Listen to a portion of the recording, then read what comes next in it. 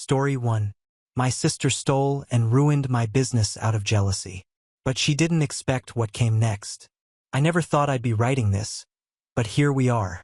My name is Quinn, and I need to tell you what happened over the past year. Yes, I've talked to a lawyer. Yes, this sounds insane. And no, I'm not exaggerating. I'm 32, and I've spent the last decade working 3 jobs to fund what my family called my sewing hobby. I'm a sustainable fashion designer, creating one-of-a-kind pieces from repurposed fabrics and natural dyes. Every piece is handmade, signed with embroidered labels. Getting here wasn't easy. I worked as a receptionist during the day, cleaned offices 3 evenings weekly, and waitressed weekends. Every spare penny went into professional equipment and materials. At night, I taught myself pattern making while everyone else slept. My family never understood. Every gathering was the same. When are you getting a real job? The worst part was the comparisons to my half-sister from my father's second marriage. She became a successful influencer with hundreds of thousands of followers, traveling constantly, living what looked like a perfect life. Every dinner became about her latest brand deal or trip. Meanwhile, I'd mention completing a challenging commission, and I'd get polite nods before conversation shifted back to her. But I kept going, slowly building a client base through social media. After years of saving, I finally launched my brand. I created my first collection of 20 pieces and found a vintage shop to host my launch event. The night arrived, and I was terrified and excited. Loyal clients showed up early, genuinely enthusiastic. Then my family arrived late. My father looked uncomfortable. My stepmother started taking performative photos. My half-sister strolled in 2 hours late, designer sunglasses indoors, phone in hand. She walked through slowly, barely looking. I watched her touch fabrics with just her fingertips. When she reached my lookbook about sustainable fashion, she skimmed it for maybe 10 seconds and laughed. "This is so you," she said, not meeting my eyes. "Very alternative, very niche." My stepmother jumped in. "It's charming, very rustic, like a farmer's market." My face burned. Rustic, alternative, niche, not beautiful or impressive. Just a cute hobby from the disappointing daughter. My father patted my shoulder. "Nice hobby, kid, but these trends pass. What's your backup plan?" I wanted to scream that sustainable fashion wasn't a trend, that I'd built actual skills while she just photographed herself. But I smiled, thanked them for coming. The event ended well despite them. Several pieces sold. A local blog wanted to interview me, but I couldn't enjoy it because of the look in my half-sister's eyes when she examined my work. It wasn't just dismissal. It was something else that made my stomach twist. That night, alone in the empty shop, surrounded by my creations, I cried frustrated, angry tears. I'd worked so hard, and I was proud of what I'd created. But my family would never see me as anything other than the girl playing with fabric scraps. I should have trusted that instinct because what she saw that night wasn't my failure. It was an opportunity, and she was already planning how to take it. 3 months after launch, things were going well. I was getting regular commissions. My following was growing, and a local shop wanted to carry my pieces. I was exhausted but happy. My half-sister and I barely talked, which was fine. Then, one April afternoon, she suddenly asked to visit my studio. I'd finally upgraded from my bedroom to a small converted garage. She showed up acting unusually interested in everything. "This is so cool," she kept saying, walking around touching things. She asked about sourcing materials, creating patterns, my design process. She took photos of everything, saying she wanted to feature me on her stories, that her followers would love authentic artisan work. I was so desperate for family validation that I showed her everything. My sketches, pattern templates, specific techniques for natural dyeing, unique finishing touches, my whole philosophy about sustainable fashion. She nodded along, asked thoughtful questions, took more photos. When she left, she hugged me and said she was proud, that she'd been wrong to dismiss my work. I actually cried after she left because it felt like finally someone in my family understood. That was mid-April. By June, everything collapsed. A client named Iris sent me a screenshot with just a question mark emoji. My stomach dropped before I even opened it. The screenshot showed a marketplace post featuring a dress that looked exactly like one of my designs, not inspired by exactly like. The caption read, "Introducing my new sustainable fashion line. Each piece tells a story through repurposed materials." The seller was my half-sister. I stared at my phone for 5 minutes. Then more messages flooded in. More screenshots. 5 different designs that were direct copies of my work. Not just concepts, but specific details I'd spent weeks perfecting. I went to her profile. She'd launched this 2 weeks ago. Post after post showcased her designs, all of which I immediately recognized. She'd copied parts of my mission statement word for word. The prices made me sick. She was selling them for 1/3 of what I charged.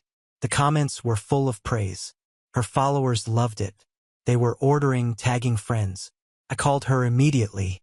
Voicemail. I texted, "You copied my designs." 20 agonizing minutes later, she replied, "Can't talk now, in a meeting." "What's up?" "You copied my designs." 3 dots appeared. "Inspiration isn't a crime. LOL. You can't own an aesthetic. Besides, I saw those patterns when I visited. They were just sitting there.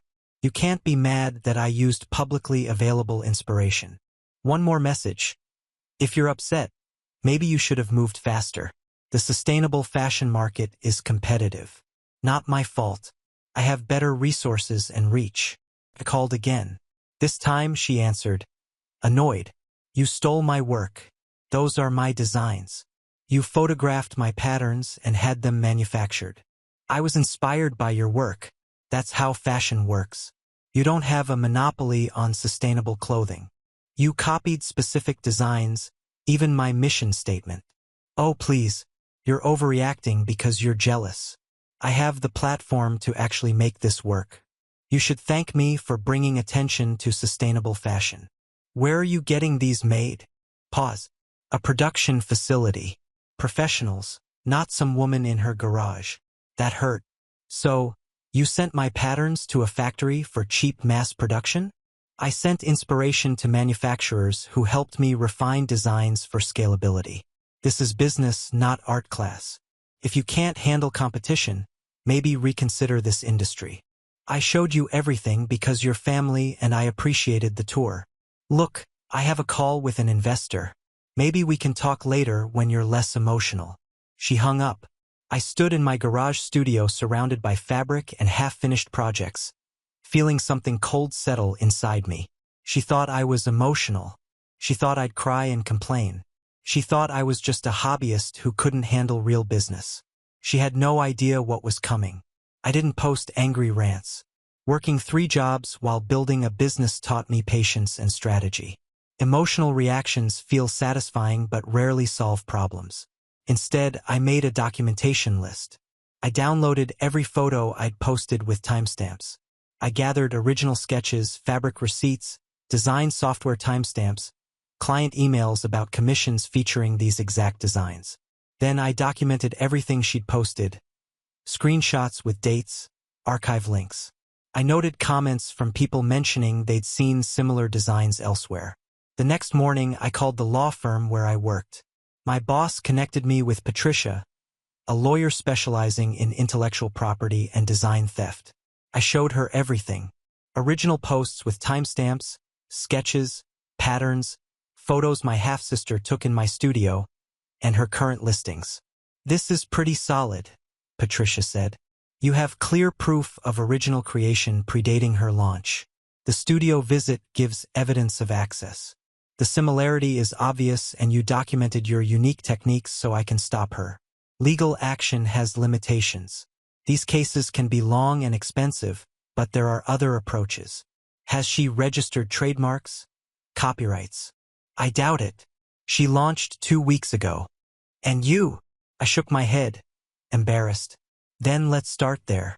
We'll register your brand, logo, and every design as copyrighted work.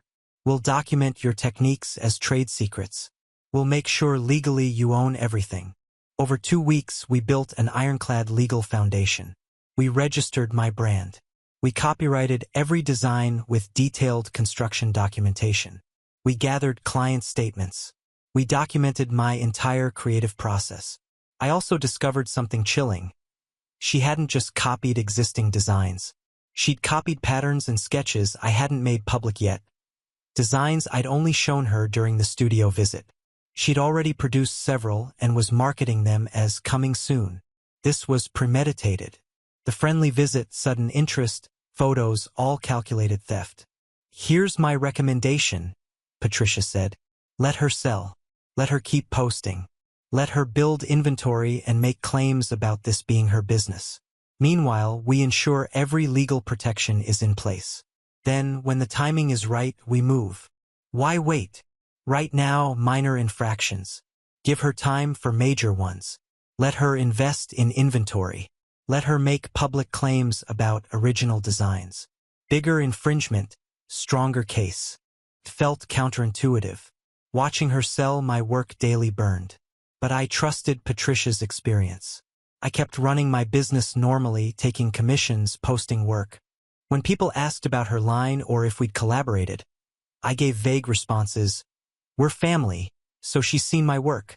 Nothing accusatory, just facts. Meanwhile, she dug deeper. Interviews with fashion magazines, posts about her design philosophy, targeted ads. She even accepted pre-orders for future collections based on my stolen, unreleased patterns. Every post, interview, advertisement I documented systematically. Sometimes I'd laugh darkly at her confidence, claiming these as her vision. 3 months after her launch, Patricia called. She signed a deal with a boutique chain. They're carrying her pieces in 15 locations. The press release says she's the designer and creator. My stomach twisted. That's bad, right? That means she just made this a much bigger legal deal. I think it's time we showed her exactly what kind of mistake she made. Are you ready? I looked around my studio at pieces I'd created with my own hands. I thought about years of work, 3 jobs, late nights, the moment I trusted her enough to show everything. "I'm ready."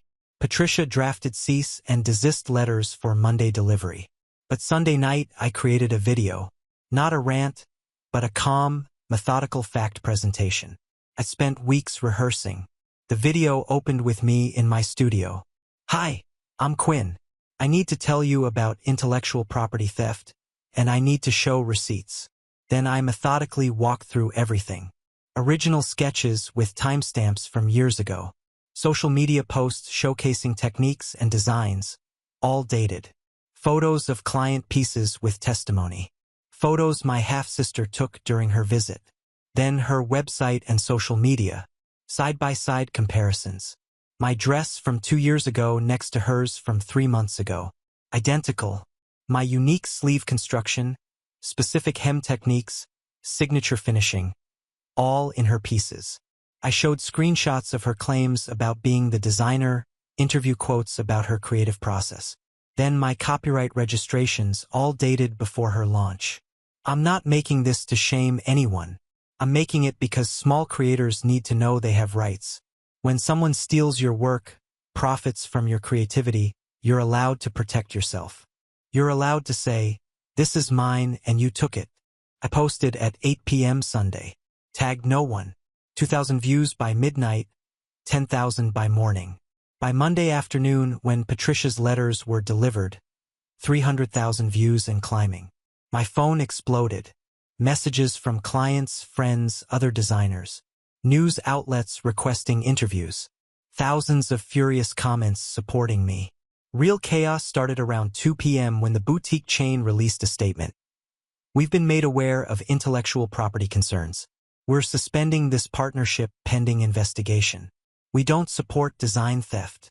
My half-sister posted frantically, "There seems to be confusion. All my work is original and inspired by various sources, as is normal in fashion. Any similarities are purely coincidental." Comments were brutal. "Coincidental? Did you watch her video? Those are exact copies." She deleted it within an hour and posted new. "I'm consulting with my legal team about these false accusations. I won't be bullied by jealous competitors." That's when other designers came forward. 3 posted comparison videos showing designs they'd made that appeared in her line after interacting with her. She'd been doing this systematically. By Tuesday morning, major publications picked it up. Influencer accused of systematic design theft. Copyright infringement scandal rocks sustainable fashion launch. My father called Tuesday afternoon. What the hell is going on? Your sister is hysterical. She says you're destroying her business. She stole my designs. I have copyright registrations and documentation. I showed her my studio in confidence and she photographed everything to copy. So you humiliate her publicly? You couldn't handle this privately? I tried building my business legitimately. She stole my work and profited. I protected what's mine. She's family. So am I said quietly. But that didn't stop her. And it won't stop me from defending my work. I hung up. My stepmother sent long texts about tearing the family apart, being vindictive, jealous of her daughter's success. I didn't respond. By Wednesday, the manufacturer ceased production. Her website went dark. Social media posts disappeared, though people had archived everything. Patricia called Wednesday night. They want to settle. Her lawyers reached out, willing to acknowledge infringement, make public apology, discuss financial compensation. I should have felt victorious. Mostly, I just felt tired. What do you want? Patricia asked. I looked at a half-finished dress on my table. This was what I loved. Creating, not fighting. I want to make sure she can never do this again to me or anyone. What do we need? Let me make calls. I think we can make this very expensive for her in ways that matter. Settlement negotiations took 2 weeks. Her lawyers tried every angle. Designs too common. She'd made changes. Fashion inspiration isn't theft. I was vindictive over family issues. Patricia dismantled everything with documentation and testimonies from 3 other copied designers. But what destroyed their position wasn't just legal. Once my story went viral, people started digging. Journalists investigated her influencer career and found patterns of questionable authenticity. Sponsored posts claiming she loved products she'd criticized. Luxury trips that were paid promotions she'd failed to disclose. Photos claimed as exotic locations that were local studios, none illegal, but painting a picture of someone whose entire presence was constructed artifice. The theft wasn't isolated. It was part of a pattern. Brands started dropping her. Sponsored posts disappeared. Her follower count dropped from 600,000 to 400,000 in 3 weeks. The real damage was behind the scenes. The boutique deal included a substantial advance she'd already spent. When it fell through, she owed that back. The manufacturer demanded payment for completed production. Pre-orders she couldn't fulfill opened her to fraud complaints. Her influencer career, built on an appearance of success, was financially a house of cards. The fashion line was supposed to be her pivot into actual business ownership. Instead, it exposed her and cost everything. 3 weeks after my video, she posted a public apology. Really written by lawyers, but forced by circumstances. After extensive review, I acknowledge I used designs, patterns, and techniques belonging to another designer without permission. This was wrong. I violated copyright law and trust of customers who believed they were buying original designs. This wasn't isolated, and my behavior hurt multiple small creators. I'm ceasing all fashion line operations immediately, issuing full refunds. I apologize to everyone I deceived. Comments were mostly, too little, too late. The settlement included key provisions. Financial damages, my legal fees, destruction of all remaining inventory, never using my designs, techniques, or brand identity, and a signed statement admitting theft. The money mattered less than the admission. I needed it legally binding that she'd stolen, not inspired, stolen. But I also requested something unusual.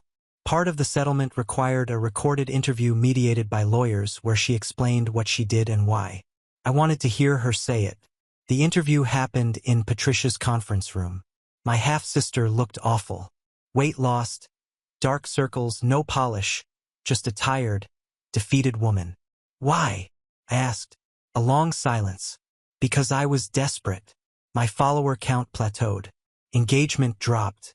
I needed something new, authentic. But I'd never created anything myself. Everything about my presence was borrowed or curated from others' ideas. So you took mine. I saw your work at the launch and hated how much I admired it. You'd made something real. You had actual skills. I had nothing except a camera and making my life look better than it was." She looked at me. "When you invited me to your studio, I saw opportunity. Small enough no one would notice. Family so you wouldn't suspect. And I thought with my platform, I could make your design successful in ways you never could." "You thought you were helping?" "No. I thought I was smart enough to get away with it. I thought more followers meant better at business. I thought you'd never fight back because you'd always been quiet and accommodating. That hurt because she was right." "I'm sorry," she continued. "I know that doesn't fix anything, but I am genuinely sorry. Not just because I got caught, because I hurt you. You trusted me and I betrayed that. You worked years building something real and I tried stealing it because I was too scared to fail at building something myself. I left with complicated feelings. I'd wanted to hate her, but seeing her broken, seeing the real person under the persona was harder. She'd lost her career, income, reputation, and family respect. My father barely spoke to her now, disappointed she'd embarrassed the family. She finally got the disappointment I'd lived with for years. I didn't feel victorious, just exhausted and sad it came to this. The family implosion was predictable. My father called 3 days after settlement, not to apologize, but to tell me I'd gone too far. "She's your sister. Family protects each other." I was organizing fabric, phone on speaker. She stole from me for months deliberately after I trusted her. It was a business dispute. You could have handled it privately. I tried. She told me I was overreacting and she had better resources. "Your stepmother is devastated. Anxiety attacks. Can't sleep. Her daughter's career destroyed because you couldn't let this go." Something snapped. Her daughter destroyed her own career by stealing from multiple people. She made choices, committed fraud, broke copyright law. I didn't do that. She did. You made it public, humiliated her in front of millions. I documented facts, showed evidence, protected my intellectual property. I picked up my phone. "Dad, when was the last time you asked about my work? Not to criticize, but actually learn what I do." Silence. "When was my last show? What's my brand called? Name one technique I specialize in." More silence. "That's what I thought. I have a commission deadline." I hung up. My stepmother sent increasingly hostile texts. I read the first few, then stopped. The message that made me block her. "You may have won legally, but you've lost your family. Was it worth it?" I stared at that message. Was it worth it?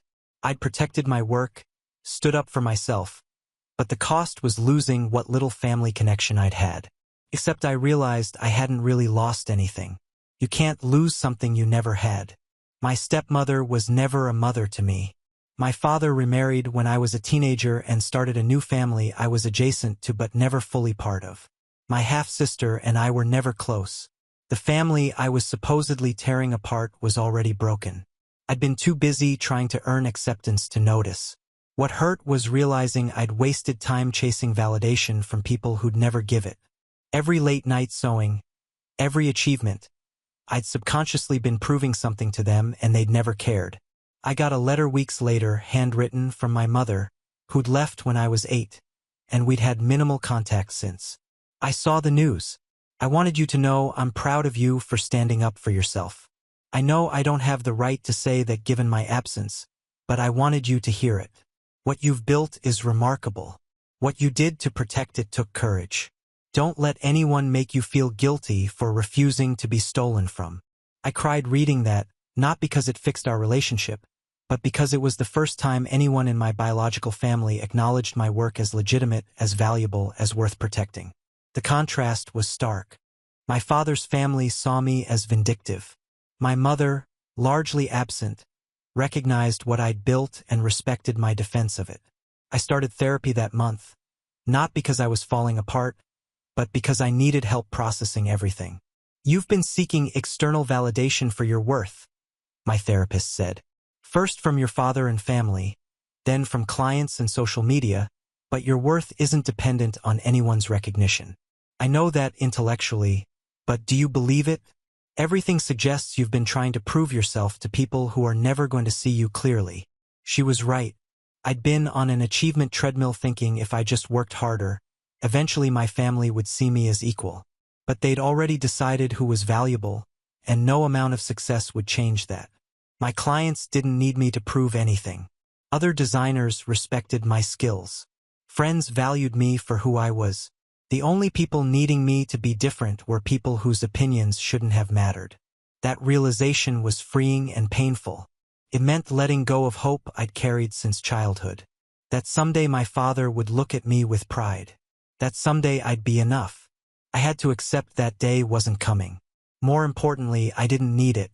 I was already enough, just not for them. And that was okay. The settlement money was substantial, but not life-changing. After fees and taxes, I had 6 months' expenses and better equipment. But the real windfall was opportunity. My video went viral. I'd become respected in the sustainable fashion community. Publications wanted interviews. Other designers asked for advice. Universities invited me to speak to students. It was overwhelming. I'd imagined recognition coming from perfect dresses, not from publicly defending myself. This felt backwards. You're looking at this wrong, my friend Viv said. You became visible because of theft. Sure, but people are staying because of your actual work. Look at your waitlist. She was right. My waitlist went from 2 months to 8. People weren't hiring me because of drama. They discovered my work through the video and genuinely loved it. I hired help for the first time.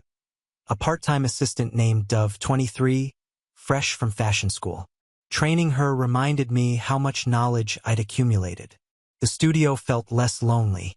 Dove and I discussed projects, troubleshoot construction, experimented with techniques. She brought fresh perspectives and enthusiasm I'd lost. I also started saying no. Not every opportunity was right. Some interviews wanted to focus exclusively on drama. I declined.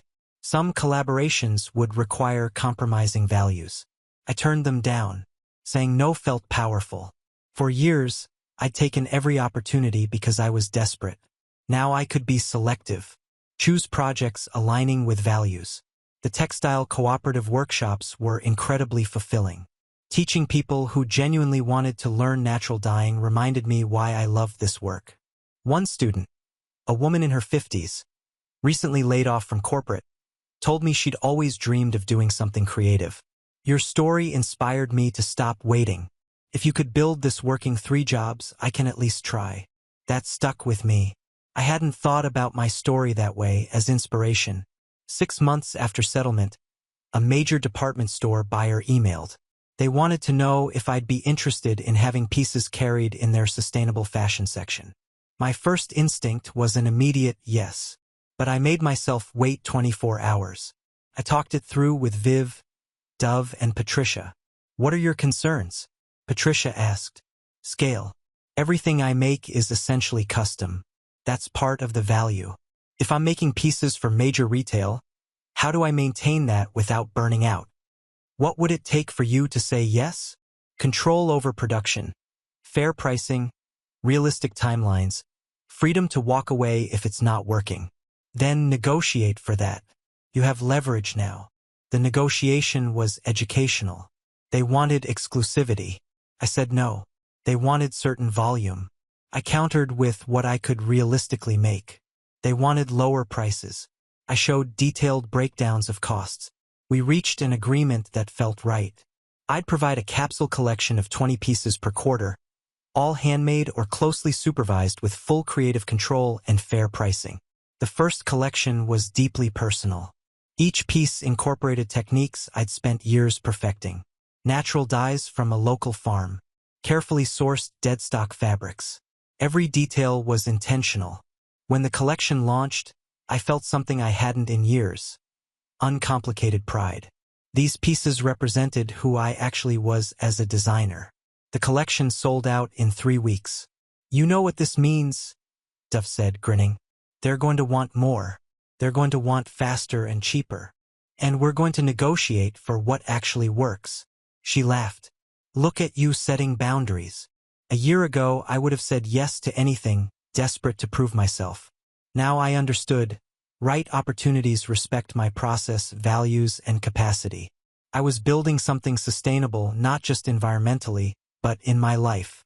I could create without destroying myself. I could say no to what didn't serve me. I could set boundaries and trust that people valuing my work would respect them. It had taken losing family to find myself. Bittersweet, but ultimately worth it. I hadn't spoken to my father or stepmother in 8 months when the email arrived. Quinn, your stepmother and I would like to have lunch to discuss the family situation. We think enough time has passed for productive conversation. Part of me wanted to delete it. Part was curious, and part still hoped they were reaching out to apologize. I showed my therapist.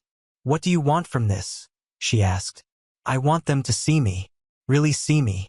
Not as the disappointing daughter, but as a person who built something real. And if they can't, then I'll know for sure where I stand. I agreed to lunch at a neutral restaurant. They were already there when I arrived. My father looked older. My stepmother wore less jewelry. After painful small talk, my father cleared his throat. We wanted to talk about everything. We've had time to reflect. We've both been seeing therapists. Some things have come to light we weren't ready to face. My stepmother took a sip of water. I recognize I showed favoritism toward my daughter. That wasn't fair. You were part of the family, and I didn't treat you that way. Why tell me this now? Because we want to try repairing our relationship, my father said. We've lost one daughter. We don't want to lose you, too. There it was.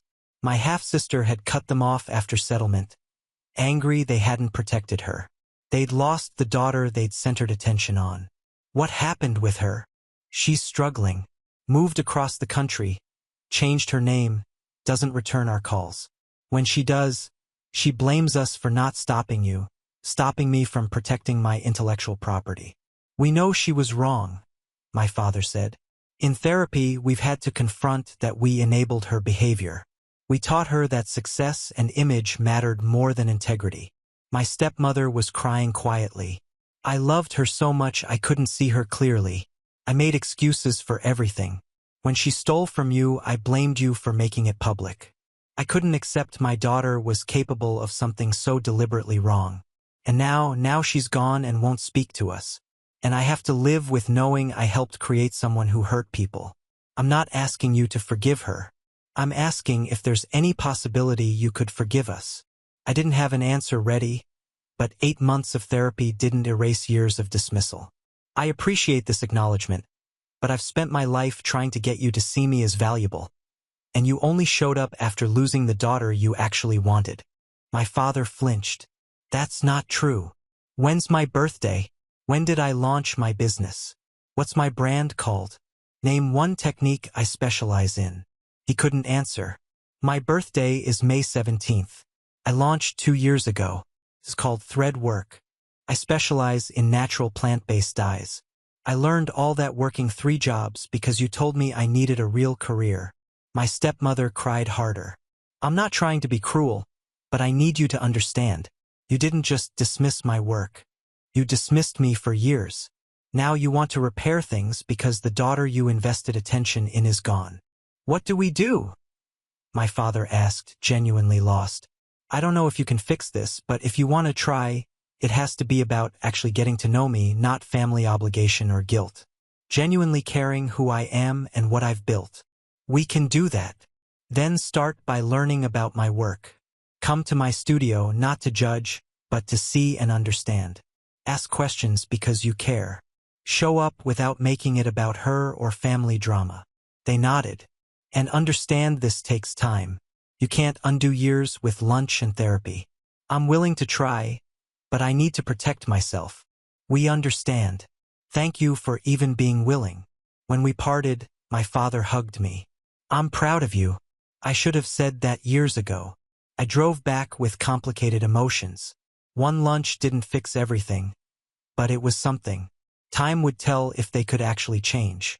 Either way, I was okay. I'd built a life I loved. If they could genuinely join it, I'd be open. But I didn't need them anymore. And that made all the difference. My father showed up to the studio 2 weeks after lunch. He called ahead asking when would be convenient, which itself was miraculous. He arrived looking uncertain but making effort. "This is it," I said. Dove was at the sewing machine. My work table was covered with fabric swatches. He walked slowly through looking at everything. He stopped at the wall with photos of completed pieces alongside original sketches. "You made all of these? Everyone? How long does it take?" Simple blouse might be 8 to 12 hours. Fully lined jacket could be 40 hours or more. Sourcing, pattern making, fitting sessions. And people pay for this? They pay fair prices reflecting time, skill, and sustainable materials. My pieces last years, sometimes decades. Fast fashion falls apart in months. He nodded. I never understood the difference before. He moved to the dyeing station. "What's all this?" "Natural dye materials. I make most dyes using plants and minerals instead of synthetic chemicals." I showed him fabric samples in different shades. For the first time in memory, he listened without interrupting. When Dove finished her hem, he complimented her work. "Can I see how you actually make something?" I showed him a commission. The starting consultation notes, chosen fabric, the sketch, then pattern making, explaining how I adapted patterns to each person's measurements. "This is engineering," he said, surprised. "Fashion is applied geometry and physics, technical work requiring precision." I never knew. I always thought it was just artistic intuition. There's artistry, but it's built on technical skill, like architecture. Something shifted in his face. My father was a civil engineer. I should have made that connection. Should have understood what you do requires the same systematic thinking I use. "Why didn't you?" He was quiet. "Because I was looking for you to follow a traditional path. When you chose something different, I dismissed it instead of trying to understand." He touched a fabric sample. "I failed you. As a parent, I failed to see you for who you are." "Yeah, you did." "I'm sorry." 2 words I'd waited years to hear. We talked another hour. He asked about business model, pricing, marketing, engineer questions, but showing genuine interest. My stepmother visited separately a week later. She brought coffee, a small gesture showing she'd thought ahead. "I wanted to see where you work." We sat in the consultation area. She looked around. "I owe you a more specific apology. I was threatened by you. Not consciously, but looking back, I see it clearly. You were your father's daughter from his first marriage. You reminded him of his life before me, and you were so competent. You didn't need me, so I told myself you didn't want a relationship with me. You made that a self-fulfilling prophecy. I know. And I poured energy into my daughter, partly genuine love and partly because I could control that relationship. Really, I was raising her to need me, depend on my validation." She looked down. "The therapist helped me see I did to her what my mother did to me, made her dependent on external approval instead of teaching her to find worth in herself. That's heavy, and I have to live with knowing my parenting contributed to her making choices that hurt people. That hurt you." She met my eyes. "I'm not asking you to forgive her. I'm asking you to understand I'm trying to do better." I showed her around. She asked different questions, more focused on creative process. She stayed almost 2 hours. Before leaving, she asked if she could commission a piece. Not a sympathy purchase, but because I genuinely love what you make. Over the next months, they both made efforts, small but consistent. My father came twice more. My stepmother kept her consultation, commissioned a jacket. They started following my business social media and actually engaging. My father shared an article I'd featured in. My stepmother left a genuine review. It wasn't a fairy tale reconciliation. Still awkward moments, but something was different. They were seeing me. For months after that first lunch, my father called about a grant opportunity for sustainable small businesses. "I know you don't need me to solve problems, but I saw this and wanted to pass it along." "Thank you," I said, and meant it. I applied. 2 months later, I was awarded a substantial sum for business development. The money would let me expand, bring Dove on full-time with benefits, and start an apprenticeship program. My father was the first person I called.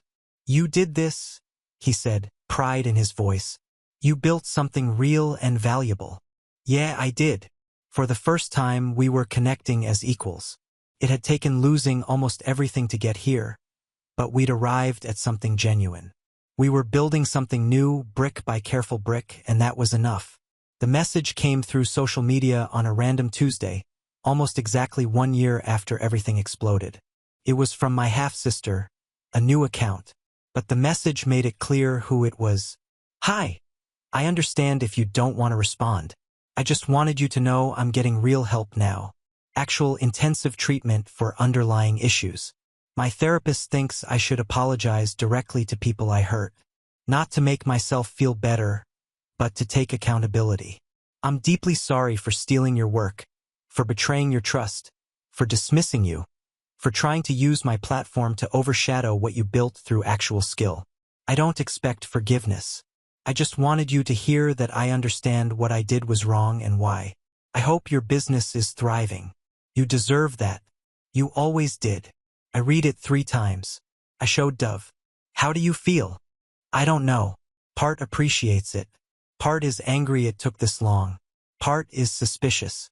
All of those can be true." I sat with the message 2 days before responding. Finally, I wrote, "I appreciate you reaching out. I'm glad you're getting help. I hope you're able to build something genuine. I'm not ready for more contact, but I wanted to acknowledge your apology." Her response came quickly. "I understand. Thank you for responding. That's more than I deserved. I won't contact you again unless you reach out first. I genuinely wish you well." I felt something release. Not forgiveness exactly, but letting go of sharp anger. She'd hurt me badly, but she was also a person drowning in her own issues.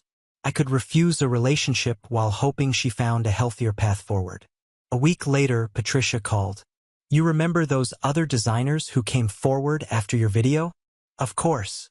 2 are putting together a collective, a support and resource network for independent designers who've dealt with intellectual property theft. They want to know if you'd be interested in being a founding member." I joined immediately. The collective would provide legal resources, documentation, guidance, and mutual support. We'd share best practices, connect people with lawyers, and advocate for better protections. Helping other designers protect their work felt like turning a painful experience into something useful. We held monthly meetings and started a resource library. One designer, an embroidery artist in her 60s, cried during a meeting. "I thought I was too small to matter." "You matter," I told her. "Your work has value, and we're going to help you protect it." We connected her with a lawyer. Last I heard, she'd successfully gotten counterfeit products removed and was pursuing damages. My business continued growing steadily. The department store relationship evolved into a reliable partnership.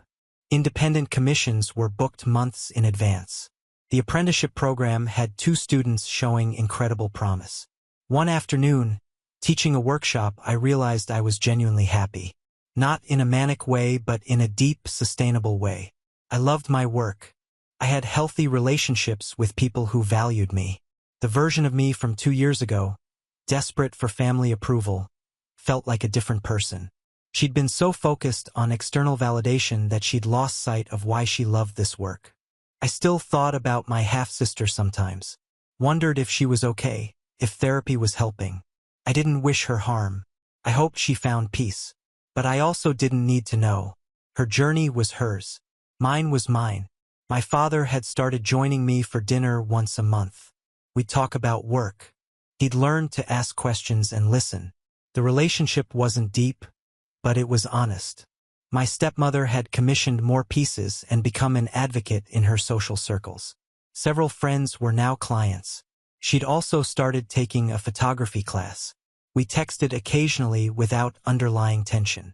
They'd invited me to their house for holiday dinner. I'd said maybe, which was progress. The wounds weren't fully healed.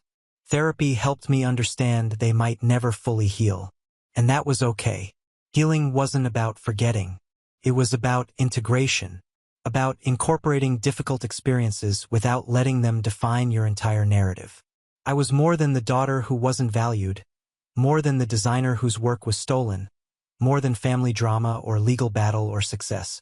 I was Quinn, a self-taught designer, A teacher, a business owner, a person who'd learned to value herself, even when others didn't. The rest was just details. The invitation came 18 months after settlement. A fashion school wanted me to give their keynote address at graduation. Dove talked me into it. I spent weeks writing and rewriting my speech. The day of, I was so nervous, I could barely eat. The auditorium was packed.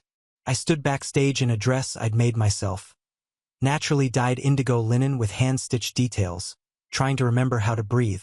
When I walked out, I saw my father and stepmother sitting in the audience. They'd driven 3 hours. The surprise steadied me. Thank you for having me. I'm going to tell you something that might sound discouraging at first, but I promise it has a point. Most of you will not become famous designers. Your names won't be in major magazines, you won't dress celebrities. And that's okay. That's actually more than okay.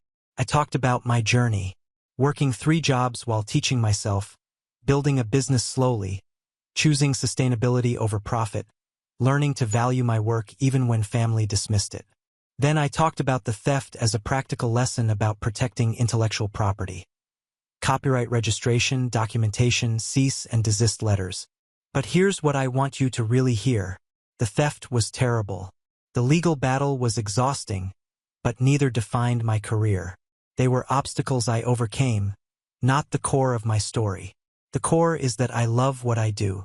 I love taking raw materials and transforming them. I love collaborating with clients. I love teaching. That's the work. The rest is just noise. I talked about finding your values, about boundaries, about the difference between external validation and internal worth. You're going to face challenges. People will steal from you, copy your work. Companies will pressure you to compromise values. Family might not understand. You'll doubt yourself, wonder if you're good enough. I paused. In those moments, remember why you started. Remember what you love about creating.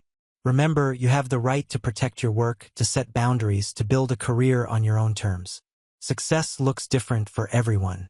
For me, it's a small studio where I make clothes I'm proud of with people I care about. That might not look impressive to everyone, but it's exactly what I wanted to build. The applause was overwhelming. During the reception, students came to talk. They asked about process, business model, legal case. One young woman said, "I've been feeling like a failure because I want to do small batch custom work instead of big fashion houses.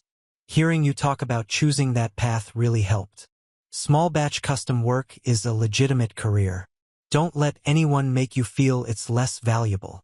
My father found me looking emotional. "That was beautiful. I'm sorry I didn't see it sooner." "I know," I said. "We talked about this. He'd done the work. I told some colleagues about your work. 3 want to commission pieces. I hope that's okay." "That's okay. Thank you." My stepmother approached. "I brought people from my book club I thought might be interested." "It's not," I said and meant it. Driving home, I thought about how far I'd come, not just in business success or family reconciliation, but in understanding who I was and what I valued. 2 years ago, I would have measured that day by whether my father seemed proud. Now, I measured differently. Had I shared useful information, encouraged students, represented my values authentically? Yes. And that was what mattered. When I got home, there was a package. Inside was a handwritten note and a small ceramic bowl from my half-sister. "I've been learning ceramics in therapy. It's helping me understand creating something from scratch, putting in actual work. I made this bowl. It's not perfect, but it's mine. I wanted you to have it as a thank you, not for forgiving me, but for standing up for yourself. Watching you defend your work taught me something I needed to learn. That real value comes from what you create, not what you take. You don't need to respond." The bowl was simple, slightly lopsided, glazed in soft green. I could see thumbprints in clay, clearly beginner work, but something genuine. I put it on my desk, not as forgiveness, but as acknowledgement. We'd both been changed. Whether we'd ever have a relationship again, I didn't know. Probably not. But I could acknowledge her growth without being part of it. I could hold complicated truths. She'd hurt me, and she was working on herself. Those coexisted. That night, I posted a photo of the keynote. The caption was simple. Remember why you started. Protect what you build. Success is personal. I had a commission to finish. A bride waiting for her dress. Work that mattered. Work I loved. Work that was entirely my own. The rest was just details. It's been 2 years since everything exploded. 2 years since I posted that video. 2 years since I fought back and won. Sometimes it feels like a lifetime ago. Sometimes like yesterday. I'm sitting in my studio right now. What used to be just me in a converted garage is now a proper workshop with 3 sewing stations, professional equipment, organized storage, and natural light. Dove is full-time with benefits. We've got 2 apprentices, both incredibly talented. The work hasn't gotten easier, but it's gotten more sustainable. I'm not staying up until midnight desperately finishing commissions. I'm running a real business with systems and boundaries. I still take custom commissions, but I'm selective. I still work with the department store, and I've started licensing patterns to other designers through the collective. My relationship with my father has found a comfortable distance. We have dinner once a month. He's learned about my work and genuinely respects it. We don't talk about the past much, but we have a present that works. My stepmother has become an unexpected advocate. She gives talks at her social club about sustainable fashion. Several friends are now clients. We're not close, but we're cordial. As for my half-sister, we've had no direct contact since the bowl. From what I can gather, she's working at a ceramic studio and taking business classes. She doesn't claim to be an artist or entrepreneur, just learning and working, which seems healthy. I don't think about her much anymore. The anger has faded into distant sadness for the relationship we could have had. But I've stopped waiting for family dynamics to change. I've built my own support system. The collective has grown to over 200 members across multiple countries. We've helped dozens of creators protect intellectual property. It's become one of the most fulfilling aspects of my work. I've learned things I wish I'd known earlier. That protecting your work isn't vindictive. It's necessary. That setting boundaries doesn't make you difficult, it makes you sustainable. That success isn't about proving yourself to people who've decided not to see you. That sometimes the family you're born into isn't capable of valuing you, and that's not a reflection of your worth. That building a life you actually want is more important than building a life that looks impressive. Most importantly, I've learned to trust myself, to trust my skills, instincts, judgment. For years, I second-guessed everything. Now I know I'm good at what I do. I know my work has value. I know I can handle challenges. That confidence didn't come from a legal victory. It came from continuing to create, continuing to build, continuing to choose my values. It came from seeing clients wear pieces I made and feel beautiful. From teaching apprentices, from knowing I built this with my own hands and nobody can take that. Sometimes people ask if I regret how everything happened. If I wish I'd kept it private, maintained family peace. The answer is complicated. I regret that it happened. I regret that someone I trusted violated that trust. I regret the months of stress. Those things were hard. But I don't regret defending myself. I don't regret protecting my work. I don't regret refusing to be quiet when someone was actively stealing from me. Standing up for myself was the right choice, even though it cost me. I'm looking around my studio now at the work in progress, at evidence of years of refusing to quit. This is mine. I made this, not by stealing or shortcuts, but through actual work and dedication. My half-sister tried to take it. My family tried to diminish it. Critics tried to dismiss it. And it's still here because I protected it. Because I valued it enough to fight. Because I finally learned my work deserved protection and I deserved respect. I'm 34 now. I run a sustainable fashion studio. I'm part of a collective helping other creators. I have a relationship with my father that's honest even if not deep. I have friends who value me. I have work I love. More than that, I have peace. Not the kind where everything is perfect, but the kind where you know who you are and what you stand for, where you can look at your life and recognize it as yours. The commission I'm working on today is for a woman celebrating her 50th birthday. She wants a dress that makes her feel powerful and beautiful. I've been working on the design for weeks using organic silk and natural plant dyes. This is what I love. This moment of creation, taking someone's vision and turning it into reality through skill and care. Every stitch is intentional. Every choice is deliberate. This dress will last her years, maybe decades. She'll wear it and feel confident. That's the kind of legacy I'm building. Not fame, but tangible objects that carry meaning and last. I'm building something sustainable, not just in terms of business, but in terms of my life. And it feels right in a way that seeking approval never did. The work continues. The studio stays busy.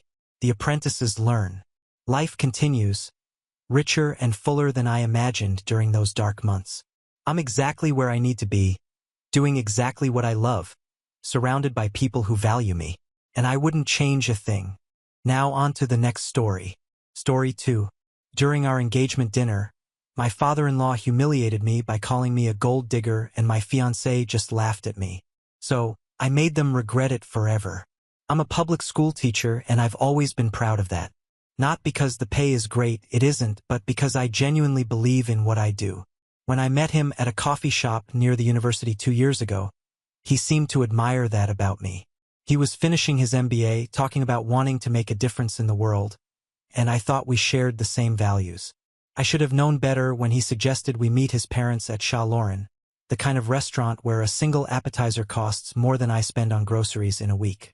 I spent my entire weekend's tip money from my part-time waitressing job on a dress that would fit in. The black wrap dress wasn't designer, but it was elegant enough, I hoped. His parents arrived fashionably late. His father in a tailored suit that probably cost more than my monthly rent. His mother dripping in diamonds that caught the chandelier light. They greeted me with the kind of polite smiles that never reached the eyes, the ones I'd learned to recognize from parent-teacher conferences with entitled families. Dinner started pleasantly enough. His mother asked about my work, though I noticed how her smile tightened when I mentioned teaching at Roosevelt Elementary, one of the district's Title I schools.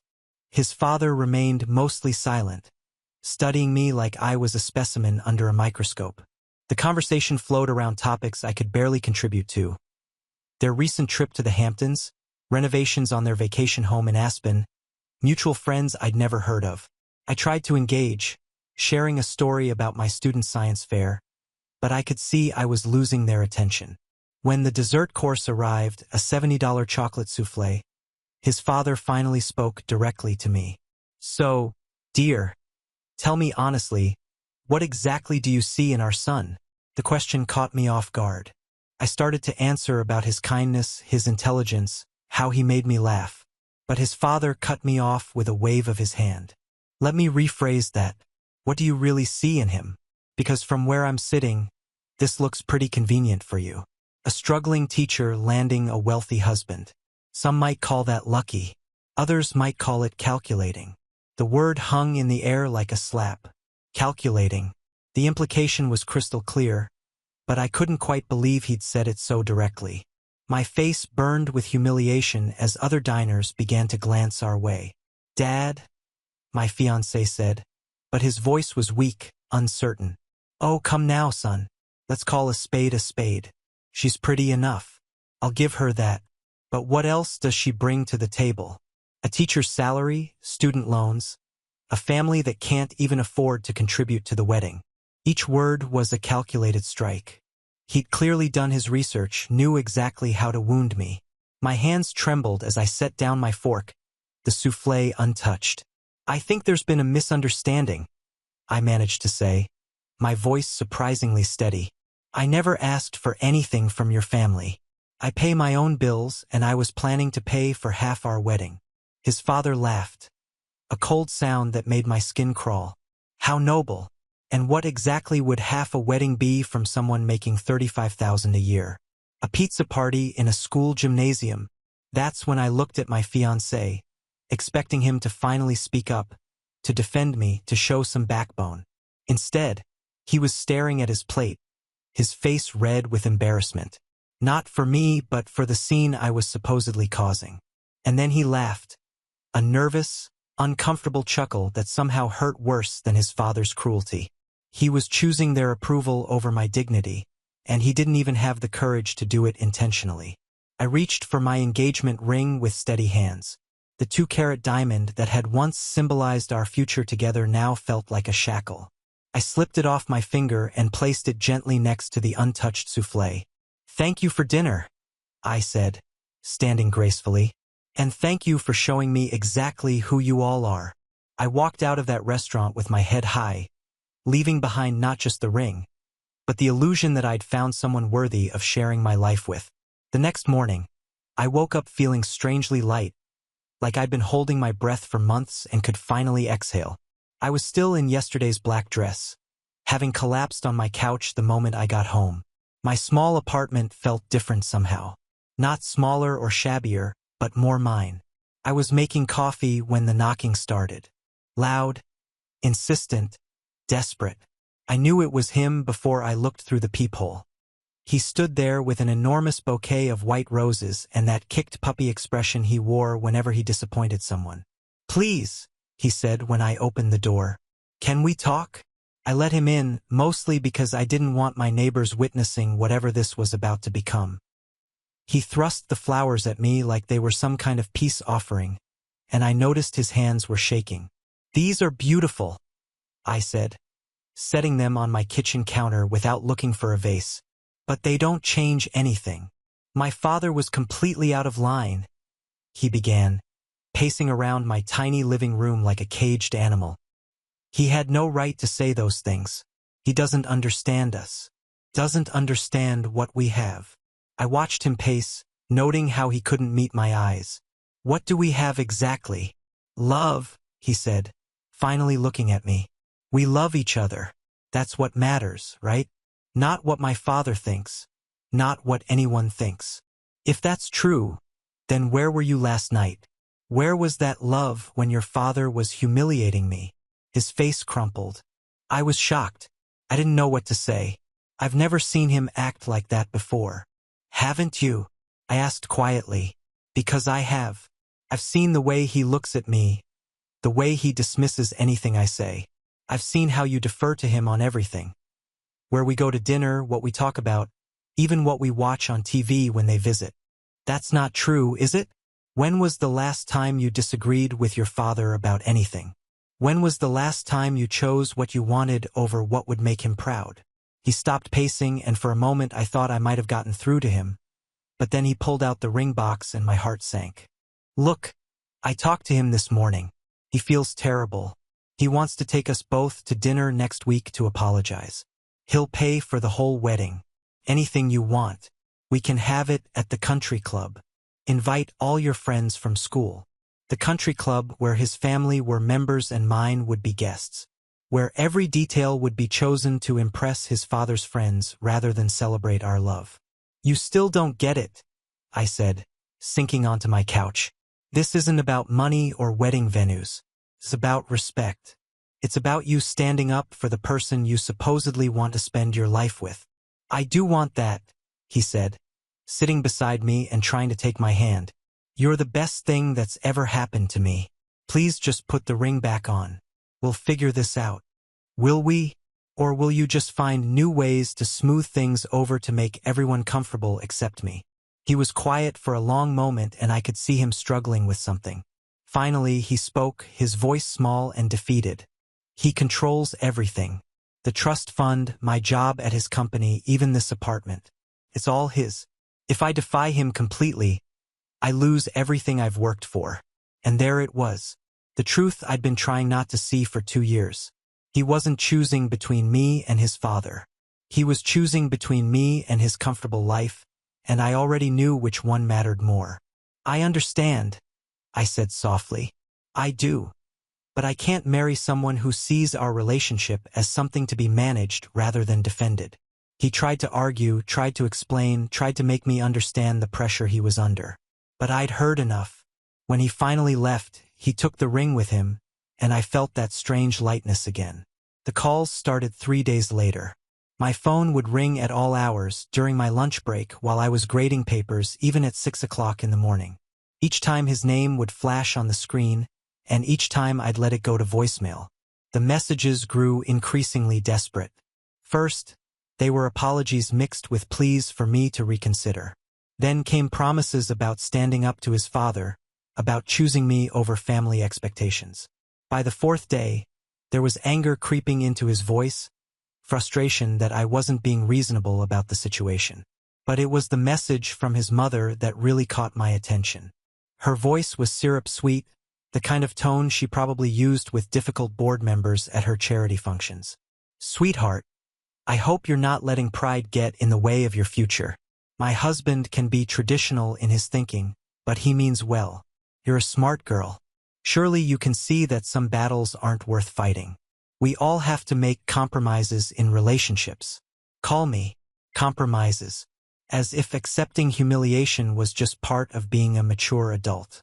I was still processing that when my principal called me into her office Friday afternoon. Mrs. Davidson was in her 60s.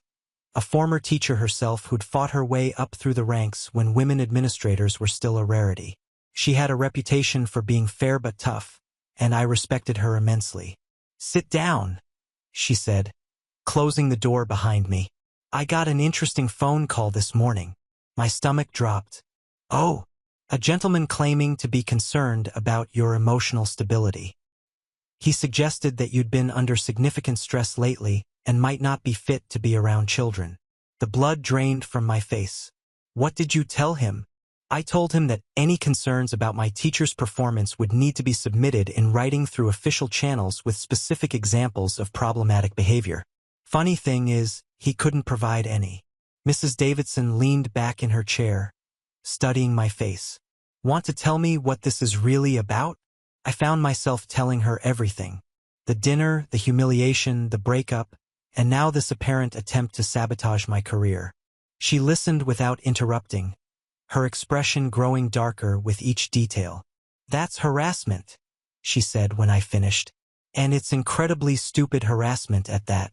I've been watching you teach for 3 years. Your students adore you. Your test scores are excellent, and you've never had a single behavioral incident.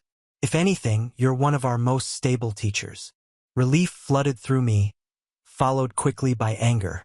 It was one thing to attack me personally, but to go after my livelihood, my ability to support myself, that was a new low.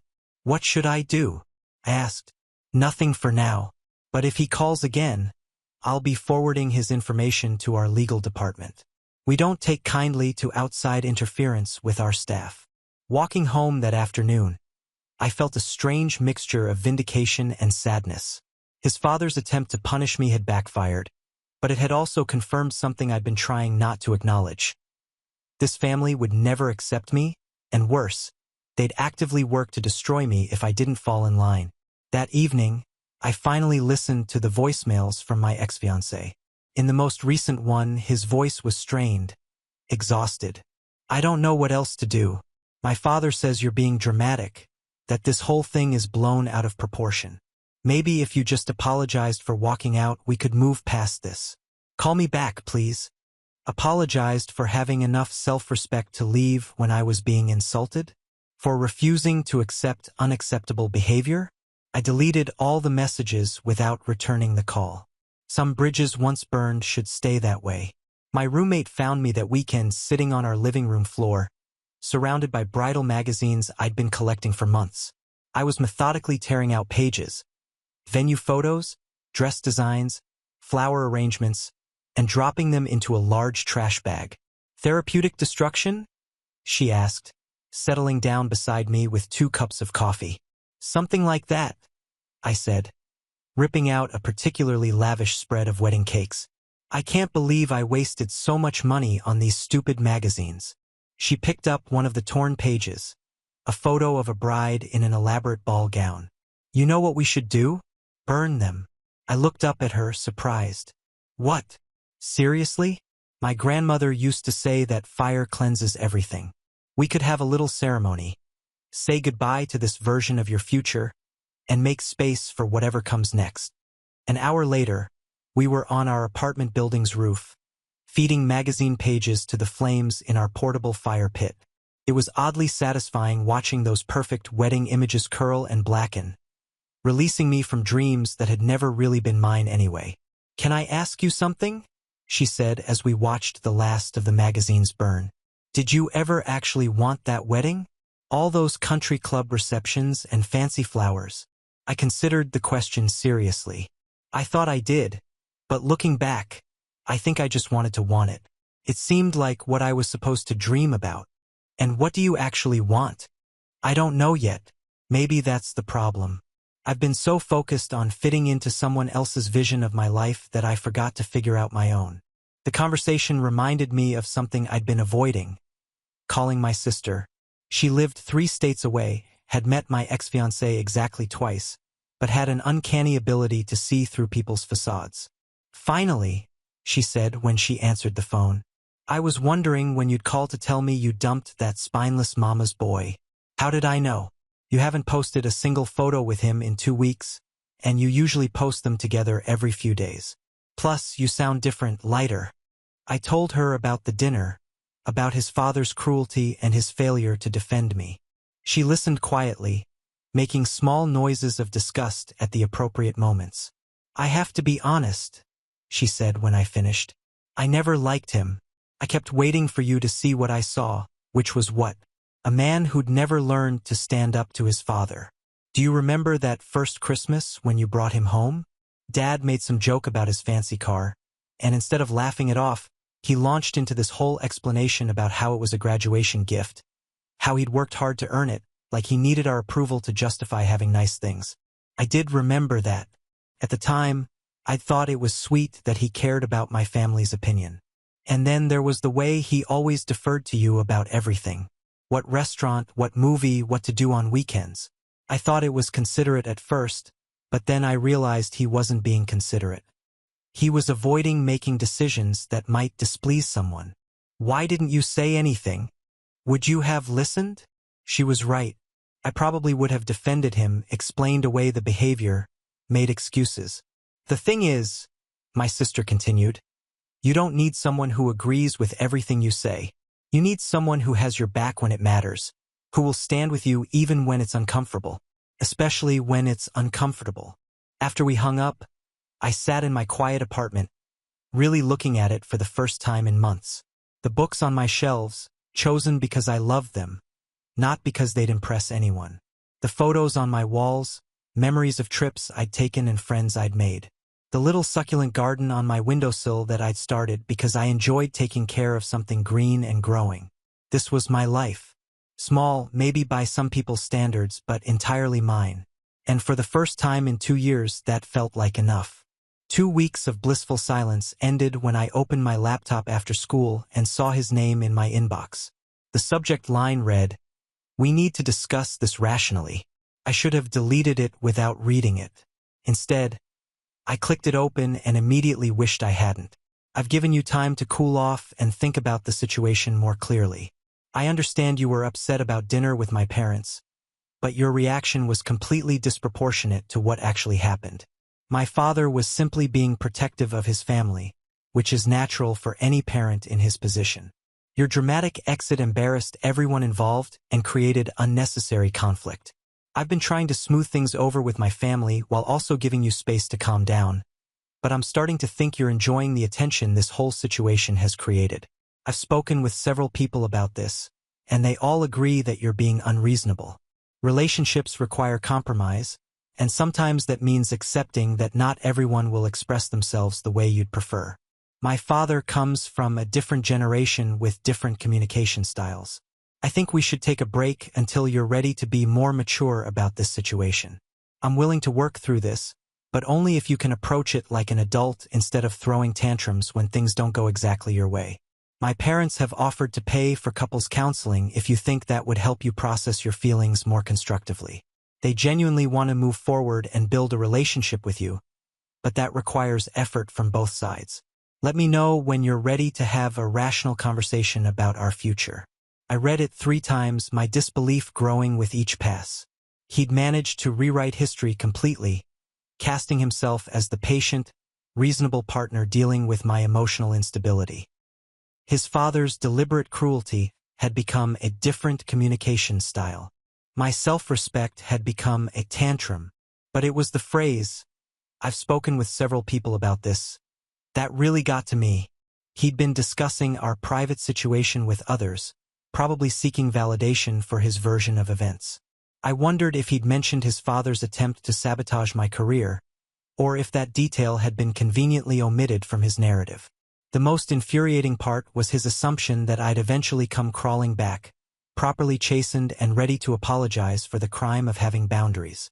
The email read like a parent scolding a difficult child, not a man addressing someone he claimed to love. I started typing a response several times. First, a point-by-point rebuttal of his revisionist history. Then, a detailed explanation of why his father's behavior was unacceptable and his failure to defend me was relationship ending. Finally, I considered a simple go to hell and calling it done. In the end, I closed the laptop without responding at all. My roommate found me in the kitchen an hour later aggressively chopping vegetables for dinner with more force than necessary. "Bad day?" she asked, noting the pile of perfectly minced onions. Email from he who shall not be named. Apparently, I'm dramatic and immature, and I should be grateful his father was just being protective. "Oh, honey," she said, taking the knife away from me before I injured myself. "Please tell me you're not actually considering responding to that garbage." "I'm not, but I want to. I want to explain exactly why he's wrong. Why his father's behavior was unacceptable. Why his entire family operates like some kind of toxic monarchy where everyone has to bow down to the patriarch." "But you won't because you're smarter than that." She was right. Engaging with his email would only give him what he wanted. My attention, my emotional energy, and evidence that I was still invested enough in his opinion to argue with him. "Besides," she continued, pulling out ingredients for pasta, "people like that don't argue in good faith. You could write the most eloquent, rational response in the world, and he'd just find new ways to dismiss it. The only way to win that game is not to play." That night, I deleted the email without saving it. If he was waiting for a response, he'd be waiting indefinitely. Some conversations aren't worth having, especially with people who've already decided you're wrong before you've even spoken. I almost didn't recognize her voice when she called. His mother had never contacted me directly before. All previous interactions had been filtered through her son, carefully orchestrated family gatherings where conversation stayed safely in shallow waters. "I was wondering if you might have time for coffee," she said. Her usual commanding tone was replaced by something softer, more uncertain. "There's something I'd like to discuss with you." Every instinct told me to decline. This had to be another manipulation, another attempt to bring me back into the fold on their terms. But curiosity won out, and I found myself agreeing to meet her at a small cafe downtown, far from their usual haunts. She was already there when I arrived, sitting in a corner booth with her hands wrapped around a simple white mug. No designer handbag on the table. No ostentatious jewelry. She looked almost ordinary, like any other middle-aged woman grabbing coffee on a Saturday afternoon. "Thank you for coming," she said as I slid into the seat across from her. "I wasn't sure you would." "Neither was I admitted, ordering a latte from the waitress. "What did you want to discuss?" She was quiet for a long moment, staring into her coffee as if it held answers to questions she hadn't learned how to ask yet. "I owe you an apology," she said finally. "For that dinner, for my husband's behavior, and for my own silence while it happened. I hadn't expected that." "Okay. I've been thinking about it for weeks, replaying that evening in my mind. The look on your face when he called you calculating. I'll never forget it. It reminded me of something I'd buried for a very long time." She looked up at me then, and I was startled to see genuine pain in her eyes. 32 years ago, I was you. Different circumstances, but the same essential situation. I was a nurse from a middle-class family, engaged to a man whose father thought I was beneath their social status. What happened? I stayed. I accepted the humiliation, convinced myself it was just one bad evening that love would conquer all the class differences and family disapproval. I married him anyway. She paused, taking a shaky sip of her coffee. My father-in-law made my life hell for the first 5 years of my marriage. Nothing I did was good enough. Not my cooking, not my hosting, not my contributions to family conversations. He criticized everything from my accent to my table manners to my choice of friends. And your husband? Did he defend you? Her laugh was bitter. He did what my son did to you. He smoothed things over, made excuses, asked me to be more understanding. He said his father was just set in his ways, that it would get better with time. Did it eventually? Yes, but not because his father changed. Because I did. I learned to dress the way they wanted, speak the way they wanted, think the way they wanted. I gave up nursing because it wasn't prestigious enough. I gave up my friends because they weren't the right sort. I gave up pieces of myself until there was almost nothing left of the woman my husband had fallen in love with. I felt a chill run down my spine. This was the future I'd escaped, the life I would have lived if I'd stayed and tried to make it work. When I saw you stand up and leave that restaurant, I felt something I hadn't experienced in decades. Envy. Pure, devastating envy for your courage to walk away from something that was destroying you. She reached across the table and briefly touched my hand. My son is a good man, but he's weak in the same way his father was weak. He'll choose the path of least resistance every time, even if it means sacrificing the people he claims to love. And my husband, he's gotten worse over the years. More controlling, more convinced that his way is the only acceptable way. Why are you telling me this? Because I want you to know that leaving was the right choice. And because I hope that seeing you do it might give me the courage to remember who I used to be before I let them reshape me into their idea of the perfect wife. We sat in comfortable silence for a while. Two women from different generations who'd faced the same impossible choice. She'd chosen security and acceptance, and I'd chosen dignity and uncertainty. I hope you find your way back to yourself, I said as we prepared to leave. I hope you never lose yourself in the first place, she replied. You're stronger than I ever was. Walking home, I felt an unexpected sadness for the woman she'd been and the woman she might have remained if she'd made different choices. But I also felt a deep gratitude for her honesty, for showing me exactly what my future would have looked like if I'd stayed and tried to fit into their world. A month later, I was knee-deep in packing boxes when I heard the familiar knock on my door. I'd found a small house with a garden across town. Nothing fancy, but it was mine and it felt like a fresh start. I wasn't expecting anyone, especially not him. He looked different when I opened the door, thinner, with dark circles under his eyes and a nervous energy I hadn't seen before. In his hand was a crumpled piece of paper that he clutched like a lifeline. Can I come in, please? I have something to show you. Against my better judgment, I let him inside. He looked around at the half-packed boxes, the apartment that was slowly being stripped of my presence. You're really leaving? He said, and there was genuine surprise in his voice, as if he'd expected me to stay frozen in place until he decided to come back. I found a house, I said simply. Small, but it has a garden. I've always wanted to grow my own tomatoes. He smiled at that, a genuine smile I remembered from our early days together. You mentioned that on our third date. You said you wanted to can your own pasta sauce someday. The fact that he remembered surprised me. What did you want to show me? He handed me the crumpled paper with shaking hands. It was a letter written in his father's distinctive handwriting, though the tone was unlike anything I'd ever seen from him. You ungrateful little. After everything I've done for you, this is how you repay me? Walking away from the family business to chase some foolish notion of independence. And for what? For that gold-digging teacher who couldn't even pretend to be grateful for our generosity. I've spent 30 years building this company, building our reputation, and you're willing to throw it all away for someone who will never be good enough for our family. If you think I'll welcome you back when this juvenile rebellion runs its course, you're mistaken. I looked up at him, shocked. He wrote this 2 days ago when I told him I'd accepted a position with Morrison Tech downtown. It's a startup. Nothing glamorous, but it's mine. My decisions, my work, my successes and failures. You left the family business? He nodded, running his hands through his hair. It took me weeks to work up the courage. I kept thinking about what you said about never choosing what I wanted over what would make him proud. You were right. I spent my whole life seeking his approval. And it was killing me. It was killing us. I felt something shift inside me. Not hope exactly, but recognition. This was the man I'd thought I was marrying before his family's dynamics had obscured him. "I've been seeing a therapist," he continued, trying to understand why I let him control so much of my life, why I couldn't stand up for you when it mattered. "She says I have something called enmeshment issues with my family." "That's a start," I said carefully.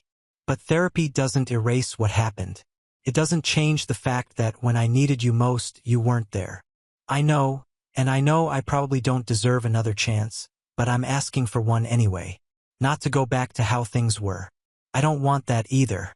But maybe we could try again as the people we actually are instead of the people they expected us to be."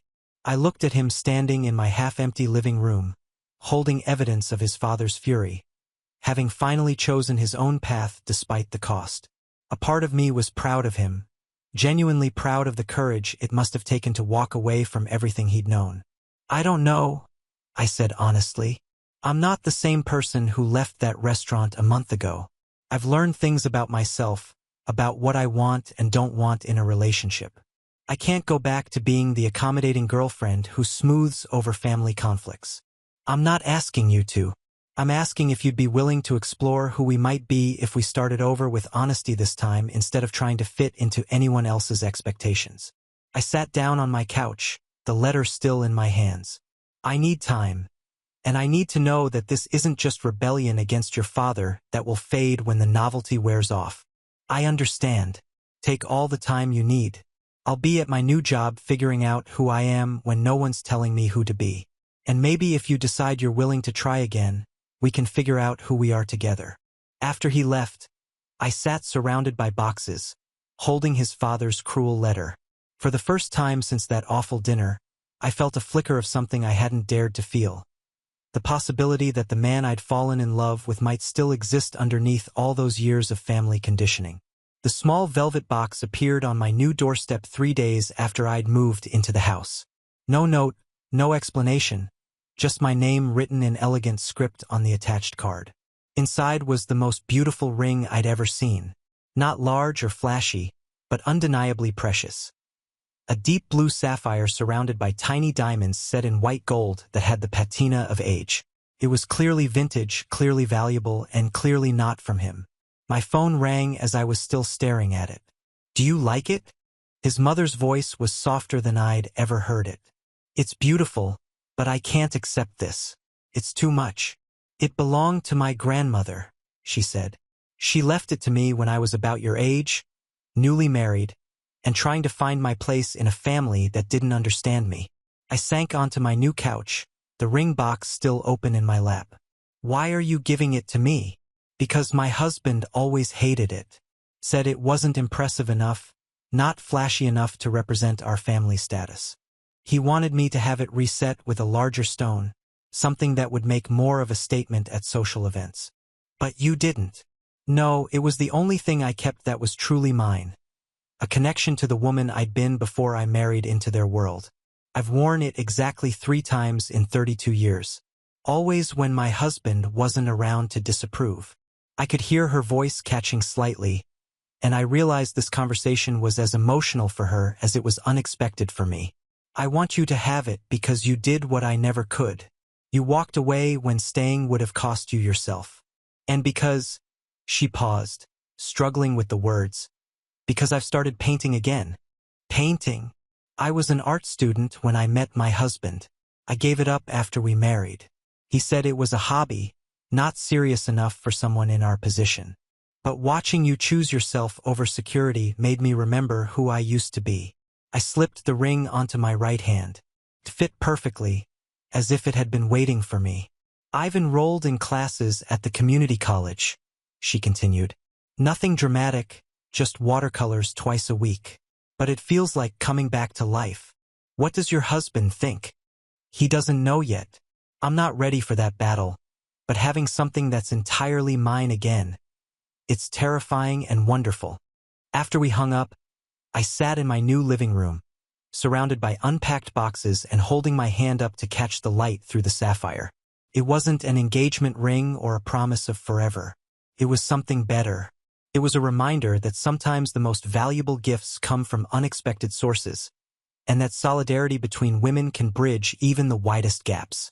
I spent the rest of the afternoon arranging furniture and hanging pictures, making decisions based entirely on what I liked rather than what would impress visitors or fit someone else's aesthetic. The house was small, but every corner felt like me. The reading nook by the window where morning light would be perfect for grading papers. The kitchen with enough counter space for serious cooking experiments. The back door that opened onto a yard where I could finally plant that garden. When evening came, I stood on my back porch wearing the sapphire ring and looking out at the space that would soon hold tomatoes and herbs and whatever else I decided to grow. For the first time in years, my future felt entirely my own, full of possibilities I got to choose. 3 months into what we cautiously called trying again, I learned that rebuilding trust is like growing a garden. It requires patience, consistent care, and the acceptance that some things might not take root no matter how much you want them to. We met twice a week for coffee. Never at my house. Never at his apartment. Neutral territory felt safer somehow, as if the weight of our history might crush these tentative new conversations before they had a chance to grow into something real.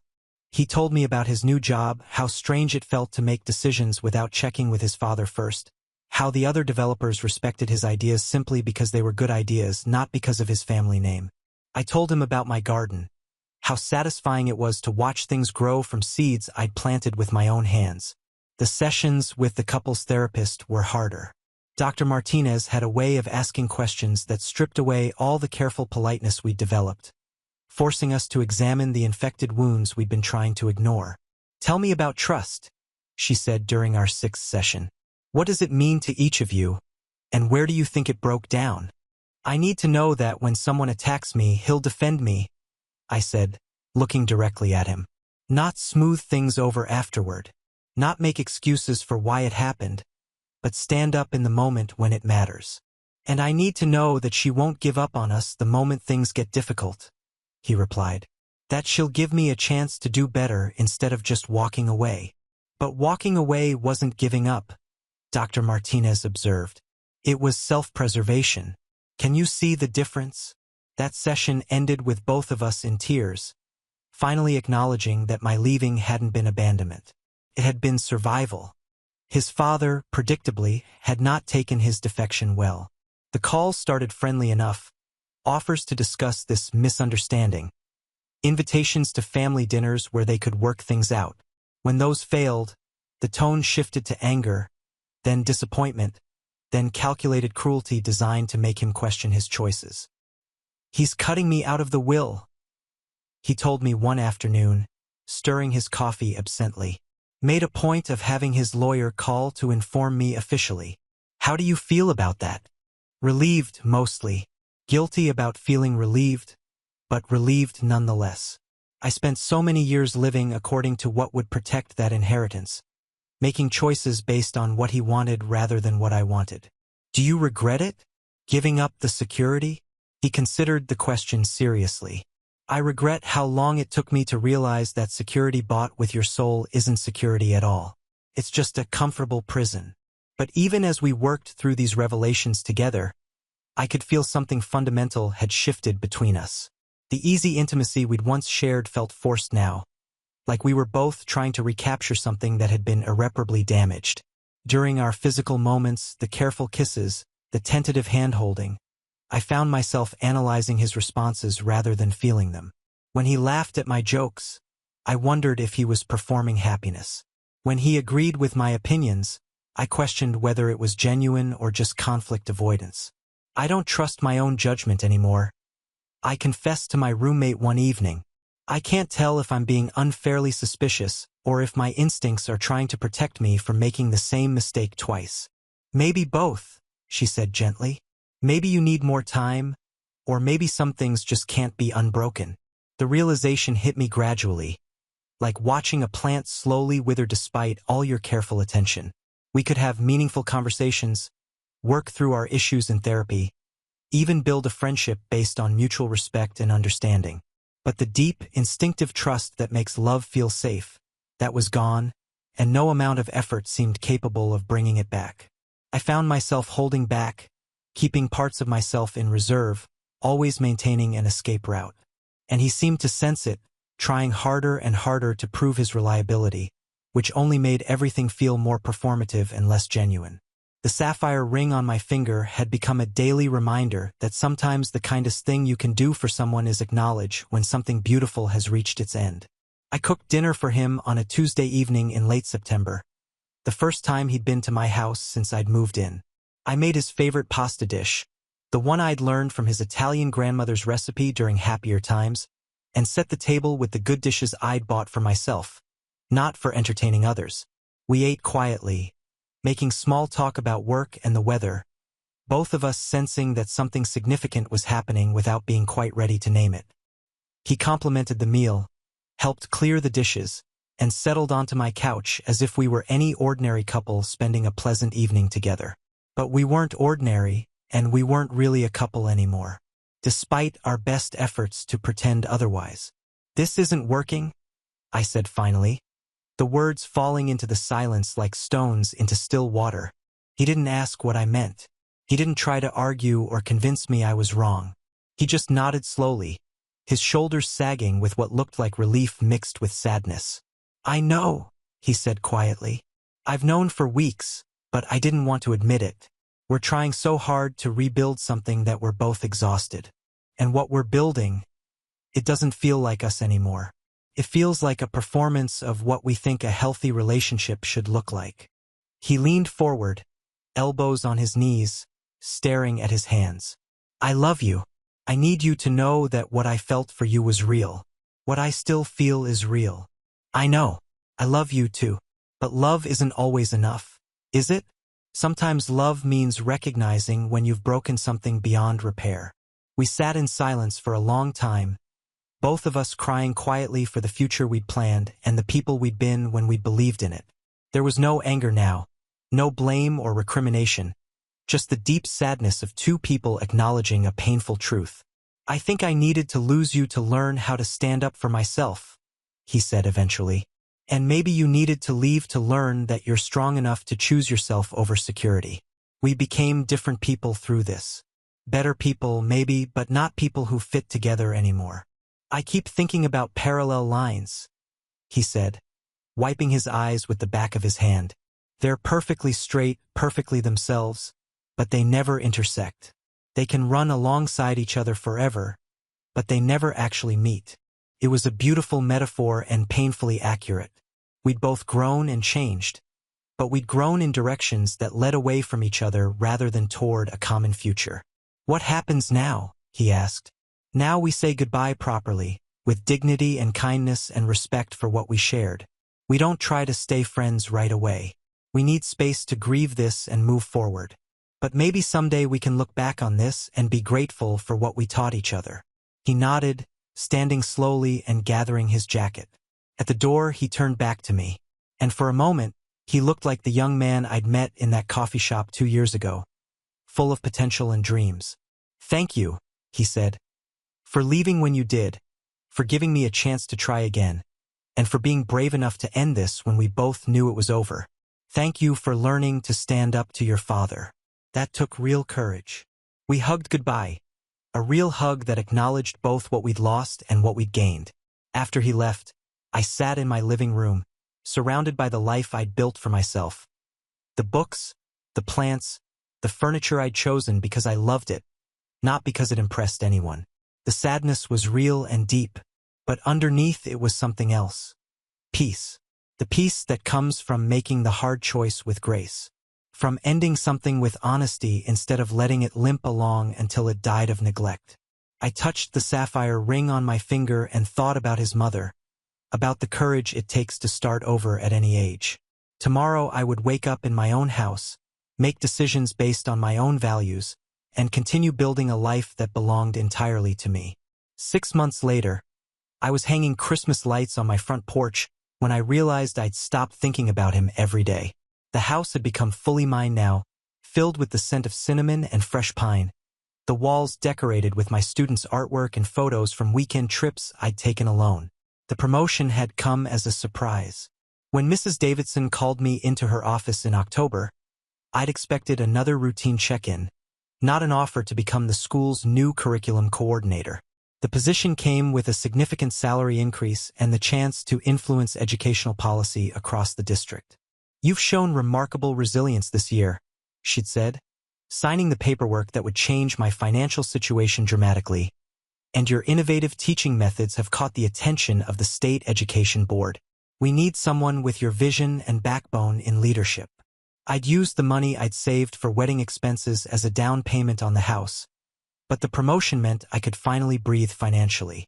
No more weekend waitressing shifts. No more choosing between groceries and gas. For the first time in my adult life, I had genuine economic security that belonged to me alone. The dating had started slowly. Coffee dates with the librarian from the downtown branch, dinner with my neighbor's brother who was visiting from Portland. Nothing serious, nothing that demanded commitment, just the gentle rediscovery of my own romantic preferences without the weight of anyone else's expectations. I'd learned that I actually enjoyed making decisions. Where to eat, what movie to watch, how to spend Sunday afternoons. During my relationship, I'd deferred so often that I'd forgotten I had opinions about these things. My garden had exceeded every expectation.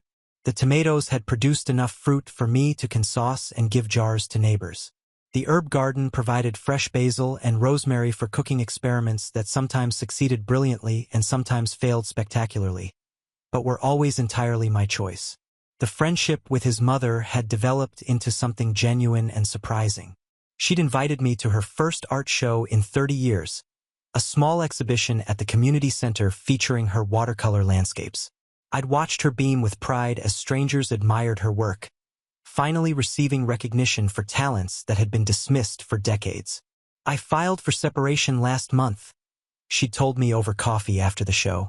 "It's terrifying and liberating and long overdue. How are you managing?" "Better than I expected. I have my grandmother's jewelry, some savings I'd kept separate, and a small inheritance from my aunt that I never touched. It's not luxury, but it's enough to start over."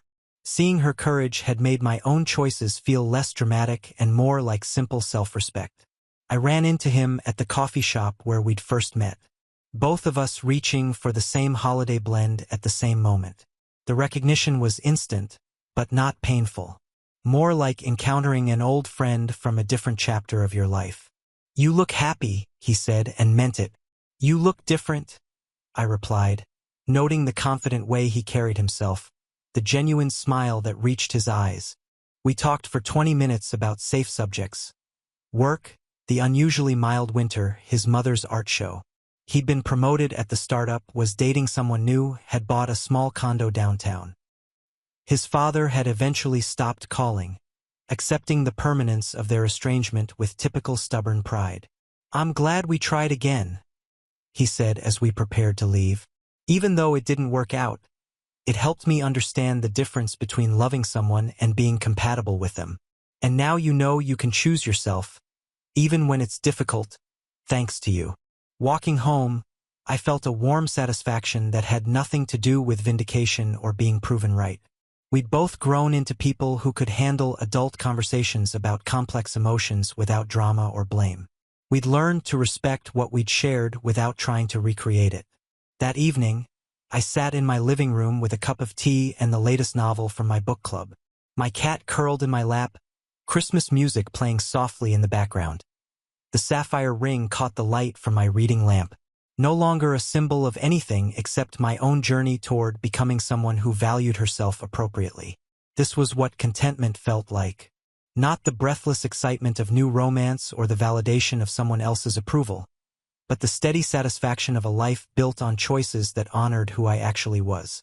Spring arrived early that year, and I spent my Saturday morning in the garden, planting tomato seedlings I'd started from seeds on my kitchen windowsill.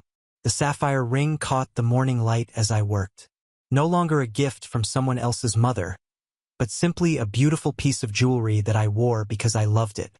1.5 years had passed since that awful dinner, and I could finally think about it without the sharp sting of humiliation. It had become simply a story about the night I learned who I was and what I would and wouldn't accept. The headlines in the local business section had surprised me 6 months ago. His father's company was facing federal investigation for tax evasion and fraudulent practices. The man who'd called me a gold digger was apparently the one who'd been stealing from investors, employees, and the government. His son had dodged a bullet by leaving when he did, though I doubted he'd seen it that way at the time. His mother had finalized her divorce and moved into a small apartment near the art district downtown. Her paintings were selling well enough to support her modest lifestyle, and she'd started teaching watercolor classes to other women starting over later in life. She'd found her tribe, her purpose, and her voice. My ex-fiancé was engaged again to a woman he'd met at his startup who came from a background similar to his own. The announcement in the society pages showed them both smiling genuinely, and I felt nothing but happiness for them. They looked like they fit together in a way he and I never had, even at our best. I was dating someone new myself, a fellow teacher who coached soccer and made me laugh until my sides hurt. He'd never met his father's approval because his father had died when he was 12, and he'd learned early that the only person's opinion that mattered in his life choices was his own. We were taking things slowly, building friendship first. But there was an ease between us that felt healthy and sustainable. Sitting back on my heels, surrounded by the neat rows of vegetables I'd planted, I thought about fairy tales and happy endings. As a child, I'd believed that finding the right prince was the only path to happiness. That love conquered all obstacles if you just tried hard enough. But real life had taught me something more valuable. Sometimes the most loving thing you can do is walk away. Sometimes the happy ending is learning to rescue yourself. Sometimes the greatest romance is the one you build with your own life, creating something beautiful and meaningful that belongs entirely to you. The house around me hummed with the sounds of a life fully lived. The dishwasher running, my cat purring on the windowsill, music drifting from the radio in the kitchen. This was my castle, built not on someone else's foundation, but on the solid ground of my own choices and values. I no longer kept the sapphire ring as a reminder of strength I needed to find. I wore it because I'd become that strength. The shy teacher who'd been intimidated by wealthy in-laws had evolved into a woman who knew her worth and refused to settle for less than she deserved. That evening, I called my sister to tell her about the garden, about the promotion I'd received to assistant principal, about the vacation I was planning to Ireland this summer. She listened with the satisfaction of someone who'd always known I was stronger than I gave myself credit for. "Remember when you called me that night after the dinner?" she said. "You were so upset, convinced you'd made a mistake by walking away." "I remember. I knew then that you'd be fine. Not because walking away was easy, but because you finally chose yourself over comfort. That's when I knew you'd figured out the secret." "What secret?" "That you don't need anyone's permission to live your own life." After we hung up, I sat on my back porch watching the sunset paint the sky in shades of orange and pink. Tomorrow was Sunday, and I'd planned a lazy morning with coffee and the newspaper. Maybe some baking if the mood struck me. Definitely some time in the garden checking on the progress of the seeds I'd planted. These were small pleasures, ordinary moments that might seem unremarkable to someone looking for dramatic transformation, but they represented something revolutionary to me. The radical act of building a life based on what brought me joy rather than what impressed others. The fairy tale I'd written for myself didn't end with a wedding or a rescue or someone else completing me. It ended with the recognition that I'd been complete all along, just waiting for the courage to stop trying to fit into someone else's story and start writing my own. And they all lived authentically ever after. Now on to the next story. Story 3. My wife demanded a divorce and dared to tell me, "You can't afford a lawyer to fight against me." I just smiled and replied, "You're right." She arrived at court believing she would crush me until the most expensive and feared lawyer in the city entered, sat beside me and told her, "He doesn't have to pay me anything. I'm his older brother, and today you're going to lose everything." It all started last Tuesday. Angela, my wife for 8 years, informed me that she wanted a divorce.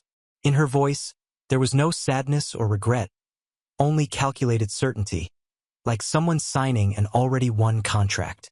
We were in the living room of the house that together we had turned into a home, but she spoke like an executive announcing a layoff.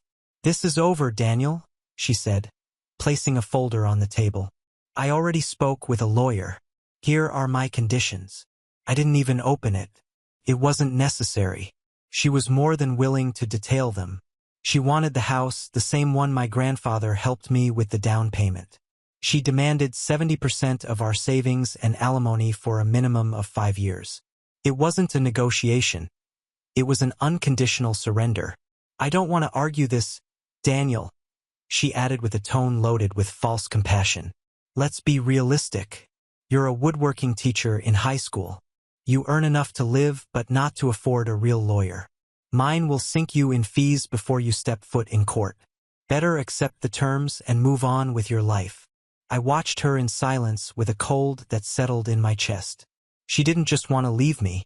She wanted to destroy me. She saw me as a weak obstacle that had to be crushed. I let the silence weigh a few seconds before saying the 2 words she expected to hear. You're right. Her relief was immediate. She believed she had won.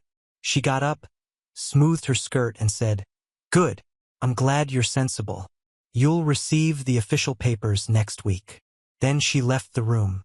Angela was sure she knew my limitations. She knew I didn't have tens of thousands to face her in court. She also knew I had an older brother, Igor, but she counted on the fact that we hadn't spoken for 5 years. Igor isn't a teacher. He's the most feared and expensive divorce lawyer in the state. His mere presence unsettles other lawyers, but he was no longer part of my life. We became distant after our parents' death in a bitter dispute over the family house. I wanted to keep it as a memory and meeting point. Igor, always pragmatic, wanted to sell it and split the money. The argument was so brutal that we ended up as strangers. Angela witnessed the end of that fight and bet that we would never exchange words again. According to her calculation, my greatest resource was dead. She was wrong. The following 3 days were dark. I couldn't afford a lawsuit under her conditions. The idea of losing my home and everything I had worked for suffocated me. But on the 4th day, I hit bottom. And when you're at the lowest, you can only go up. I swallowed my pride and looked for his private number. I dialed, trembling, expecting an assistant with a sharp voice to answer or for voicemail to pick up. But after 2 rings, I heard a familiar voice. Yes. Hello, Igor. It's Daniel. I answered, feeling my voice sounded foreign to me. There was a long silence. I thought he would hang up. Finally, Danny. The old nickname hit me with nostalgia. What's up? And everything poured out. I told him every detail. Angela's demands, her lawyer, her coldness, her final mockery. Another silence, this time loaded with tension. When he spoke, his voice had changed. It was no longer surprise. It was pure steel, the protective tone I hadn't heard since childhood. She said what? He asked calmly. I repeated her words. Fine, he said. When and where is the hearing? Tuesday at the downtown courthouse. Perfect. Don't talk to her or her lawyer. Don't sign anything.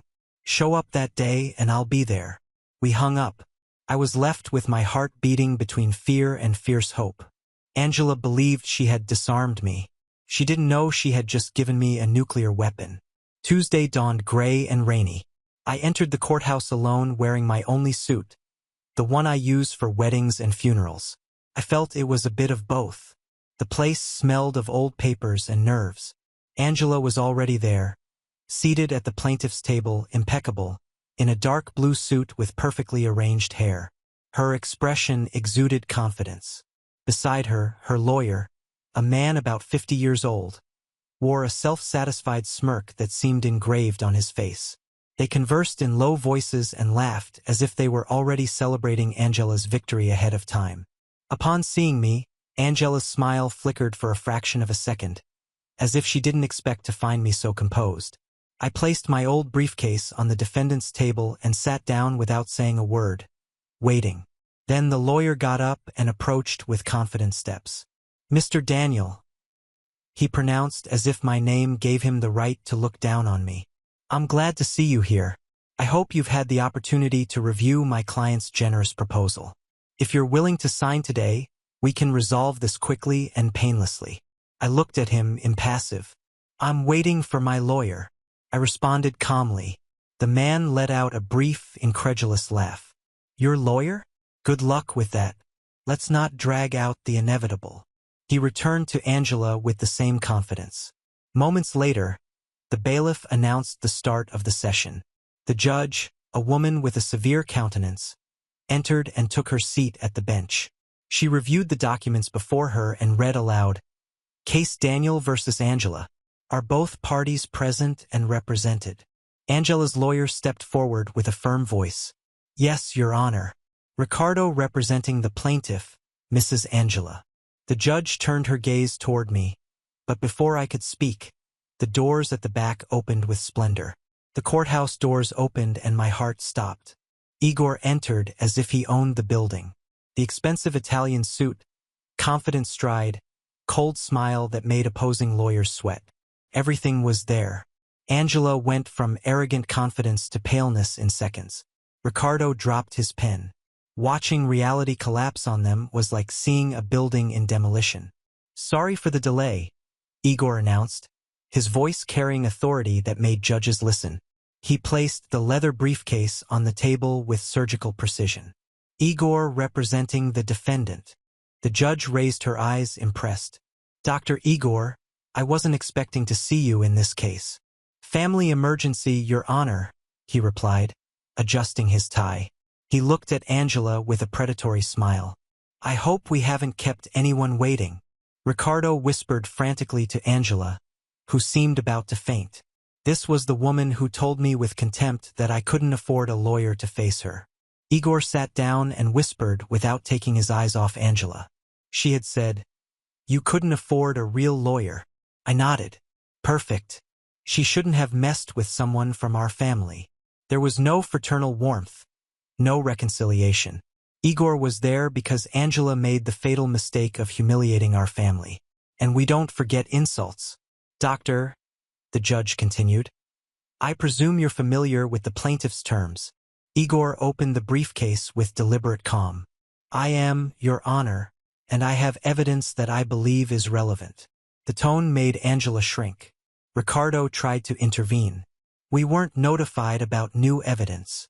"It's not new," Igor cut him off, smiling like a shark. "It's evidence that always existed, but my client chose not to present until now. Unfortunately, circumstances have changed." He pulled out a voluminous folder. "My client was willing to accept an amicable divorce. But when the plaintiff decided to publicly humiliate him and attempt to rob him, she chose war." Angela trembled. She knew Igor was implacable, but never imagined he would use his skills against her.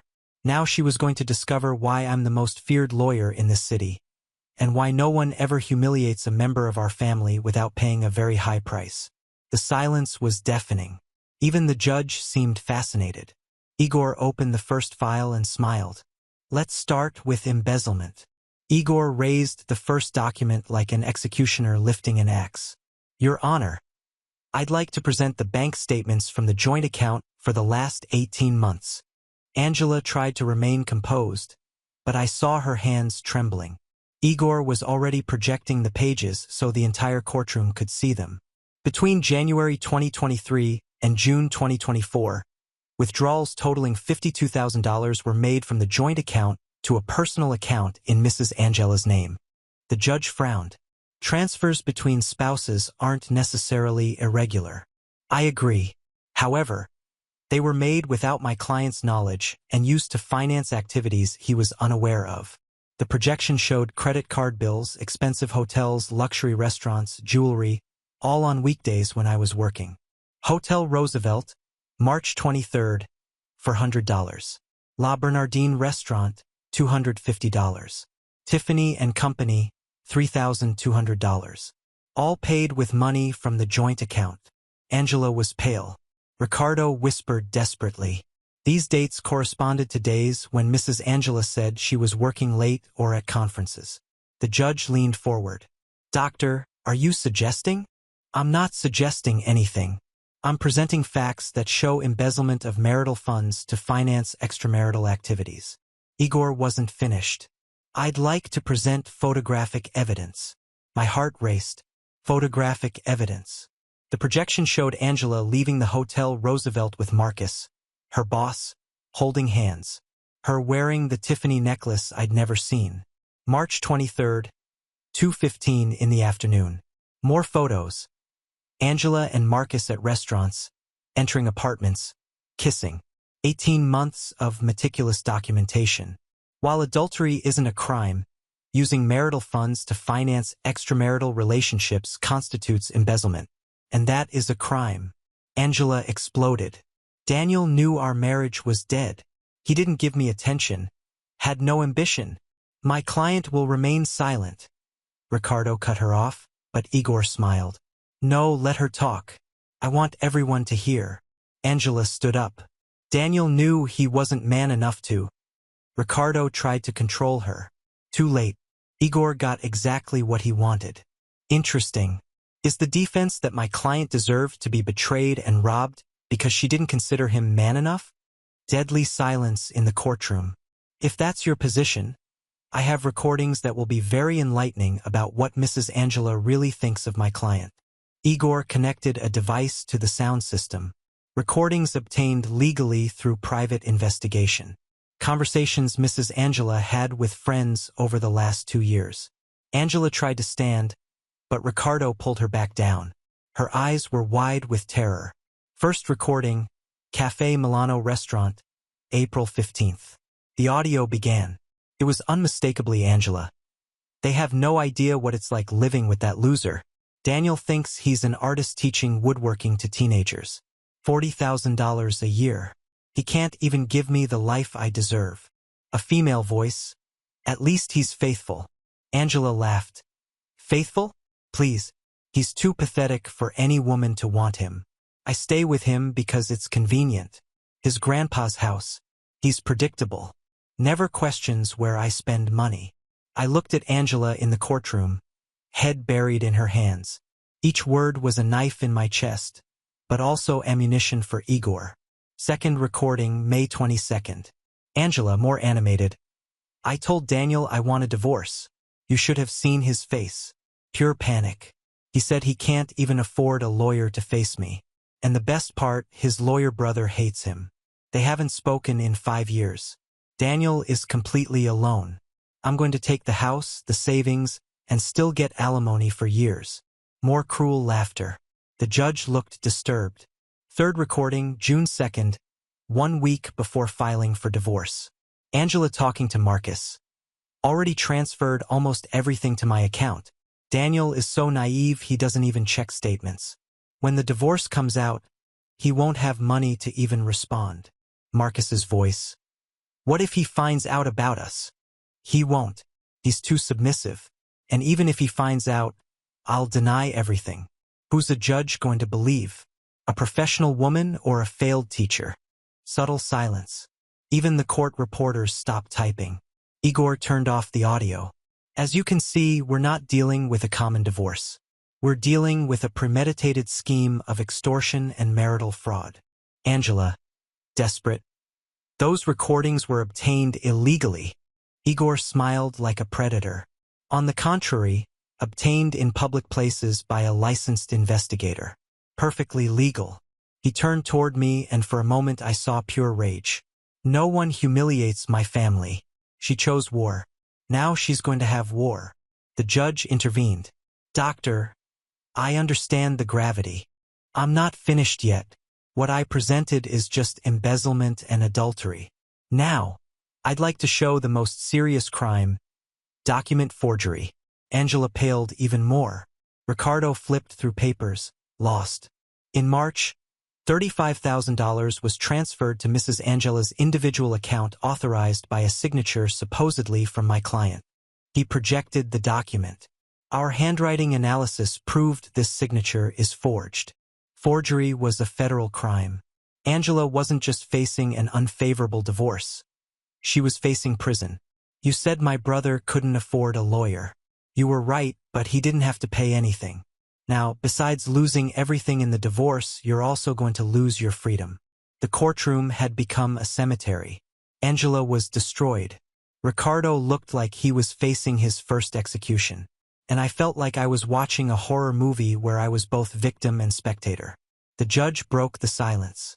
Doctor, these are very serious accusations. Forgery is a federal crime. I'm aware. That's why I formally notify that my client intends to file criminal charges for forgery, embezzlement, and marital fraud. Angela burst into tears, not of remorse, but pure desperation. She realized her world was collapsing. "Please," she whispered. "Daniel, you can't." I looked toward her. 8 years of marriage, shared bed, life I thought I knew. The woman who humiliated me, stole from me, betrayed me, and planned to destroy me. And I felt nothing, only cold emptiness. "You were right, Angela. I couldn't afford a lawyer, but I got one for free, and he's much better than yours." Igor continued.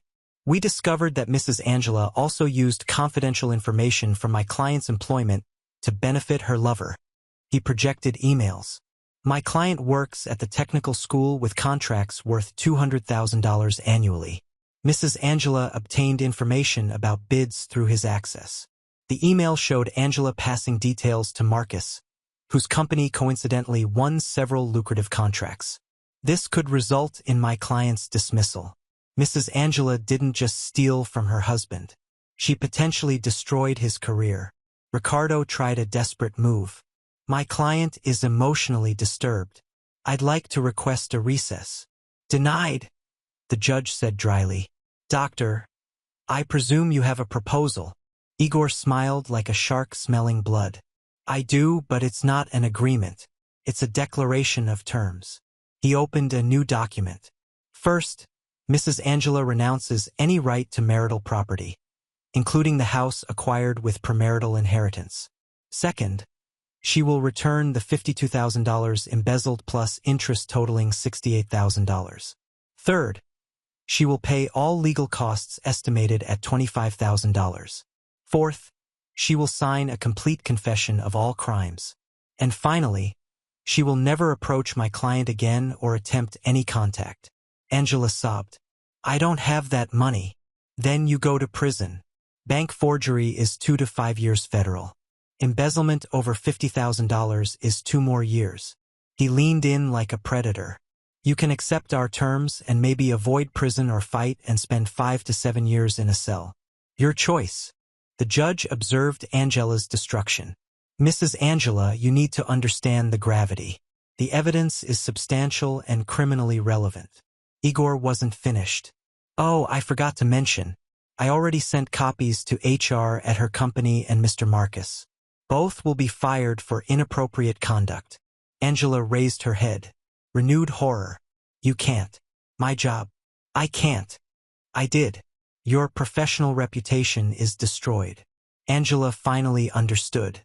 It wasn't just a war she had lost. It was everything: house, money, job, future, freedom. Igor hadn't left anything standing. The judge looked at the evidence spread before her.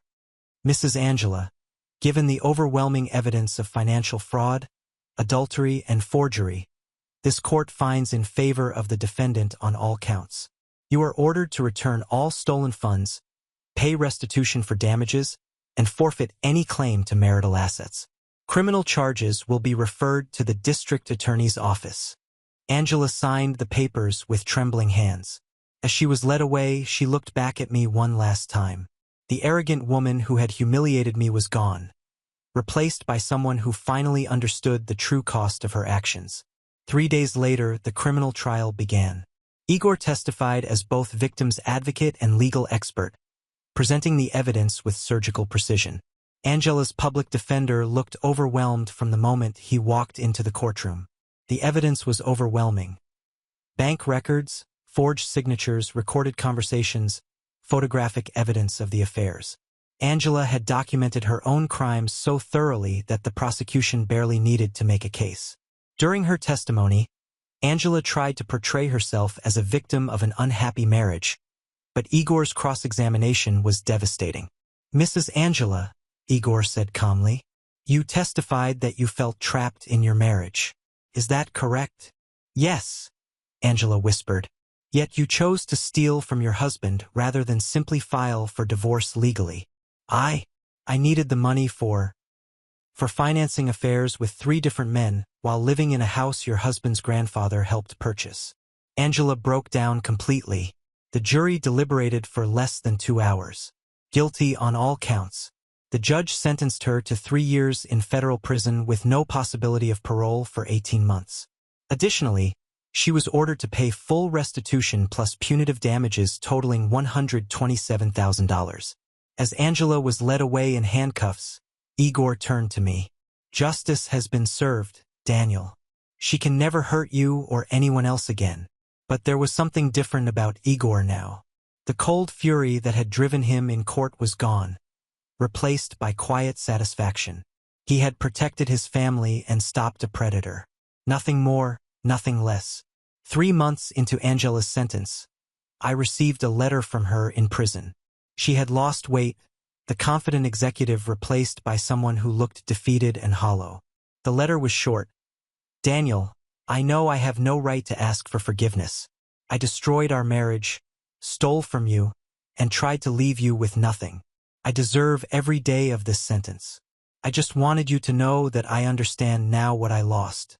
You were a good man, and I threw that away for greed and selfishness. I hope you find happiness with someone who deserves your kindness." I showed the letter to Igor when he called for his monthly check-in. He read it without expression. "She's learned her lesson," he said simply. "Some people need to lose everything before they understand the value of what they had." And that was it. No continued persecution, no systematic destruction of her future prospects. Igor had achieved what he set out to do: protect his family and ensure justice was served. Angela would serve her time, pay her debt to society, and hopefully emerge as a better person. 6 months after Angela's sentencing, Igor and I found ourselves having dinner together for the first time in 6 years. The family rift that had seemed permanent was slowly healing through our shared experience. "She made one crucial mistake," Igor said, cutting his steak with precise movements. "She underestimated family loyalty. When she humiliated you, she attacked both of us." "I'm grateful," I replied, "not just for the legal help, but for showing me that family comes first, even when we disagree about other things." Igor nodded. "Our parents taught us that we fight each other like wolves sometimes, but when outsiders attack, we become a pack." The house dispute that had divided us seemed trivial now. We ended up selling our parents' house anyway and splitting the proceeds, using my half to renovate my grandfather's house that Angela had tried to steal. Igor helped me choose contractors, reviewed all the legal documents, and even contributed to the renovations as a gesture of brotherly support. The house became beautiful again, filled with new memories instead of painful ones. My teaching career flourished. The scandal had initially worried me, but the school board was incredibly supportive once they understood I was the victim of fraud. Several colleagues mentioned that they had always suspected something was off about Angela but hadn't known how to approach the subject. The private carpentry business I started on weekends grew rapidly. Word spread about the teacher who fought back, and clients specifically sought me out because they respected how I had handled my situation with dignity and proper legal channels. Igor's practice grew as well, but he became more selective about cases. He turned down clients who wanted revenge rather than justice, referring them to other lawyers or counselors depending on their needs. "We do this right," he would tell potential clients. "We gather evidence. We follow the law. We seek appropriate consequences for proven wrongdoing. We don't destroy people for sport." 1 year after the trial, Marcus Rivera, Angela's former lover, was arrested for embezzling funds from his own company. Apparently, the affair with Angela had been part of a larger pattern of using relationships to gain access to confidential information. The company he worked for had discovered that several of their contract wins had come through illegally obtained information, not just from Angela, but from other sources as well. Marcus was sentenced to 5 years in federal prison. Igor called to tell me the news. "Seems like Angela wasn't his only victim," he said. "People who cheat in one area of their lives usually cheat in others, too." It was a satisfying confirmation that we had been right about both of them. They weren't just people who had made mistakes. They were predators who had made careers out of manipulating and defrauding others. 2 years into Angela's sentence, I received another letter. This one was different, longer, more thoughtful, written by someone who seemed to have genuinely reflected on her actions. She wrote about the prison programs she was attending, including financial responsibility classes and counseling for people with narcissistic personality disorders. She had apparently been diagnosed with several personality issues that explained, though didn't excuse, her behavior. The letter ended with, "I'm not writing to ask for anything, Daniel. I'm writing to thank you for stopping me before I hurt even more people. The other women in here have stories about the men who destroyed their lives, but you're the first person who fought back the right way. You could have just accepted my terms and let me move on to victimize someone else. Instead, you chose to expose the truth. That took courage I don't think I ever had." 3 years later, Angela was released from federal prison. Igor had kept track of her status through normal legal channels, but there was no persecution or continued harassment. She had served her time according to the law.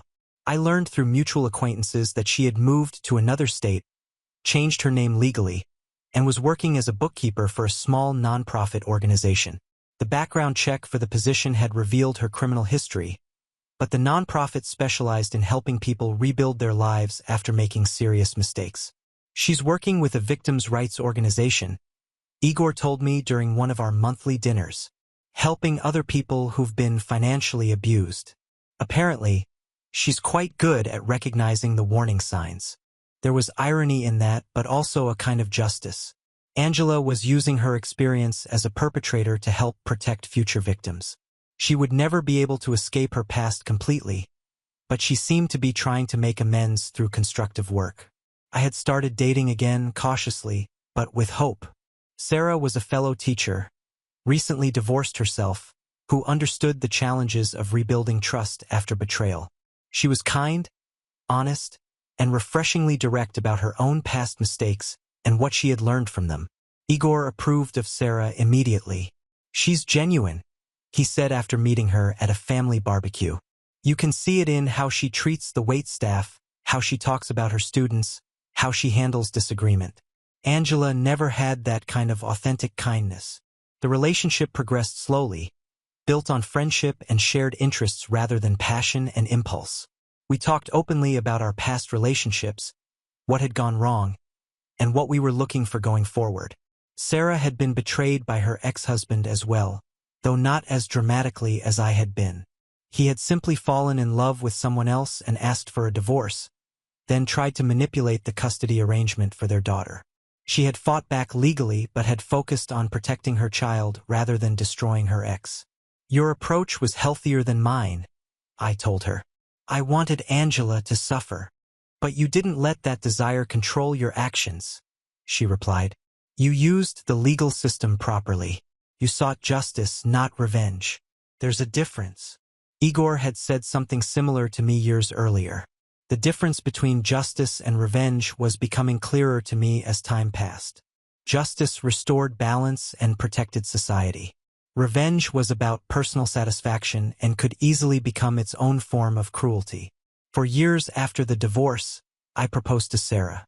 We had a small ceremony with close family and friends, including Igor as my best man. It was a celebration of new beginnings rather than an attempt to erase the past. The house that Angela had tried to steal became our family home.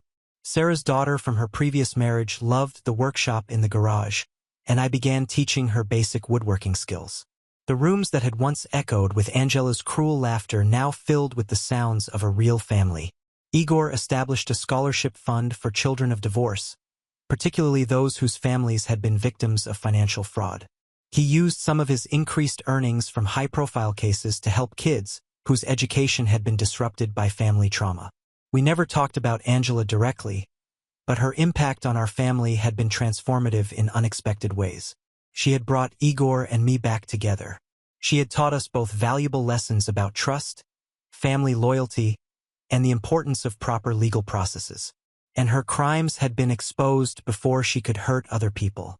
5 years after the trial, Sarah and I were expecting our first child together. The nursery was being set up in what had once been Angela's home office, the room where she had planned my financial destruction. Igor visited regularly, excited about becoming an uncle for the first time.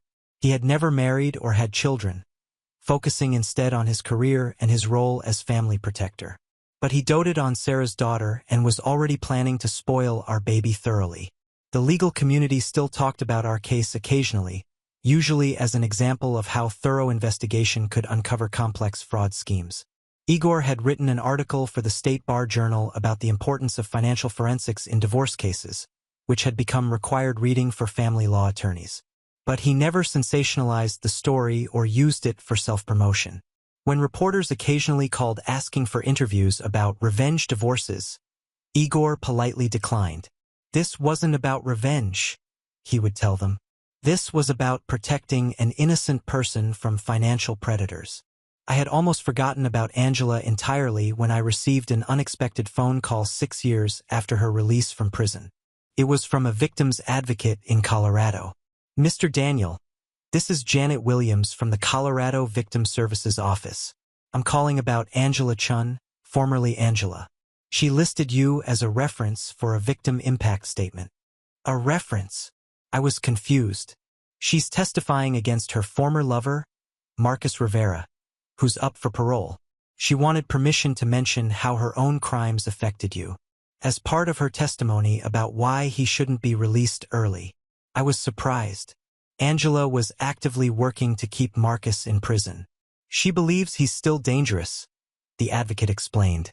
She's provided information about several other women he was involved with while they were together.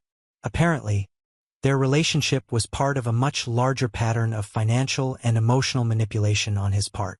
I agreed to let Angela mention my case in her testimony. A week later, she called me directly, the first time we had spoken since the divorce. Daniel, she said, and her voice was different, older, more thoughtful. I wanted to thank you for letting me use our case in Marcus's hearing. How did you know about his other victims? I asked. In prison, she replied. I met 2 other women he had manipulated the same way he manipulated me. Same patterns, targeting women with access to money or information, making them feel special, then using them to commit crimes. I realized I wasn't his first victim, just his most successful one, until you and I stopped us. There was a pause. Daniel, I need you to know something. What I did to you was unforgivable, but meeting his other victims made me understand that I wasn't just hurting you. I was helping him hurt other people. That's what I can't live with. Marcus' parole was denied, largely due to Angela's testimony and the additional evidence she had helped gather about his other crimes. He would serve his full sentence, plus additional time for the newly discovered offenses. I told Igor about the call over our weekly dinner. He nodded approvingly. She's learned the difference between taking responsibility and making excuses, he said. It took prison and therapy, but she finally understands that her actions had consequences beyond just hurting you. Do you think she's genuinely changed? I asked. Igor considered the question carefully. I think she's learned to recognize her own patterns and the damage they cause. Whether that makes her a different person, time will tell, but she's at least trying to prevent other people from being hurt the way she hurt you. That evening, I told Sarah about Angela's call. She listened thoughtfully, then asked, "How do you feel about it?" "Relieved," I said, surprised by my own answer. For years, I wondered if I had been too harsh, if the punishment fit the crime. But knowing that she was part of a larger pattern, that Marcus was still targeting other women, it makes me feel like we did the right thing. Sarah nodded. You protected yourself and other potential victims. That's not revenge. That's justice. I realized she was right. The legal system had worked exactly as it was supposed to. Angela had been caught, prosecuted, and rehabilitated. Marcus had been exposed as a repeat offender and was being appropriately punished. Future victims had been protected. 7 years after the divorce, Sarah and I welcomed our son, Daniel Jr. Igor was there at the hospital, tears in his eyes as he held his nephew for the first time. He's got the family chin, Igor said with a grin. Poor kid doesn't stand a chance. Sarah laughed. As long as he doesn't inherit the family stubbornness, we'll be fine. But I hope he doesn't inherit the family loyalty, I said, looking at my brother. It saved my life. Igor had become more than just my lawyer during the divorce. He had become my closest friend and confidant. We had lunch every week. He helped with projects around the house. and he was completely devoted to our growing family. His law practice had evolved, too. He still took divorce cases, but he specialized in helping victims of financial fraud and domestic abuse. He had developed a reputation as someone who would take on difficult cases that other lawyers wouldn't touch, particularly when they involved complex financial manipulation or psychological abuse. "I never take revenge cases anymore," he told me during one of our conversations. "I help people seek justice and protection. There's a difference, and I learned it from watching what happened to Angela." "What do you mean?" "She got exactly what she deserved under the law: prison time, financial restitution, loss of professional reputation. But she also got a chance to rebuild her life afterward. That's how the system is supposed to work. Punishment, consequences, but also the possibility of redemption if someone genuinely changes." 8 years after the trial, I received a wedding invitation that surprised me. Angela was getting married to a widower who worked at the nonprofit where she was employed. The invitation included a handwritten note. "Daniel, I know this might seem strange, but I wanted you to know that I'm getting married. Robert knows everything about my past, including what I did to you. He says that who I was then doesn't define who I am now, but I know that my actions will always be part of my story. I wanted to thank you one more time for stopping me before I hurt even more people. I hope you and your family are happy and healthy. Angela." I showed the invitation to Sarah and Igor. Sarah smiled and said, "Good for her. Everyone deserves a second chance if they've truly learned from their mistakes." Igor was more cautious. "I hope she has changed, but that's not our responsibility anymore. We did our job. We protected you and made sure she faced appropriate consequences. What she does with her life from here is up to her." I decided to send a wedding gift, a small wooden jewelry box I had made in my workshop. I included a card that simply said, "Wishing you happiness in your new life, Daniel and Sarah." 3 weeks later, I received a thank you note from Angela. "The box was beautiful," she wrote. "Robert said it showed that you have a generous heart, even toward people who hurt you. I don't deserve your kindness, but I'm grateful for it." The note was signed Angela Williams, her new married name. She had literally become a new person, legally and otherwise. That evening, as I was putting our son to bed, he asked me about the pictures on his bedroom wall, photos of family gatherings, Sarah's daughter's school events, moments of joy and celebration. "Daddy, who are all these people?" he asked in his 3-year-old voice. "These are the people who love us," I told him. "Uncle Igor, who protects our family. Your sister, who makes us laugh. Mommy, who makes everything better. And you, who makes everything perfect. This is our family, little man, and family always takes care of each other." 10 years after that Tuesday, when Angela demanded a divorce, I was sitting in my workshop putting the finishing touches on a dining room set for a young couple expecting their first child. The irony wasn't lost on me. I was building furniture for families to create the kind of memories I had once thought I'd never have. Sarah found me there as the sun was setting.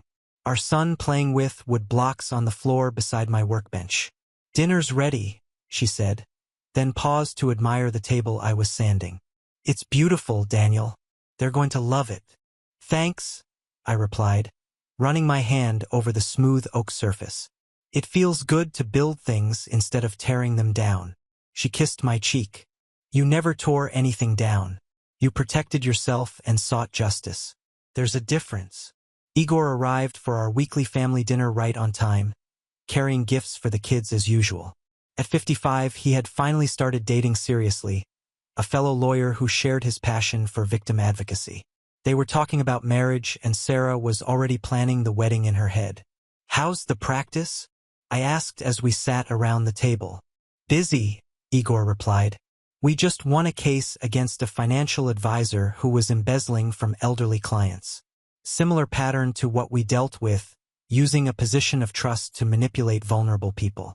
The difference is this time we caught him before he could destroy too many lives." Igor had become something of a legend in elder abuse cases, using the investigation techniques he had developed during my divorce to protect seniors from financial predators. His success rate was extraordinary, and he had saved dozens of families from losing their life savings. During dinner, Our son announced that he wanted to be a lawyer like Uncle Igor when he grew up. To help people? Igor asked seriously. To help people like Daddy, our son replied with the certainty only a 5-year-old could have. Igor looked at me across the table and I saw tears in his eyes.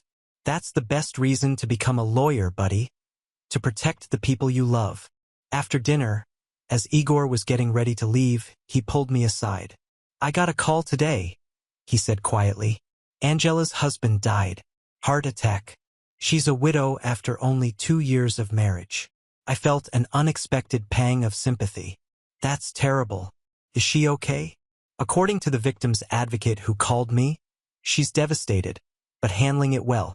She's been taking care of his teenage daughter from his first marriage. Apparently, she's been a good stepmother. Igor paused, choosing his words carefully. The girl's biological mother is trying to contest the custody arrangement. Claims Angela isn't fit to raise a child because of her criminal history. What can be done? I asked. Legally, not much from our end. But the advocate asked if I would provide a character reference based on her cooperation in the Marcus Rivera case and her victim advocacy work. Would you? Igor nodded slowly. She served her time, paid her debt, and has spent the last decade helping other people. If she's been a good mother to that girl for 2 years, she shouldn't lose her daughter just because of mistakes she made a decade ago. I agreed. Some punishments should have an end date, especially when someone has genuinely reformed their life. 3 months later, Angela won the custody battle. The judge ruled that her criminal history, while serious, was outweighed by evidence of rehabilitation and the girl's own testimony about wanting to stay with her stepmother. Igor had provided the character references promised, focusing on Angela's cooperation in law enforcement efforts and her work helping other victims of financial fraud. It was measured and professional, not a whitewash of her past, but an honest assessment of her present character. That night, as Sarah and I were getting ready for bed, she asked me how I felt about Angela keeping custody of her stepdaughter. Good, I said and meant it. That girl lost her father. She shouldn't lose the only mother she has left just because of something that happened before she was even born. You've grown, Sarah said with a smile. 10 years ago, you might have felt differently. 10 years ago, I was angry and hurt and wanted everyone who had wronged me to suffer forever. Now I understand that healing requires letting go of anger, even when that anger was justified. I looked out the window at the yard where our children played, at the house that had once been a battlefield, but was now a home filled with love and laughter. Angela had tried to destroy my life that Tuesday 10 years ago. Instead, she had inadvertently given me a better life than I ever could have imagined. She had brought Igor and me back together, taught me the importance of fighting for what's right, and showed me the difference between a marriage built on lies and one built on truth. The legal system had worked exactly as it was supposed to. Angela had been caught, prosecuted, and rehabilitated. Marcus had been exposed as a repeat offender and was being appropriately punished. Future victims had been protected. I had learned to build furniture that would last for generations. Igor had learned to build legal strategies that protected the innocent without destroying the guilty unnecessarily. Angela had apparently learned to build genuine relationships based on honesty instead of manipulation. And our family, Sarah, the kids, Igor, and me, we had built something beautiful from the ashes of betrayal and broken trust. The woman who had dared to tell me I couldn't afford a lawyer was wrong about many things. But she was right about one thing. I couldn't afford to let hatred and the desire for revenge consume my life. Justice was enough. Family was everything. And building was always better than destroying. The perfect revenge wasn't destroying Angela. It was building a life so good that her betrayal became irrelevant. In the end, living well truly was the best revenge of all. Now on to the next story. Story 4. I bought a first-class train ticket during my winter break, but I found someone already sitting in my seat when I boarded. I've always been independent, but this trip home for winter break was going to be different. My parents wanted to pick me up, but with their busy work schedules and the distance to my school, I convinced them to let me return home alone by train. Getting the ticket wasn't easy since the holiday was announced late. Most tickets were already sold out. Luckily, I secured a first-class seat through the waiting list on the day of the trip. Traffic to the station was chaotic. I barely caught the train. Once I boarded, I stored my luggage and grabbed my phone to reassure my parents. "Mom, Dad, I'll be home this afternoon. Don't forget to pick me up." I sent the message, unaware that this peaceful journey was about to turn into a nightmare. I began searching for my seat in the carriage. Because the school break was announced so late, most tickets were sold out when we tried to buy one. My parents wanted to pick me up, but it was too far, so I convinced them not to come. After waiting, I managed to get a first-class ticket from the waiting list. Following the flow of passengers, I carefully checked the seat numbers on my phone. I felt uneasy seeing the woman comfortably seated in my spot. After double-checking everything, I finally spoke up. "Excuse me, ma'am, but I believe this is my seat. My home was far from school and this train ride would cover the entire journey." A first-class ticket wasn't cheap. It cost nearly half of my monthly expenses. The woman looked at me with disdain and sneered. "There are so many seats, and you say this one's yours? Why don't you call the seat and see if it answers?" I was speechless at her rude comment. It was obvious she had taken my seat on purpose. When I boarded, I noticed her looking around and I thought she was waiting for someone. I hadn't realized she was checking if the seat's rightful occupant would arrive. Not wanting to cause a scene, I opened my ticket app and showed her my details. "This really is my seat. Look, here's the information." Her expression changed for a moment but quickly returned to a defiant tone. "What's your problem? So many people here and you're picking on an old lady. It's just a seat. Are you trying to kill me?" I froze at her sudden outburst. The whole carriage turned to look at us, and I felt my face burn with embarrassment and anger. "This is my seat. You're the one occupying it. How am I the one causing trouble?" I replied, raising my voice. Inside, I felt wronged and speechless. What bad luck to deal with this on my trip home. I held my phone while the woman huffed impatiently. She suddenly shoved my hand hard. "What are you staring at? Don't wave your phone in my face. I can't read. I'm staying here today. Why can't I?" "Ow!" I grabbed my wrist, my face contorted in pain. Tears welled up in my eyes instantly. It hurt a lot. The shove had slammed my hand against the hard backrest in front of me. My wrist throbbed. I was so irritated I wanted to lash out. "Go ahead and sit. No one's stopping you. But this seat, I paid for it. Sit somewhere else." "But where am I supposed to sit if you're in my place?" Some passengers couldn't take it anymore and tried to mediate. "It's just a seat. Why don't you two switch? They're both seats, what's the difference?" Another added. "It's nothing serious, miss. You're being stubborn. Learn to be flexible." I swallowed my frustration. Was it wrong to want to sit in the seat I paid for? After a pause, I sighed. "Fine, you can stay. What's your seat number? We can switch." Massaging my sore wrist, I thought that as long as I could get home, it was fine. I looked around, trying to spot her seat, but all were occupied. Strange, was her seat not in this carriage? Her face tensed and she averted her gaze. My excitement about going home had vanished. Now I just wanted to arrive quickly. After a long pause, pressured by the other passengers, she muttered, "Seat E6F in second class." "What?" I was shocked. Second class. I was completely speechless. Silently, I cursed my bad luck for the 1,000th time. I bought a first-class ticket and she wanted to swap it for her second-class seat? I stared at the woman, expressionless, unable to believe it. The price difference between first and second class on this train was over $100. I'm not stupid. Why would I give up a more expensive seat for no reason? It's a second-class seat. Take it or leave it. If you want to sit, go to second class, she rumbled. She scoffed in disdain. These first-class tickets are too expensive. Who would have thought a guy like you could afford one? Aren't you ashamed to brag about it? I was so furious I couldn't even respond. The price difference was massive. Why should I move to second class when I paid for first? Why don't you sit in the seat you bought? I retorted. If I had bought a second-class ticket, it would have been fine to swap seats as some passengers suggested, but now the difference was $100. The woman grew even more defiant. clinging to the seat. The wrinkles on her face twisted into a fierce expression. If you had boarded earlier, this wouldn't have happened.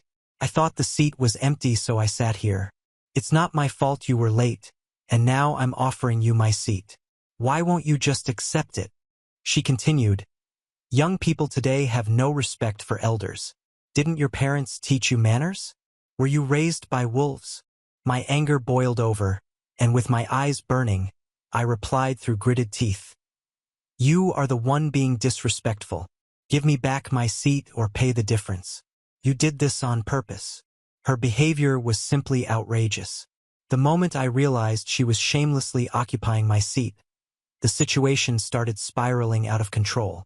The atmosphere in the carriage grew tense, and I could already feel the judgmental stares. Some passengers whispered to each other, discreetly pointing in my direction. That's when I noticed a few had started recording with their phones. The blinking red recording light on their screens made my chest tighten. I could hear faint comments.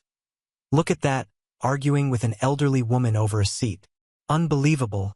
He has no respect at all. My breathing quickened. For a moment I thought about backing down. Maybe I should just give up and find another seat? But why? I had paid a lot for that first-class ticket. It wasn't fair. I closed my eyes for a few seconds and took a deep breath. When I looked back at the woman, she had a mocking smile on her face as if she knew the audience was siding with her. The anger inside me flared, burning intensely. Then, without saying a word, I calmly walked over and sat directly on her lap. The entire carriage fell silent for a second that felt like an eternity before exploding into murmurs and exclamations. He's lost his mind, someone exclaimed. Oh my God! Look at this! Another person gasped. The woman started thrashing, pushing my shoulders hard. Get off me, you lunatic! Are you trying to hurt me? Help! She tried to scratch and shove me, but I remained still, staring blankly ahead, waiting for her to finally give up. Someone call the conductor! She screamed, her face red with fury. The passengers grew even more restless. Some filmed from different angles while others muttered in disbelief. At this point, my mind was a whirlwind of thoughts, but I didn't care anymore. I was tired of being pushed around. Minutes later, the conductor appeared, visibly confused by the scene. He looked at me, then at the woman, then at the phone's recording. What's going on here? He asked, trying to stay calm.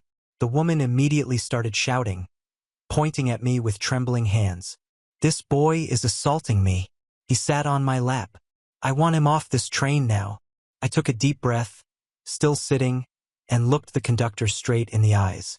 I bought this seat, a first-class ticket. This woman is occupying my seat and refused to move when I showed her my ticket. She disrespected me, shoved me, and mocked me. Now she's playing the victim because people started recording. The conductor frowned.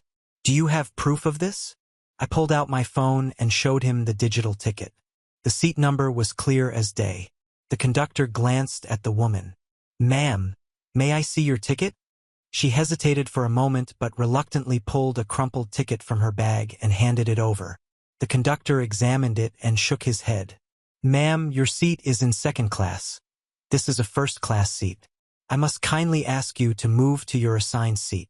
Her eyes widened. I'm not leaving. This boy is insolent. I want him removed. The conductor sighed deeply. He grabbed the radio on his belt and muttered something into it. A few minutes later, 2 railway security officers entered the carriage. They were large men, impeccably dressed in uniform with serious expressions. What's the problem here? One of them asked. The conductor explained the situation. The officers turned to the woman. Ma'am, we kindly ask you to stand up and go to your assigned seat in second class. She crossed her arms defiantly. No, I'm not leaving. I want this brat punished. The officers exchanged glances. Ma'am, if you don't cooperate, we will be forced to remove you from the train. Are you going to force me? I have rights, she screamed. The atmosphere grew tense. The passengers recording were now completely silent, waiting for the outcome. Without further warning, one of the officers firmly but carefully grabbed the woman by the arms. She began screaming and kicking in the air. "This is outrageous. I'm going to sue you." With some effort, they escorted her out of the carriage. Silence lingered for a few moments until a passenger murmured, "So he was right." Another person added, "Look at his ticket. It really was his seat."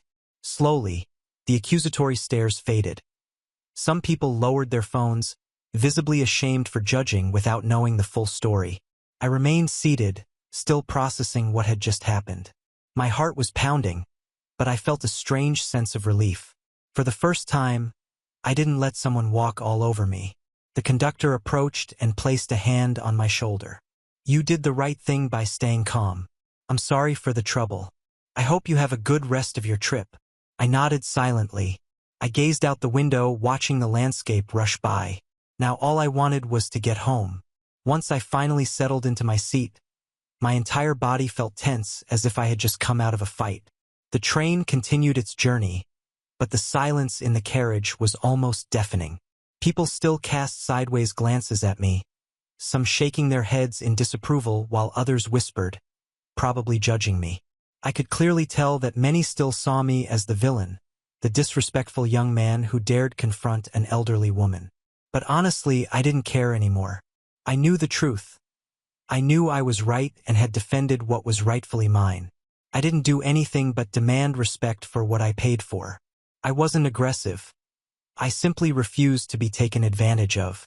As the train moved forward and the scenery passed by, I began reflecting on everything. I was tired, but at the same time I felt an odd sense of relief. The woman was removed from the train by her own choice, not mine. If she had simply gone back to her seat, none of this would have happened.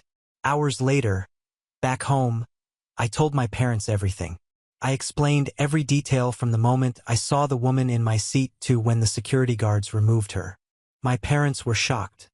My mother looked visibly worried and my father was outraged. "Son, are you sure you didn't do anything wrong?" my father asked seriously. "Absolutely. I just wanted what was mine, and even so, everyone turned against me." Then, when I picked up my phone, I noticed a notification from a social media platform. Someone had tagged me in a video.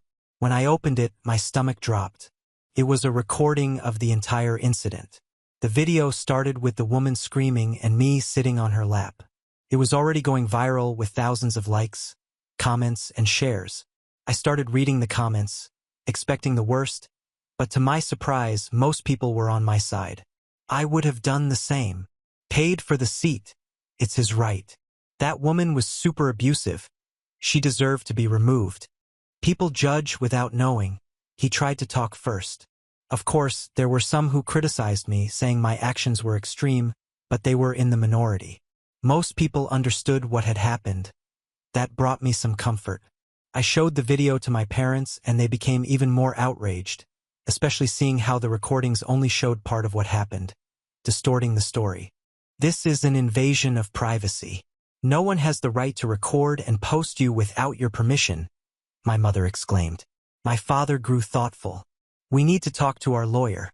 Not only should that woman be held accountable, but also the people who posted these videos. This is defamation." We met with a lawyer specialized in image rights and defamation. He was straightforward. "You have a solid case.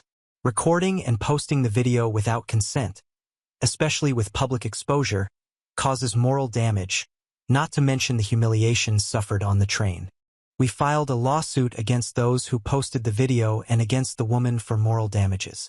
The situation kept gaining traction online, and the more it spread, the more people began to understand what really happened. The lawsuit took time, but justice was served. The judge recognized the unlawful exposure of my image and the humiliation I endured. Those responsible for the videos were ordered to pay compensation for moral damages, and the woman was also fined for the distress and harm she caused. The court ruling was clear. No one has the right to expose another person without consent, and the woman's behavior was abusive and disrespectful. With the compensation money, my parents decided we'd use part of it for a family trip, something we hadn't done in years. We needed time to put all this behind us. Even with some criticism from people on the train, I didn't care. Most people understood my side and the justice system confirmed I was right. The weight I carried in that carriage finally lifted off my shoulders. This experience taught me that standing your ground isn't always seen favorably by others. Often, fighting for your rights is mistaken for rebellion when it's really about dignity. Today, I live in peace.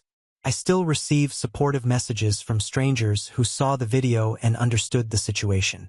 And if there's one thing I've learned, it's that no one should accept being disrespected, no matter who the other person is.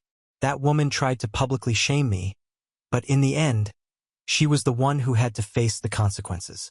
And me? I simply fought for what was mine. Now on to the next story. Story 5. I accidentally saw my best friend sitting on my husband's lap. Jonas, your stupid wife didn't notice that I swapped our daughter with hers, right? She spoils our daughter every day. But where is my daughter and hers? Why don't you bring her with you? I've been punishing her for a month, and it's getting boring. You won't feel bad, will you?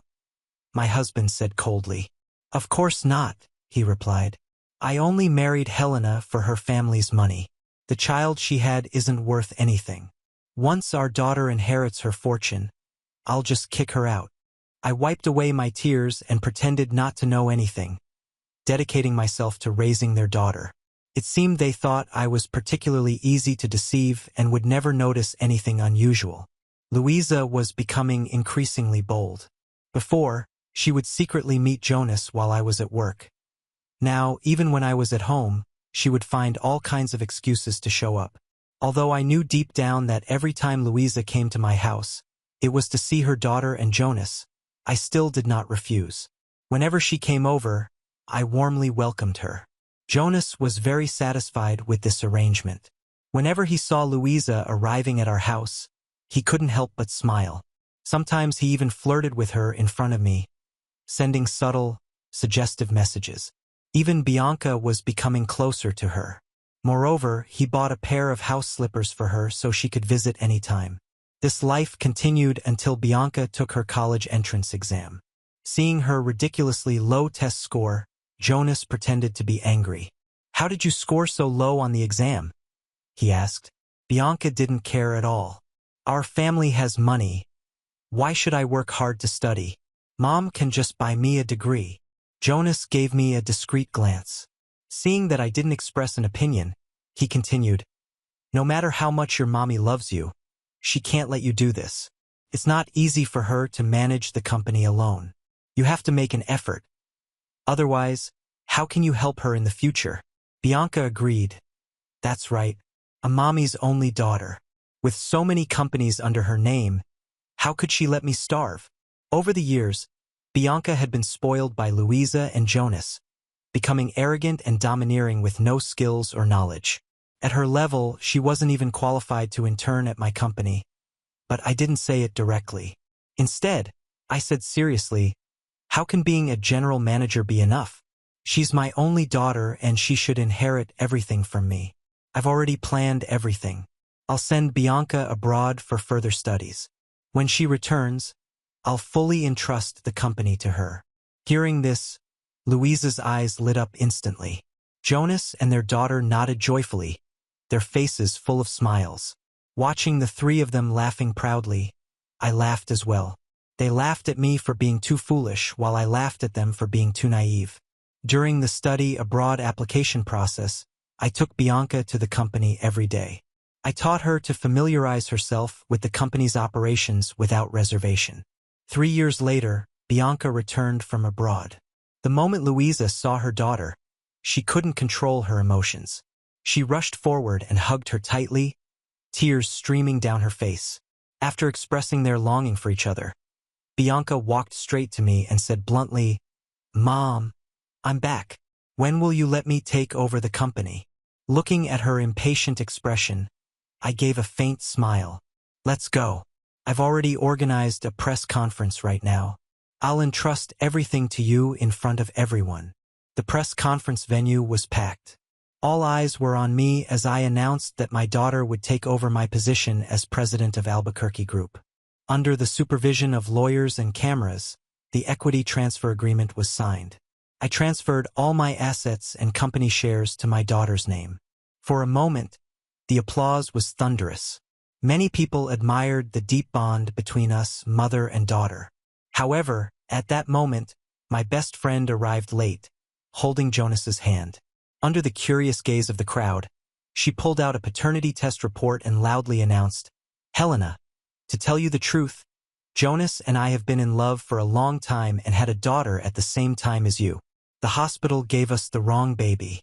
Bianca is actually my biological daughter with Jonas. You've raised her for so many years. Now it's time to give her back to me." Hearing this, there was an uproar. Isn't that Luisa Almeida, Mrs. Albuquerque's best friend? She actually had an affair with Mrs. Albuquerque's husband and even had a child with him. The issue is, Luisa's daughter died when she was just a month old.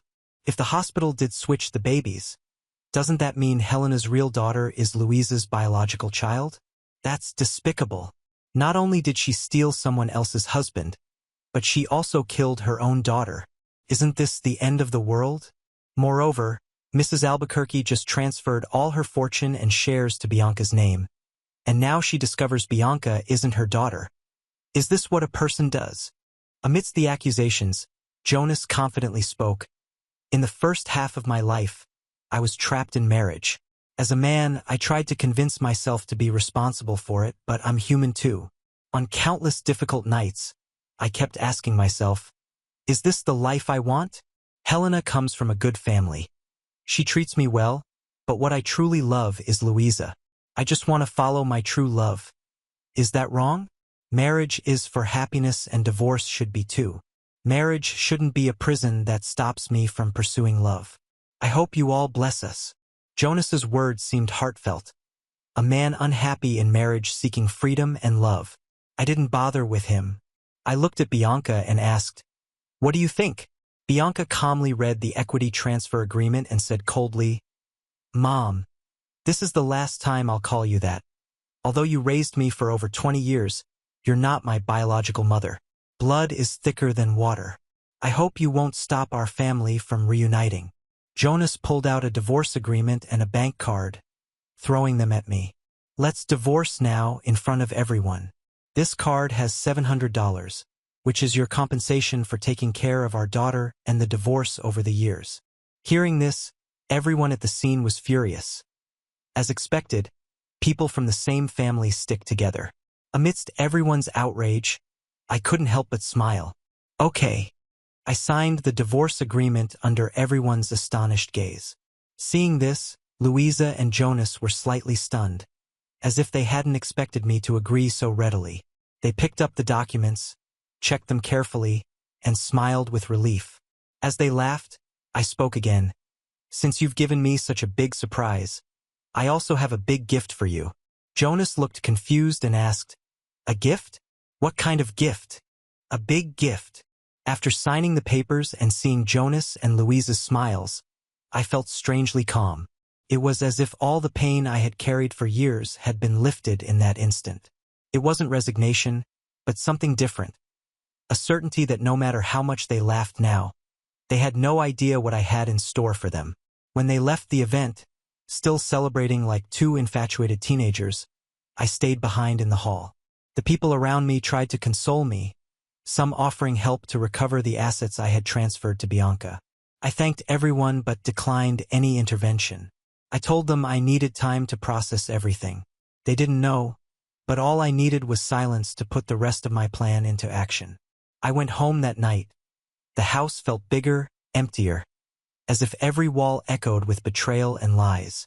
I looked around, seeing the furniture I had once chosen carefully, the family photos on the shelves.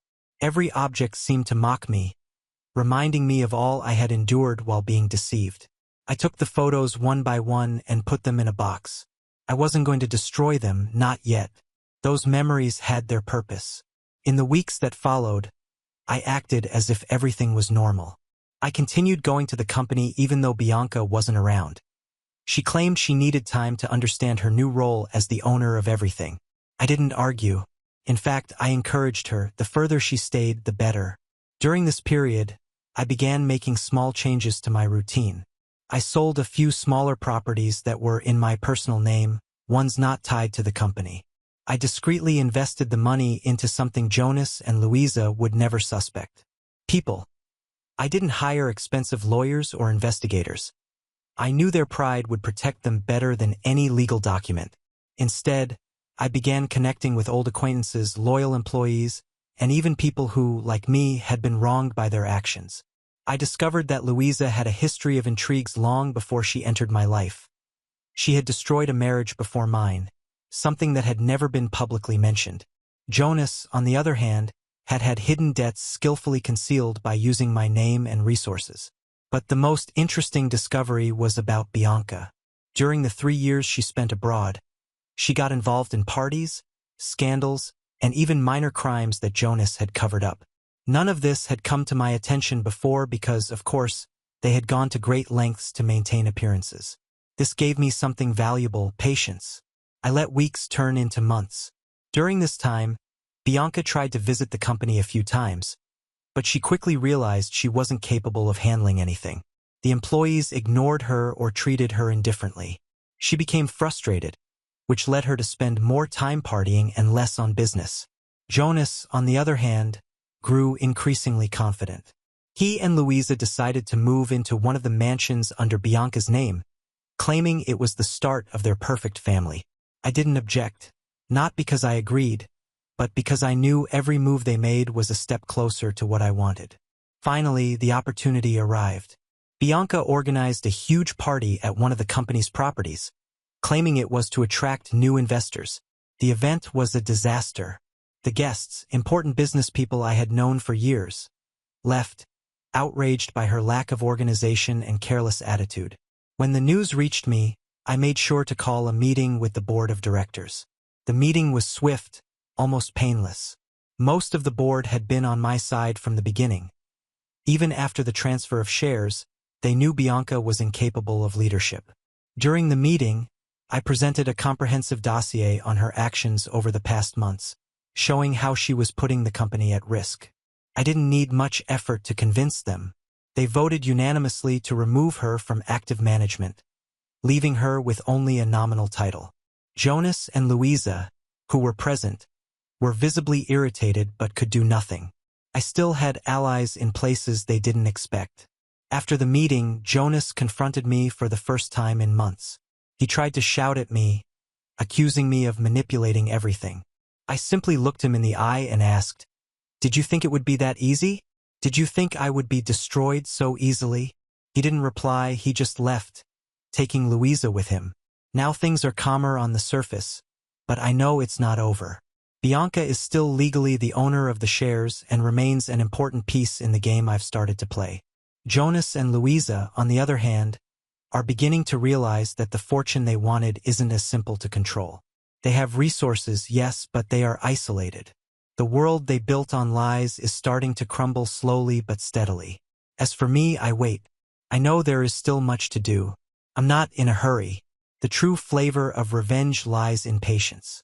They think they've won, but they're merely savoring the beginning of a game that has barely started. After all, I still hold what matters most: control. And that, they'll never realize until it's far too late. After months of careful planning, everything was ready. Jonas, Louisa, and Bianca, each in their arrogance, thought I had given up. They had no idea that while they laughed and reveled in their perfect life, I was meticulously setting the stage for their downfall. I began the execution of my plan with something simple: an anonymous report to financial authorities about Jonas's suspicious transactions. He had been using accounts linked to Bianca's name to embezzle money from the company, believing no one would ever uncover it. These details came from documents I obtained through a former accountant Jonas had fired. The accountant was more than willing to cooperate, especially when I promised to protect his anonymity. Meanwhile, a second report was filed against Louisa. I discovered that in her attempt to cover up her neglect of my biological daughter, she had falsified hospital documents to hide the abuse. Additionally, medical records showed that my daughter had mysteriously disappeared after being handed over to an orphanage, which was, in reality, a front for child trafficking. This revelation was one of the hardest truths I had to face, but it gave me the motivation I needed to push forward. Bianca, on the other hand, was not my main target, but she became entangled in the chaos due to her own poor choices. The parties and scandals she dismissed as trivial began surfacing in the media. Authorities started investigating her, and despite her claims of being a victim, it became evident that her negligence and lack of leadership had contributed to the financial turmoil in the company. The final blow came during a public event. Jonas and Louisa were attending a charity gala organized by Bianca. They were glowing, acting as though they owned the world, when law enforcement officers arrived and arrested them right in front of everyone. The charges against Jonas included fraud, tax evasion, and embezzlement. For Louisa, the accusations were even graver: document forgery, child abuse, and involvement in criminal activities related to the disappearance of my biological daughter. The silence in the room was broken only by the clicking of cameras. The expressions of shock on Jonas and Louisa's faces were priceless. Bianca, who up until that moment believed her perfect family was untouchable, broke down emotionally. She ran to me after the event, tears streaming down her face. "Mom, please forgive me. I was blind. I thought they loved me, but they only used me. I just wanted to belong to a family." For a moment I hesitated. I remembered all the years I spent raising her, believing she was my daughter. Bianca had betrayed me, rejected me, but as I looked into her eyes, I saw the same little girl who once held my hand in fear on her first day of school. Couldn't hate her. "Bianca," I murmured, "you made mistakes, but you are still my daughter. I raised you, I loved you, and I can't abandon that." She collapsed into my arms, sobbing, as I held her tightly. Yet the moment was tinged with an unbearable sorrow. My biological daughter, the one I never truly got to know, had been a victim of unspeakable crimes. Authorities informed me that the orphanage where she had been sent had closed years ago, and her whereabouts remained unknown. That absence weighed heavily, casting a shadow over any sense of victory. With Jonas and Louisa in prison and Bianca attempting to rebuild her life, I regained control of the company. It wasn't easy, but over time, I restored the board's trust and rebuilt relationships with business partners. The company stabilized and its reputation was repaired. I decided to establish a foundation in honor of my missing daughter, dedicated to helping at-risk children. It was my way of keeping her memory alive, even without knowing where she was. In the end, I rose above it all. Jonas and Louisa paid for their crimes, and Bianca, despite everything, found redemption by my side. Still, the pain of not having my biological daughter with me will never fully fade. That scar remains, but it also reminds me of the strength I found to fight against those who tried to destroy my life. And as I watched Bianca working beside me, finally maturing, I feel that in some way we have rebuilt something. It's not perfect, and it never will be, but it's enough to move forward. Now on to the next story. Story 6. On the eve of our engagement, he announced he wanted one final night of freedom, a last bachelor party with his friends. He had made it clear beyond doubt that I was absolutely forbidden from interfering. I knew his first love, the woman who had lingered in his memory, had returned to the country only 2 weeks earlier. Trusting him, I held back and asked no questions. But that night, a photo appeared on my phone. He lay shirtless on a hotel bed, another woman wrapped in his arms. Forcing myself to stay calm, I called him, but he didn't pick up. Every one of his friends' phones was turned off. My hand shook as I opened her profile and found her recent update, which had been posted only minutes before. In the photo, he wore a striking groom suit, holding a stunning woman close as he pressed a kiss to her lips. His best friend held out an engagement ring, a proud grin on his face. Beneath the photo, the caption read, "We once joked about making him my only best man, and now here we are, finally making it happen." My eyes lingered on the photo, scrutinizing every detail, hoping to catch the faintest sign that he was doing this against his will. But his smile was carefree, his gaze fixed solely on her, looking utterly content and at peace. I could no longer find any excuse to deceive myself, and with each thought, a deep ache tightened around my heart as if an unseen hand was squeezing it. She had been his high school love. They dated only 3 months, yet he hadn't let her go in over a decade. Even in his sleep, he would utter her name. I had confronted him about it before, even stirred up a scene, but he'd always brushed it off with a carefree, "It's in the past." I convinced myself that no one could be so haunted by a fleeting 3-month romance, reasoning that his dreams were nothing more than random, meaningless echoes. Yet now, I could no longer fool myself. His actions had made everything heartbreakingly clear. Messages from friends and family still poured in, filled with warm congratulations for our engagement. I let out a bitter laugh and sent him a single text. "The engagement is off. Wishing you both a lifetime of happiness." After a long silence, he finally replied, "What nonsense are you talking about? End this now or there will be consequences." I found myself laughing bitterly at his unnerving composure, the way he pretended as though nothing had changed.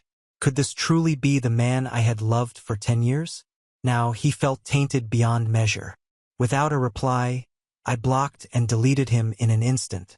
Before me, the red invitations we had crafted together seemed like a cruel joke. The more I looked, the more absurd they appeared. So I cast them to the floor and set them ablaze, watching the flames erase the memory. I couldn't fathom how he could cling to his first love yet spend a decade by my side, nor why he would betray me so ruthlessly just before our engagement. Memories of our years together surged back, and I realized he had never looked as carefree and radiant with me as he did in that photo. He was attractive and privileged, and as an only son, he had taken over his family's business right after college. He was an impressive figure among his peers. Despite my humble beginnings, I had somehow won his affection.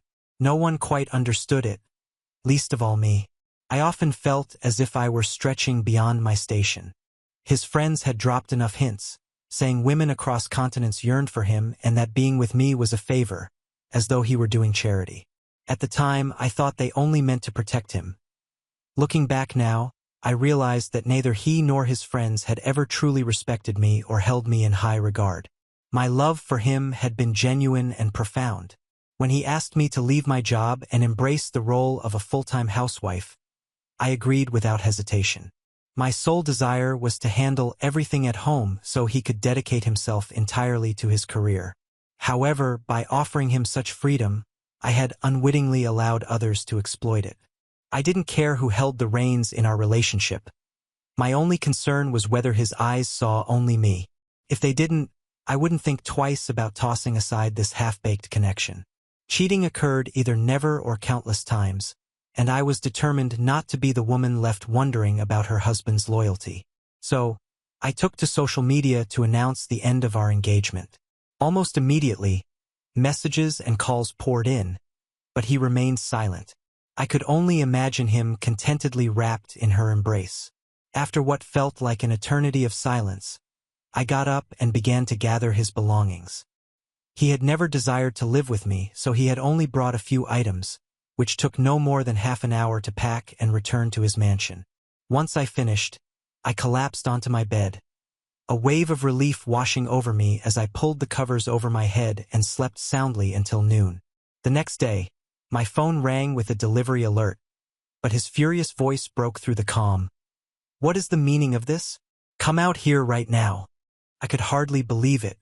He had the audacity to cheat on me so openly and still dare to question me. As I opened the door, there he stood, his glare sharp and filled with fury. The moment his brows knitted together in frustration, with no hesitation, he began to hurl accusations at me, his voice filled with indignation. "Do you think marriage is just a game? You can't simply call off an engagement because it suits you," he went on. "What's with this tantrum? I'm already drowning in work, and now you want to add to my stress." The delivery man looked like a deer caught in headlights, but I remained composed as I took my food and thanked him. My calmness seemed to provoke him even more, as he seized the meal from my hands and flung it to the ground, sending it crashing everywhere.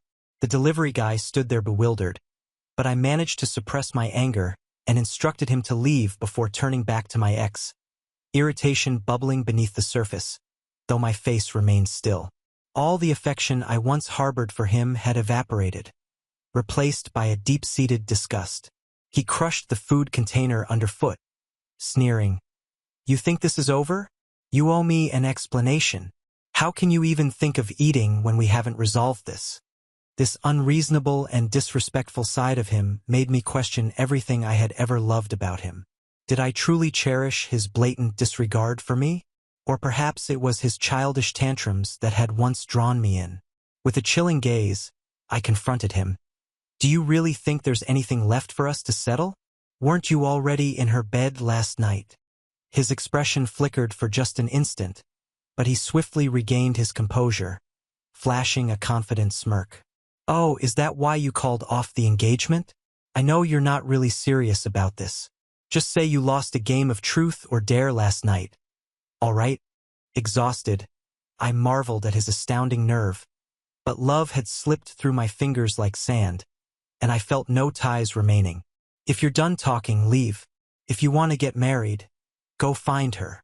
I began to shut the door, but he wedged his hand in the edge, biting into his skin, leaving angry red marks in its wake.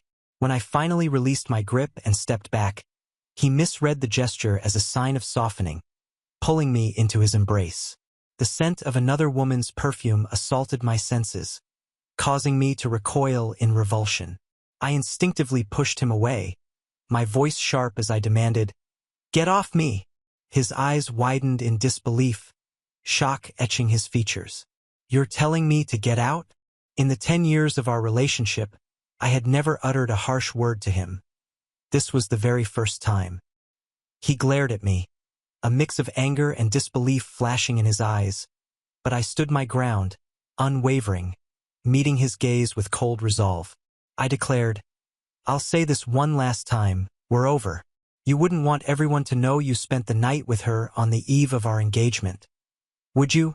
Startled, he still gripped my shoulder with his injured hand, his voice laced with incredulity. "What are you talking about? I didn't do anything like that. Did someone tell you otherwise?"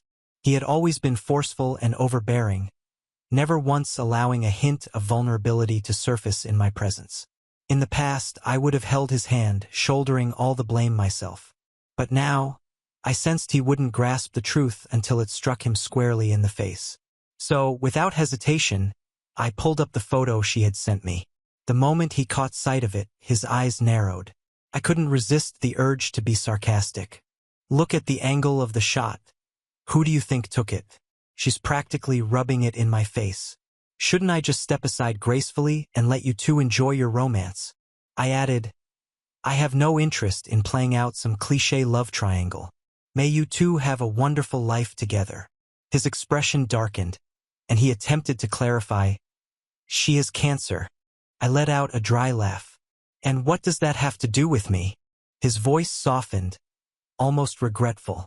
"Her last wish was to have a fake wedding with me. I didn't engage in anything with her last night, and I don't even know when that picture was taken. Please don't think of me as some lowlife." I scoffed in disbelief.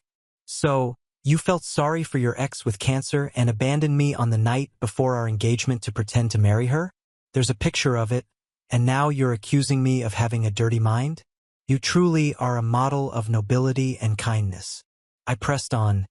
"If you feel that strongly for her, why not make it official? Go ahead, announce it to everyone. Clearly, I'm not worthy of someone as compassionate as you."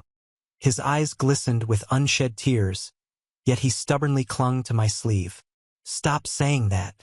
Just as I was about to urge him to leave, my phone rang. It was his mother. I didn't answer his mother's call. I was done explaining myself, done humbling myself before a family that never respected me. I watched him watch me, probably expecting me to pick up the phone, but all I wanted in that moment was for him to walk out of my life for good. I wanted him to leave, to take his lies and empty promises of a future that I now knew would never happen. He just stood there as if waiting for me to relent, like I had so many times over the years. But this time was different. I looked him in the eye and said with a calmness I didn't even know I had, "You should leave now. You've already got what you wanted. So take your excuses and get out." He laughed a nervous, forced laugh, trying to cover his discomfort with that smug superiority that had stopped intimidating me long ago. "You're really making a big deal out of nothing," he said, a condescending tone in his voice. as if I were a petulant child. You think you're doing yourself a favor by ending this, but deep down, you know you need me. I took a deep breath, trying to rein in the fury bubbling up inside me. How could he be so arrogant? How dare he assume that I needed him after everything? For years, I'd been the pillar of his life, giving up my dreams and career so he could focus on the family business without worrying about anything at home. I was the one who always stood by his side while he treated me like an option, a second choice, a consolation prize. I breathed deeply, but the calm I was trying to maintain was slipping. The image of him in bed with another woman was still fresh in my mind, seared into my memory. Everything I had done for him now felt like a cruel joke. And there he was, staring at me as if I were merely a level in a game he could reset whenever he pleased. "You think I need you?" I asked, my voice laced with bitterness. "Do you really believe that after all this, I'd still be willing to overlook your pathetic excuse about a dying ex with one last wish? You were there having a great time, laughing like I was nothing to you, like these years meant absolutely nothing." I paused, letting my words hang in the air, heavy and real. He tried to interrupt, but I cut him off. "You know what's even more infuriating? That I let myself be fooled for so long. I believed in your promises, in your empty words. I gave up everything to be your perfect little housewife, the woman you could flaunt for appearances while living a double life behind my back. But the truth is, you never saw me as your equal. I was just a convenient ornament." He shook his head, looking annoyed, as if I were ungrateful for not appreciating the sacrifices he had made. "I did what I could to take care of you, give you the best life you could ever have, and now you're acting like I'm the villain." He glared at me, trying to intimidate me, but I was long past that. "If you think giving me a house and paying the bills was enough, then you really never understood anything about me. I never needed luxury or status or any of the show. All I wanted was respect. But I guess that was too much to ask." Every word I said felt like freedom, as if I were finally breaking the invisible chains he'd held me with. And for the first time, he seemed to realize he'd lost control over me. He took a deep breath, his face flushed, struggling to keep his composure, but it was clear he was falling apart inside. "You're making a mistake, and I'm not going to wait around for you to come to your senses. You're going to regret this." He turned away, muttering something about me being ungrateful, but I didn't care anymore. As soon as he was gone, silence filled the house. For the first time in years, I felt at peace. That silence wasn't empty. It was liberating. I walked over to the living room and sat on the couch, taking in the space around me. Every corner I had decorated, trying to create a home for us. Now all of it felt like part of a sham. The next day, I got a message from a mutual friend. She asked if I was all right and, with a hesitant tone, revealed that he was already spreading rumors about me, claiming I had been unstable and dramatic, and that he tried everything to save our relationship, but that I was determined to ruin it. That was the last straw. For years, he had manipulated the story, always casting himself as the hero while I was the weak one, the immature one who couldn't understand his responsibilities. This time, the truth was coming out. I went to social media and wrote everything. Every detail of the betrayal, the public humiliation, the hidden contempt he'd shown me over the years. I shared the sacrifices I'd made, the broken promises, and finally, the deceitful bachelor party he used as a cover to meet up with his ex. The responses were immediate. Friends who I thought had distanced themselves reached out to offer support. Some of his family members who had always treated me coldly tried to defend him, but the damage was done. The mask he wore for the world had finally shattered. A few days later, he showed up at my door again, looking worn out. He begged me to stop, said I was ruining his life and that none of this was necessary. But I felt no sympathy, no guilt. He hadn't shown me any consideration when he laughed by another woman's side, when he publicly humiliated me. Now, he had to face the consequences of his actions. "You think I'm ruining your life?" I asked, my voice steady. "Maybe you should have thought about that before betraying me, before treating me like something you owned. All I did was tell the truth. Maybe, for the first time, you're finally seeing the damage you caused." He tried to argue, but I simply closed the door in his face. The peace I felt in that moment was indescribable. In the days that followed, a calmness, almost surreal, settled over me. Every detail of the life I had built alongside him now felt like a well-rehearsed lie, and the most ironic part was that I, so blinded by love, had believed every word, every empty promise. I knew he was furious, trying to control the damage my post had caused, but I was past caring. For the first time, I felt that control was in my hands, and I had no intention of giving it back. I began rethinking everything I had given up for him. There was a career I'd put aside, friends I'd distanced myself from, opportunities I'd ignored, all in my commitment to being the perfect partner for him. I decided to reclaim who I was before I met him, and that began with a simple decision to go back to work. An old colleague who had heard my story through social media reached out with a job offer at the company where he now held a senior position. Accepting that offer felt like opening a door to a new life. A few days into my new job, I heard that he was struggling with the family business. Clients had heard the stories, and the rumors of his infidelity were beginning to hurt his public image. He contacted me again, this time with a formal plea for reconciliation to protect his family's reputation. "We can keep up appearances," he said with that calculated tone he always used. "No one needs to know the details. People will forget, and we can go back to being that ideal couple." Hearing those words, something inside me revolted. He really believed I'd be willing to erase everything just to save his image. I looked at him, finally seeing him for who he truly was.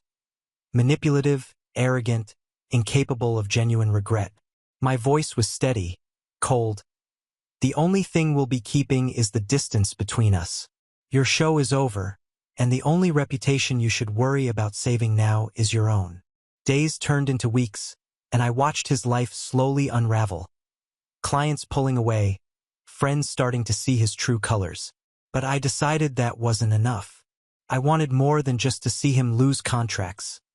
I wanted him to feel the emptiness and frustration he had made me feel. And for that, I needed a more elaborate revenge, something that would hit him where it hurt most. His status. Among the things he'd left behind, I found some old documents related to the family business. There were records, contracts, and financial information revealing transactions that didn't exactly follow ethical business practices. I knew that, in the right hands, this information could cause even more damage. I spoke with a lawyer I knew, who assured me these documents would be of great interest to certain authorities and, of course, his competitors. As soon as I sent copies of those questionable transactions to a few key people in the industry, the consequences began to unfold. He was called in to explain himself, and what started as rumors turned into an official investigation. The reputation he cherished so much was falling apart, but he had no idea that the downfall was only just beginning. Meanwhile, I was moving on with my life. My new job was fulfilling, and I was reconnecting with friends who now looked at me with a new sense of respect that I hadn't thought possible. They knew what I'd been through, and they celebrated every small victory, every step I took in rebuilding my life. And with each accomplishment, my confidence and self-worth grew in ways I had never experienced before. Then, I found out he was trying to attack me in other ways. Maybe out of desperation, he started spreading stories that I was mentally unstable and vengeful. But ironically, these attempts only made him seem more pathetic. People were beginning to see the truth, not just about who he was, but about the strong, determined woman I was becoming. Shortly after that, I heard that he had completely lost control of the company. His own family, desperate to save what was left, decided to remove him from his position. The business was taken over by a younger cousin, and he was left without any significant role in the empire he had once flaunted so proudly. It was like watching an empire he thought was unbreakable crumble to pieces. And as he fell, I rose. I earned a promotion at work, and that was just the beginning of a series of opportunities that began coming my way. I decided it was time to invest in myself, truly. I started attending seminars, taking courses to enhance my skills, and soon enough, I found myself inspiring others who had been through similar situations. Without realizing it, I had become a symbol of strength and resilience. With each supportive message I received, each new connection I made, I felt that my life was finally on the path I had always wanted. I was now an independent, fulfilled woman, and I allowed myself to dream again. Dreams that, this time, belonged only to me. Now on to the next story. Story 7. I found a box of birth control pills in my widowed mother-in-law's room. I replaced the pills with ordinary stomach medicine.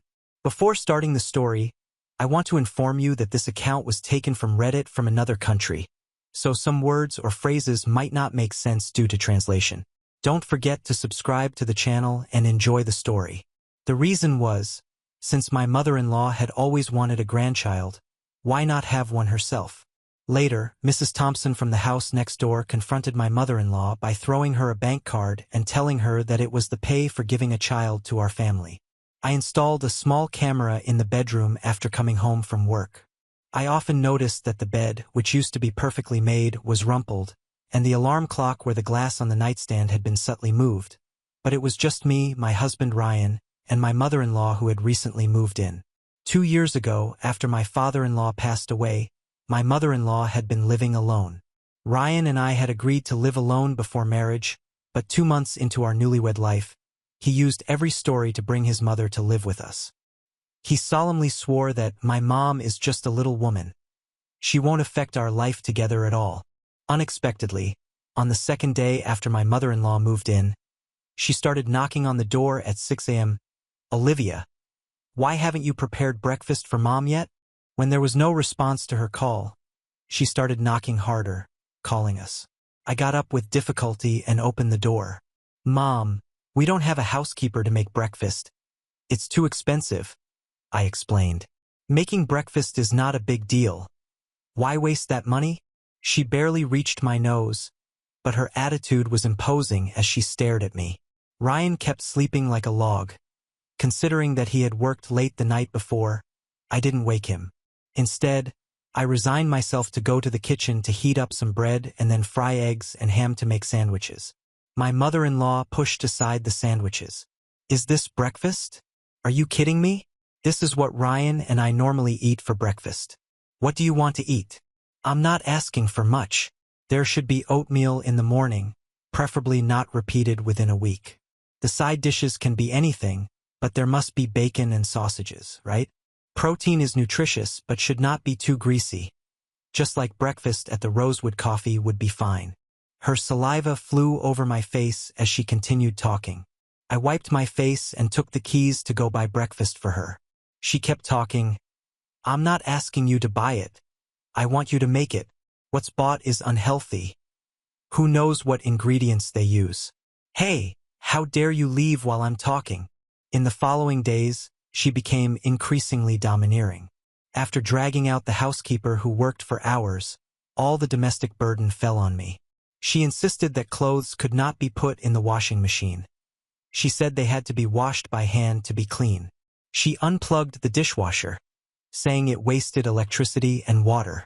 She would come into our bedroom in the middle of the night to turn off the air conditioner, arguing that she feared we would catch a cold. I had accumulated a lot of resentment. When I saw the surveillance video, I finally exploded. 2 days had passed since I installed the camera. That day, I had just finished a project proposal and sat at my desk to review the footage at triple speed. Unexpectedly, I saw Mr. Thompson hugging and kissing my mother-in-law as they entered my bedroom, then the two of them rolling around in my bed. Mr. Thompson lived next door and had an apparently perfect family. Who could imagine he was having an affair with my mother-in-law? Seeing the tangled figures in the video, I felt a wave of nausea and ran to the bathroom, completely vomiting my lunch. The two moved with practiced ease. They were clearly habitual offenders. I steadied myself and prepared to tell Ryan everything that night and then confront his mother about it together.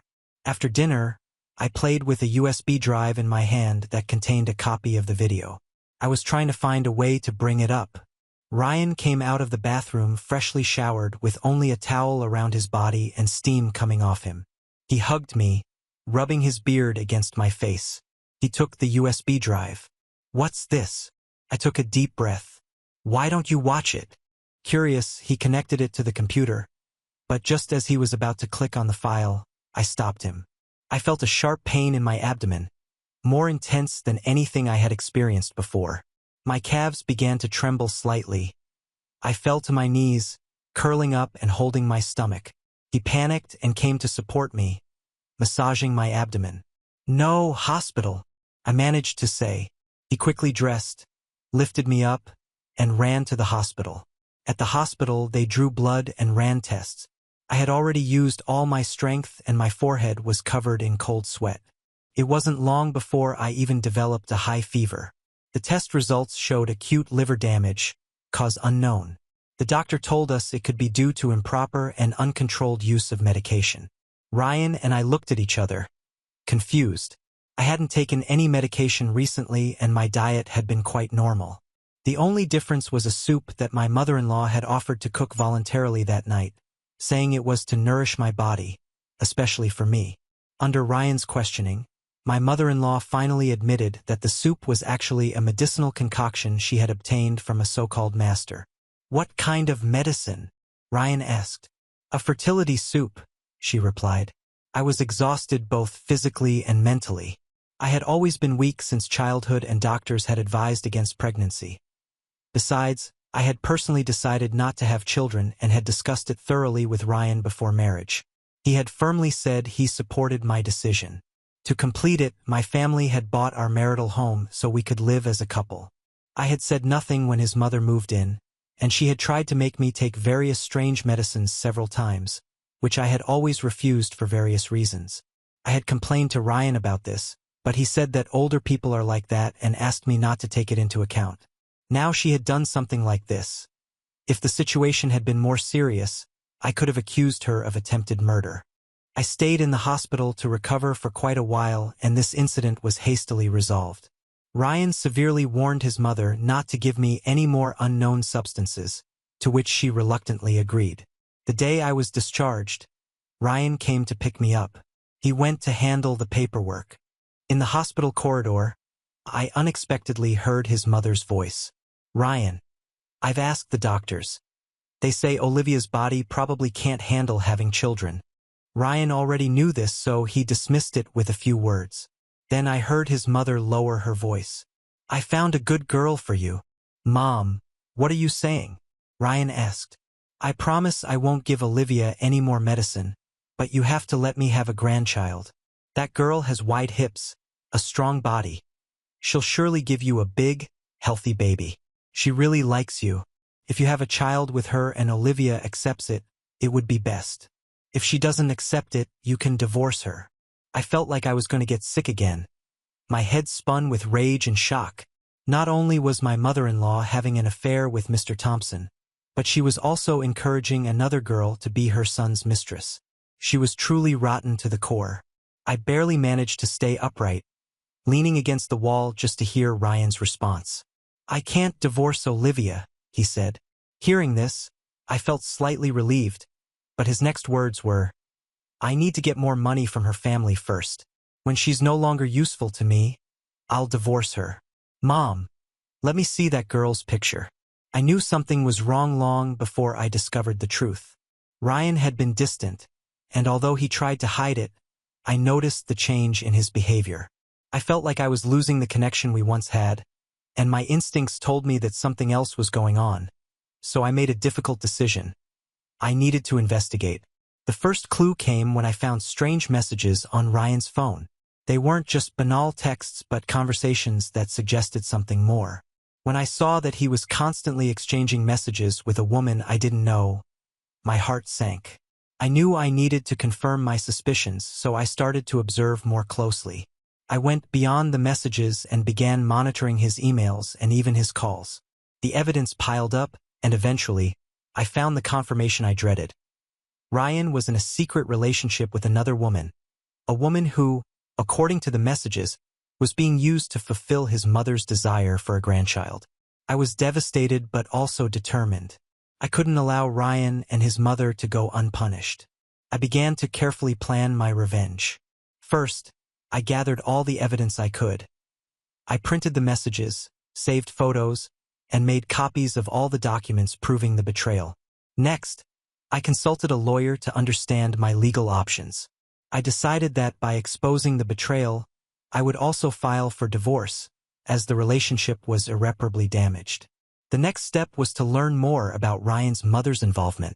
I knew she had played a crucial role in all this and needed to ensure she also faced consequences.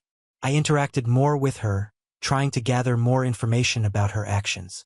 The revelation of Ryan's infidelity was just the tip of the iceberg. The situation took an unexpected turn when, while investigating the betrayal, I discovered that my mother-in-law was pregnant. At first, I couldn't believe it. My heart was broken and I didn't want to accept that something so absurd could be happening. However, there were evident signs and, despite her nervousness, my mother-in-law seemed to be hiding something. I knew I needed to act with caution. My strategy was to stay calm and do whatever was necessary to confirm the pregnancy. Since my mother-in-law was reluctant to take a pregnancy test due to nervousness and embarrassment, I decided to take a more subtle approach. I began talking to her about the symptoms I had noticed, trying to gently raise her awareness. Eventually, she started to open up a bit more, and after much insistence, I managed to convince her to take a test. But to avoid raising suspicion, I suggested she collect a urine sample and put it in a container I had for a routine health checkup. She didn't know that the goal was to test for pregnancy without her realizing it. When she went to the bathroom, I made sure to be close by to ensure everything went smoothly. After she left, I took the sample and conducted the pregnancy test. The result was clear. She was indeed pregnant. This was the final detail I needed to complete my revenge plan. The dinner night arrived and it was time to reveal the whole truth. I invited Ryan and his mother to the house, planning a final confrontation. Additionally, I called my family and his family, who, although they didn't like Ryan and my mother-in-law very much, came to the dinner because I had promised a big revelation and everyone thought I was pregnant and going to make an announcement. The dinner was elegantly decorated, but the tension was palpable. While everyone settled in, I prepared a presentation. I began speaking about the importance of transparency and honesty before revealing the evidence I had gathered. I showed the messages and photos of Ryan's secret relationship with the other woman. Then, calmly, I moved on to the most shocking part, the pregnancy test of my mother-in-law. First, I showed the test and everyone was very surprised as I would be pregnant by the man who betrayed me. My mother-in-law didn't even care about the betrayal and started celebrating. But soon after, I presented the container and the test, revealing that the test was actually hers, meaning she was pregnant by Mr. Thompson. The room fell into an absolute silence as I displayed the evidence. Ryan appeared to be in shock. His expression changed from anger to despair as he saw the proof. He tried to justify his actions, but there were no excuses that could erase what had happened. His mother was also devastated, her dignity completely shattered. My mother-in-law started crying desperately and couldn't believe it all.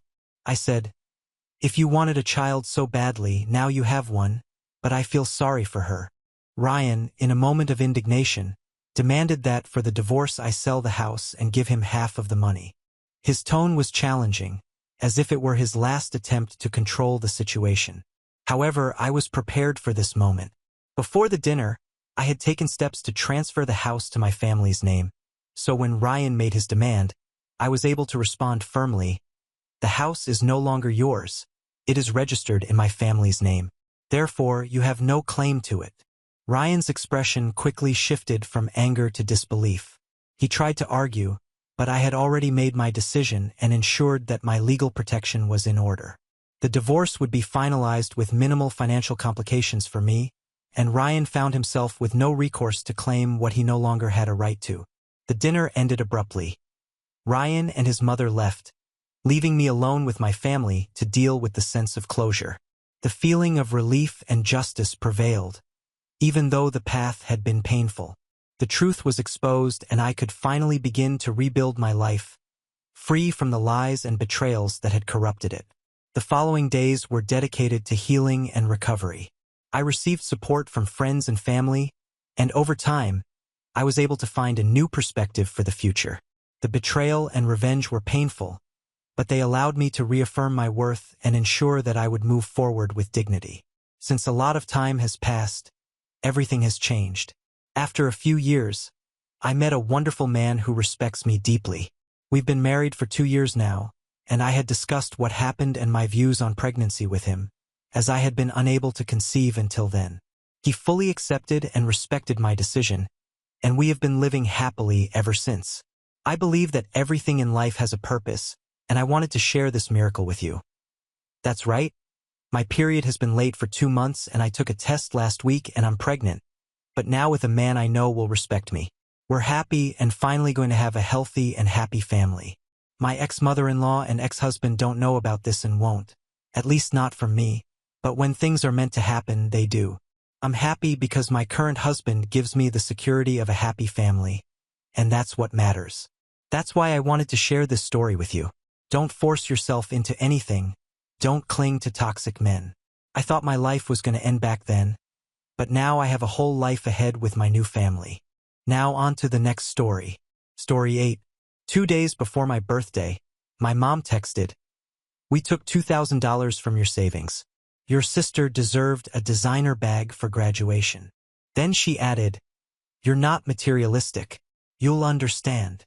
I smiled, froze the transfer, and reported the withdrawal. Check out, the card failed, and her phone lit up. Refund reversed. Insufficient funds. 2 days before my 25th birthday, I got a text from my mom that didn't even start with a hello, just straight into it. "We took $2,000 from your savings. Your sister deserved a designer bag for graduation." Then a follow-up like it was supposed to soften the blow. "You're not materialistic. You'll understand." That was it. No warning, no request. They didn't even try to pretend it was a loan. They took it like it was theirs to take because family. I stared at the screen for a long time, not even angry at first, just stunned. Then I laughed. Not because it was funny, but because it was so insanely bold. That account wasn't some random stash. It was emergency money. My savings from working full-time since college. I had plans for it, maybe grad school, maybe a down payment. Definitely not a $2,000 handbag for someone who already got a car for her 18th and a paid trip to Cabo for spring break. And she wasn't even my twin. She was younger. Caroline, 21, fresh out of college, obsessed with influencers, and constantly talking about how designer pieces hold value. My parents always spoiled her more than me. But this was new. I didn't reply. I logged into my banking app and froze the account. Then I filed a report. Unauthorized withdrawal. I knew exactly what I was doing. I waited until the money hit back into my account, and then I kept waiting because I knew they had no idea yet. They assumed they could just take it like always. On Saturday, they invited me to go shopping with them, said we'd grab lunch after. I played along. We went to the mall and, of course, we ended up in that overpriced boutique with the glass cases and security guards. Caroline was already carrying the bag like it was hers. My mom beamed like they'd done something noble, like giving her that bag made them heroes. At the counter, the cashier smiled, scanned it, and my mom swiped her card, declined. She blinked and tried another, declined again. Then her phone buzzed. I saw the screen from where I stood. Refund reversed. Insufficient funds. She looked at my dad. Caroline turned toward me. I didn't flinch. I didn't say a word. Just stood there and waited. We walked out empty-handed. No one said a thing the whole ride home. That night, I got a text. "We thought you were better than this. Money isn't everything. Your sister deserves to feel special too." No apology. No recognition that they stole from me. That's when something in me snapped. This wasn't just about a bag. This was years of being treated like the backup plan. The dependable one. The one they could take from without asking because I'd always just eat it. I decided I was done. And if they wanted to act like I was selfish, fine. Let's see how they handled it when I actually stopped helping. This was just the start.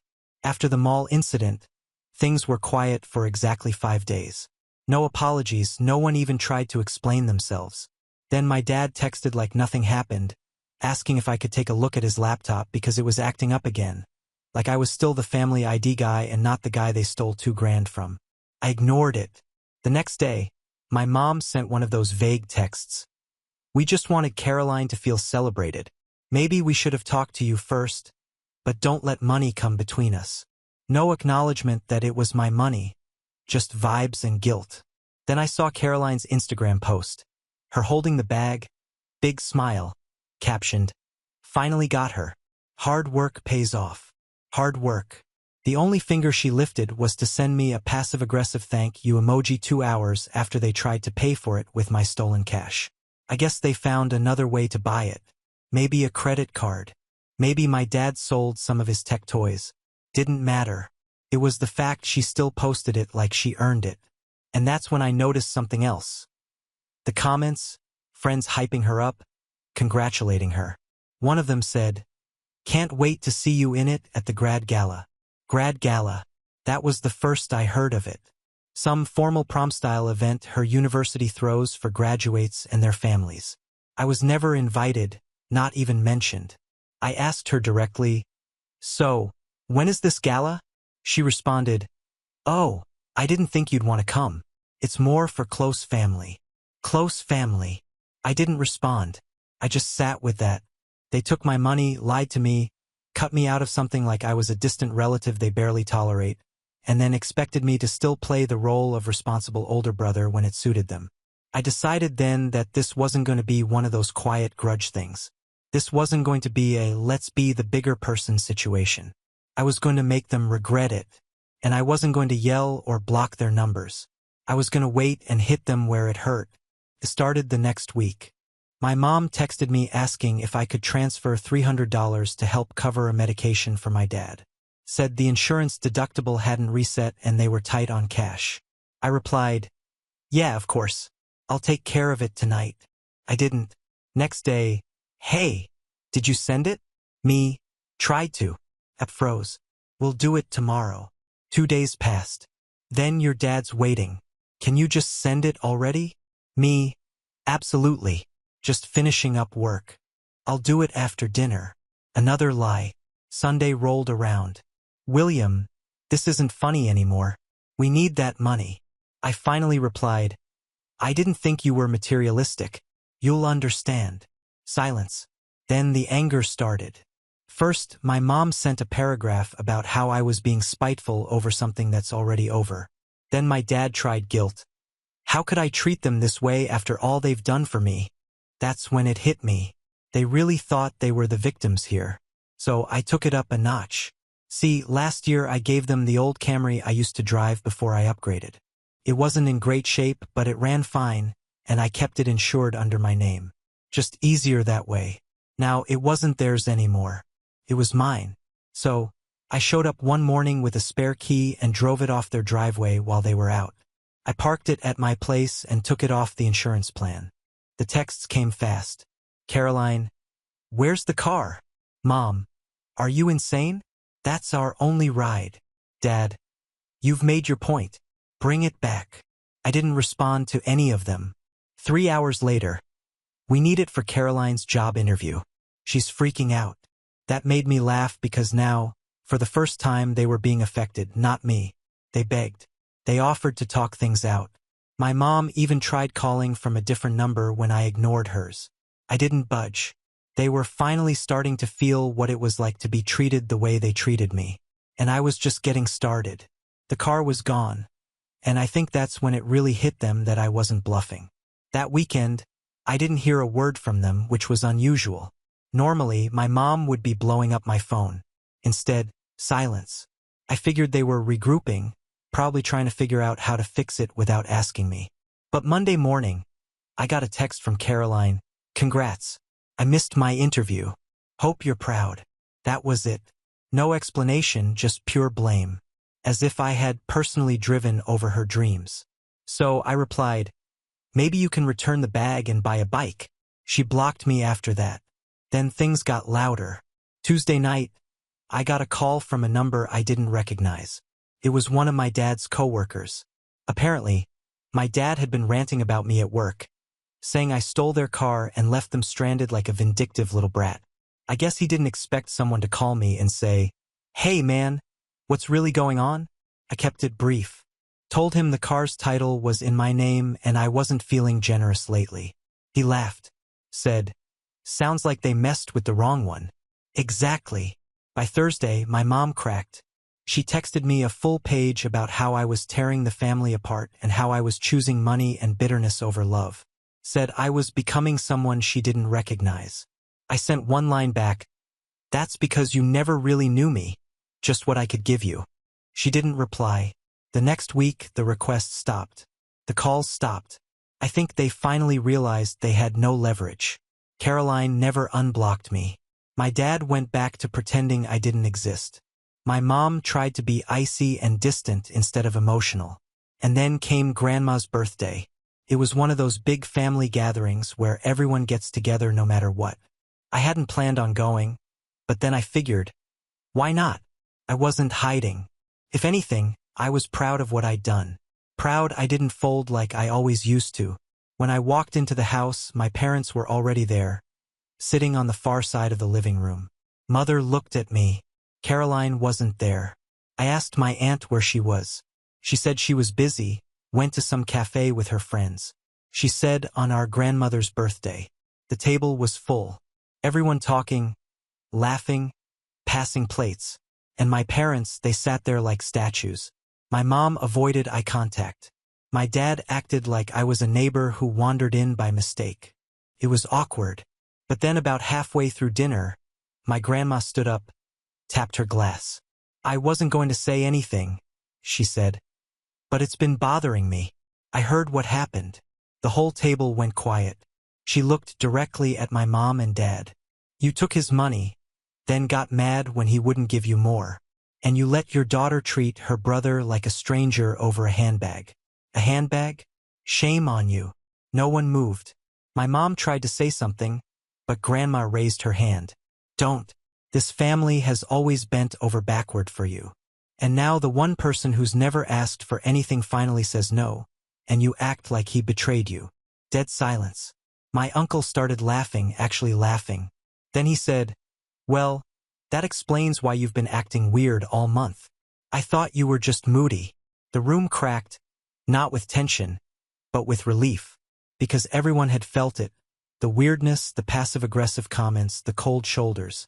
But no one knew what it was about until that moment. My parents didn't say a word the rest of the night. And Caroline, she missed the whole thing. Too busy drinking overpriced lattes and pretending she was an influencer. On the drive home, I realized I didn't feel angry anymore. Just done. That was the night I decided to write all of this out. Not because I needed sympathy, but because I know there are people out there who've dealt with the same thing, being that good kid until you stop giving and suddenly you're the villain. I was never the villain. They just didn't like that I stopped playing the fool. After Grandma's birthday, things weren't quiet. They were dead, like something had been buried, and no one wanted to dig it up. My parents didn't text. Caroline disappeared entirely. It was like I'd been quietly exiled, except no one had the guts to say it out loud. And honestly, I didn't miss them. I finally had weekends where my phone wasn't buzzing with requests. No fake, "hope you're well" messages that ended with, "Can you help us out?" I got my evenings back, started sleeping better, ate out more, booked that trip to Seattle I'd been putting off.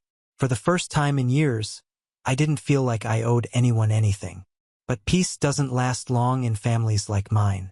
Because once the silence stopped being about anger, it turned into desperation.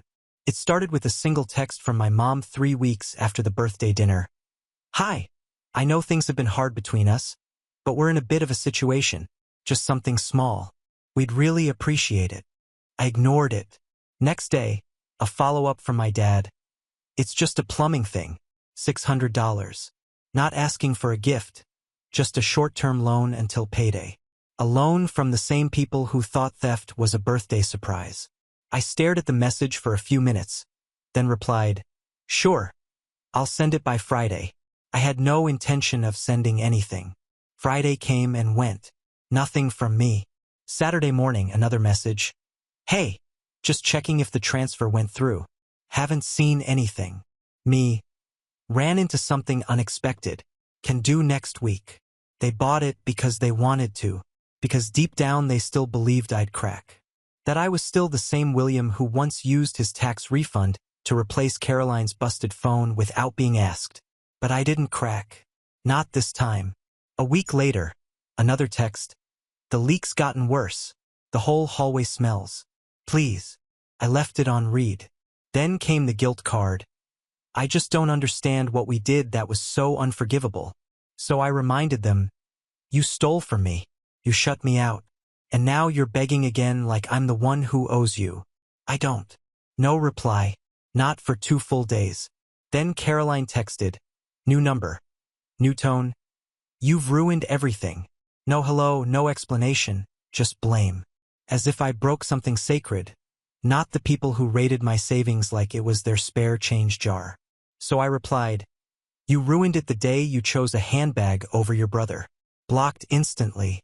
I think that's when they realized the old dynamic was over. The version of me they leaned on, who never said no, who always covered for their screw-ups, that guy was gone. And the new one wasn't playing their game.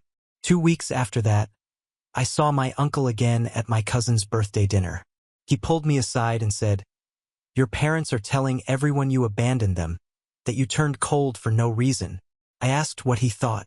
He shrugged. I told them they made their bed. Your grandma wasn't wrong. He paused, then said something I hadn't expected. You know, your mom's been like this since we were kids. Always thought she was owed something.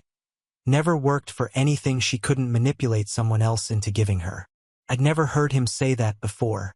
Never seen that version of him, someone who saw through the performance. And it made one thing really clear. This wasn't a one-time screw-up. This was who they were, and it wasn't going to change. Later that night, I opened my notes app and started writing this out. I didn't plan on posting it at first, just wanted to put it somewhere so I didn't forget how it all unfolded. But the more I wrote, the more I realized there were probably people out there who needed to hear it. That sometimes cutting off the people closest to you isn't cruel. It's necessary. And no, I haven't talked to them since. They haven't talked to me either. Not even to say goodbye. 2 months passed. I didn't hear a word. Not from Caroline, not from my parents. Not even a passive-aggressive group text with a birthday reminder or a forwarded meme. It was radio silence, and I had every intention of keeping it that way. Then, in the middle of a normal Tuesday at work, I got an email. Not a text, an email. Subject, important. Please read. It was from my dad. He wrote 3 short paragraphs. Said they needed my help. Not financially, this time it was legal. Apparently, Caroline had gotten into a small car accident. Nothing serious, but the other driver was pressing for damages. And here's where it gets absurd. They wanted me to speak on her behalf because I had some connection to the other driver's insurance company. A stretch from a job I worked 2 years ago. No apology, no explanation for the sudden silence. Just, you're good with words. You know people. Please talk to them for her. I stared at it for 10 minutes. I didn't reply. A day later, another email, longer this time, from my mom. She said the other driver was being dramatic and greedy and Caroline was scared she'd get sued. She asked me to just make a few calls and help keep this off her record. Then casually dropped in the middle. It would mean a lot after everything we've been through. After everything we've been through. Like it was mutual. That night, I got curious and did a little digging. Asked a friend who still worked in insurance to look into the case. Turns out Caroline wasn't just in an accident. She ran a red light, clipped another car, and then left the scene. Not far, just down the block, but enough to trigger a report. The only reason it didn't become a criminal issue was because the other driver followed her and got it all on video. So now they wanted me to smooth it over. I replied to my dad's email, did you forget she left the scene? You think I'm going to stick my neck out for someone who wouldn't even invite me to her graduation? He replied 2 hours later, so you're really going to let your sister get dragged through court over a mistake? That was the last straw. I sent one sentence back, you made your choices. Now live with them. No reply for a while until a week later when a mutual cousin messaged me and said, hey, are you coming to the family cookout next weekend? Everyone's talking about it. Apparently your mom's trying to make peace. I hadn't been invited, so I showed up. No announcement, no warning. Just walked in with a 12-pack of soda and greeted my uncles like nothing had happened. My mom's face when she saw me, priceless. Like she'd been caught in the middle of staging a scene and didn't have time to reset the props. Caroline wasn't there. I figured maybe she was avoiding the whole thing until someone let it slip. She was upstairs hiding. 10 minutes later, my grandma pulled me aside. "I thought you weren't coming." I told her I hadn't been invited. She frowned. "Funny, your mother said you didn't want to come. Said you were still processing things." That's when it hit me. They were rewriting the story, telling the whole family I was distancing myself, that I was bitter, that they tried to make things right, but I was too proud to let it go. I was done. I walked into the kitchen, waited for everyone to gather around the grill, and told the entire story start to finish. About the money, the prom, the lies, the bag, the revenge, the car, the fake accident story, the email. People were quiet. Then my uncle, the same one from Grandma's birthday, shook his head and said, "Jesus, and here I thought you were just being cold for no reason." Another cousin added, "Your mom told me you offered the money, said you wanted Caroline to feel celebrated." I just said, "Not even close." By the end of the night, people were looking at my parents differently, like they were finally seeing them without the decades of goodwill and excuses. And Caroline never came downstairs. Later, someone said she left through the back when she heard I was telling the story. Of course, she did. They wanted to erase what happened, twist it into something that made them look good. But I wasn't going to let them. This wasn't revenge anymore. It was just truth. And I was finally free to tell it. After the cookout, there wasn't some big explosion, no screaming match, no family group chat meltdown. It was worse than that. It was empty. They went quiet fully, completely, like someone pulled the plug on a show that ran too many seasons. No texts, no backhanded voicemails, no surprise visits. Nothing. And I left it that way. A few cousins reached out afterward, mostly to say things like, "Did all that really happen?" Or, "Your mom's been acting like the victim for months." I just told them the same thing I told everyone that night. They used me, and when I pushed back, they turned on me. Simple. My uncle, the one who had laughed when Grandma called them out, told me Caroline went silent for days after the cookout. Didn't answer calls, didn't post anything, didn't even come downstairs when people visited. My guess, she realized the family didn't buy her version of things anymore. The golden child routine cracked, and there was no script for what came next. And then randomly one afternoon, I got a voicemail from my dad. He didn't sound angry. He didn't even sound sad. He just sounded tired. "William, I guess this is where it ends. I don't know what else to say. You've made your decision. We'll stop reaching out. If you ever change your mind, you know where we are." Click. No apology, no ownership. Just a quiet shuffle of someone backing out of a room they lit on fire. I didn't call back. I didn't want to. Instead, I got on with my life. Really got on with it. I started spending more time with people who didn't treat me like a tool with a heartbeat. Went hiking more. Took a solo trip to Portland. Started dating someone who didn't flinch when I said I wasn't close to my family. And that Camry is still parked in my driveway. Tires a little worn. One wiper blade snapped. But I started up once a week just to keep it breathing. Not because I plan to drive it again, but because it reminds me I made a choice.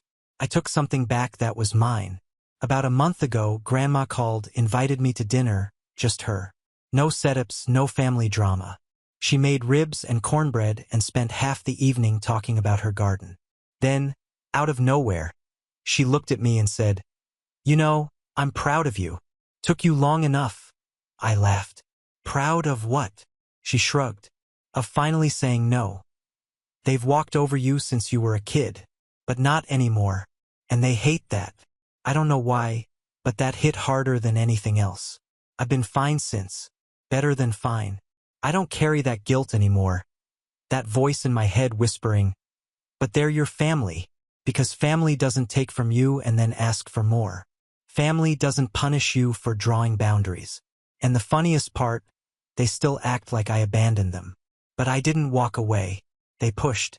I just made sure the door locked behind me. That's how it ended. No closure, no make-up dinner, just silence and the freedom that comes with it. So yeah, if you're reading this wondering if it's okay to cut people off when they've pushed too far, it is. Sometimes the healthiest thing you can do is nothing at all. Just leave and let them deal with the echo.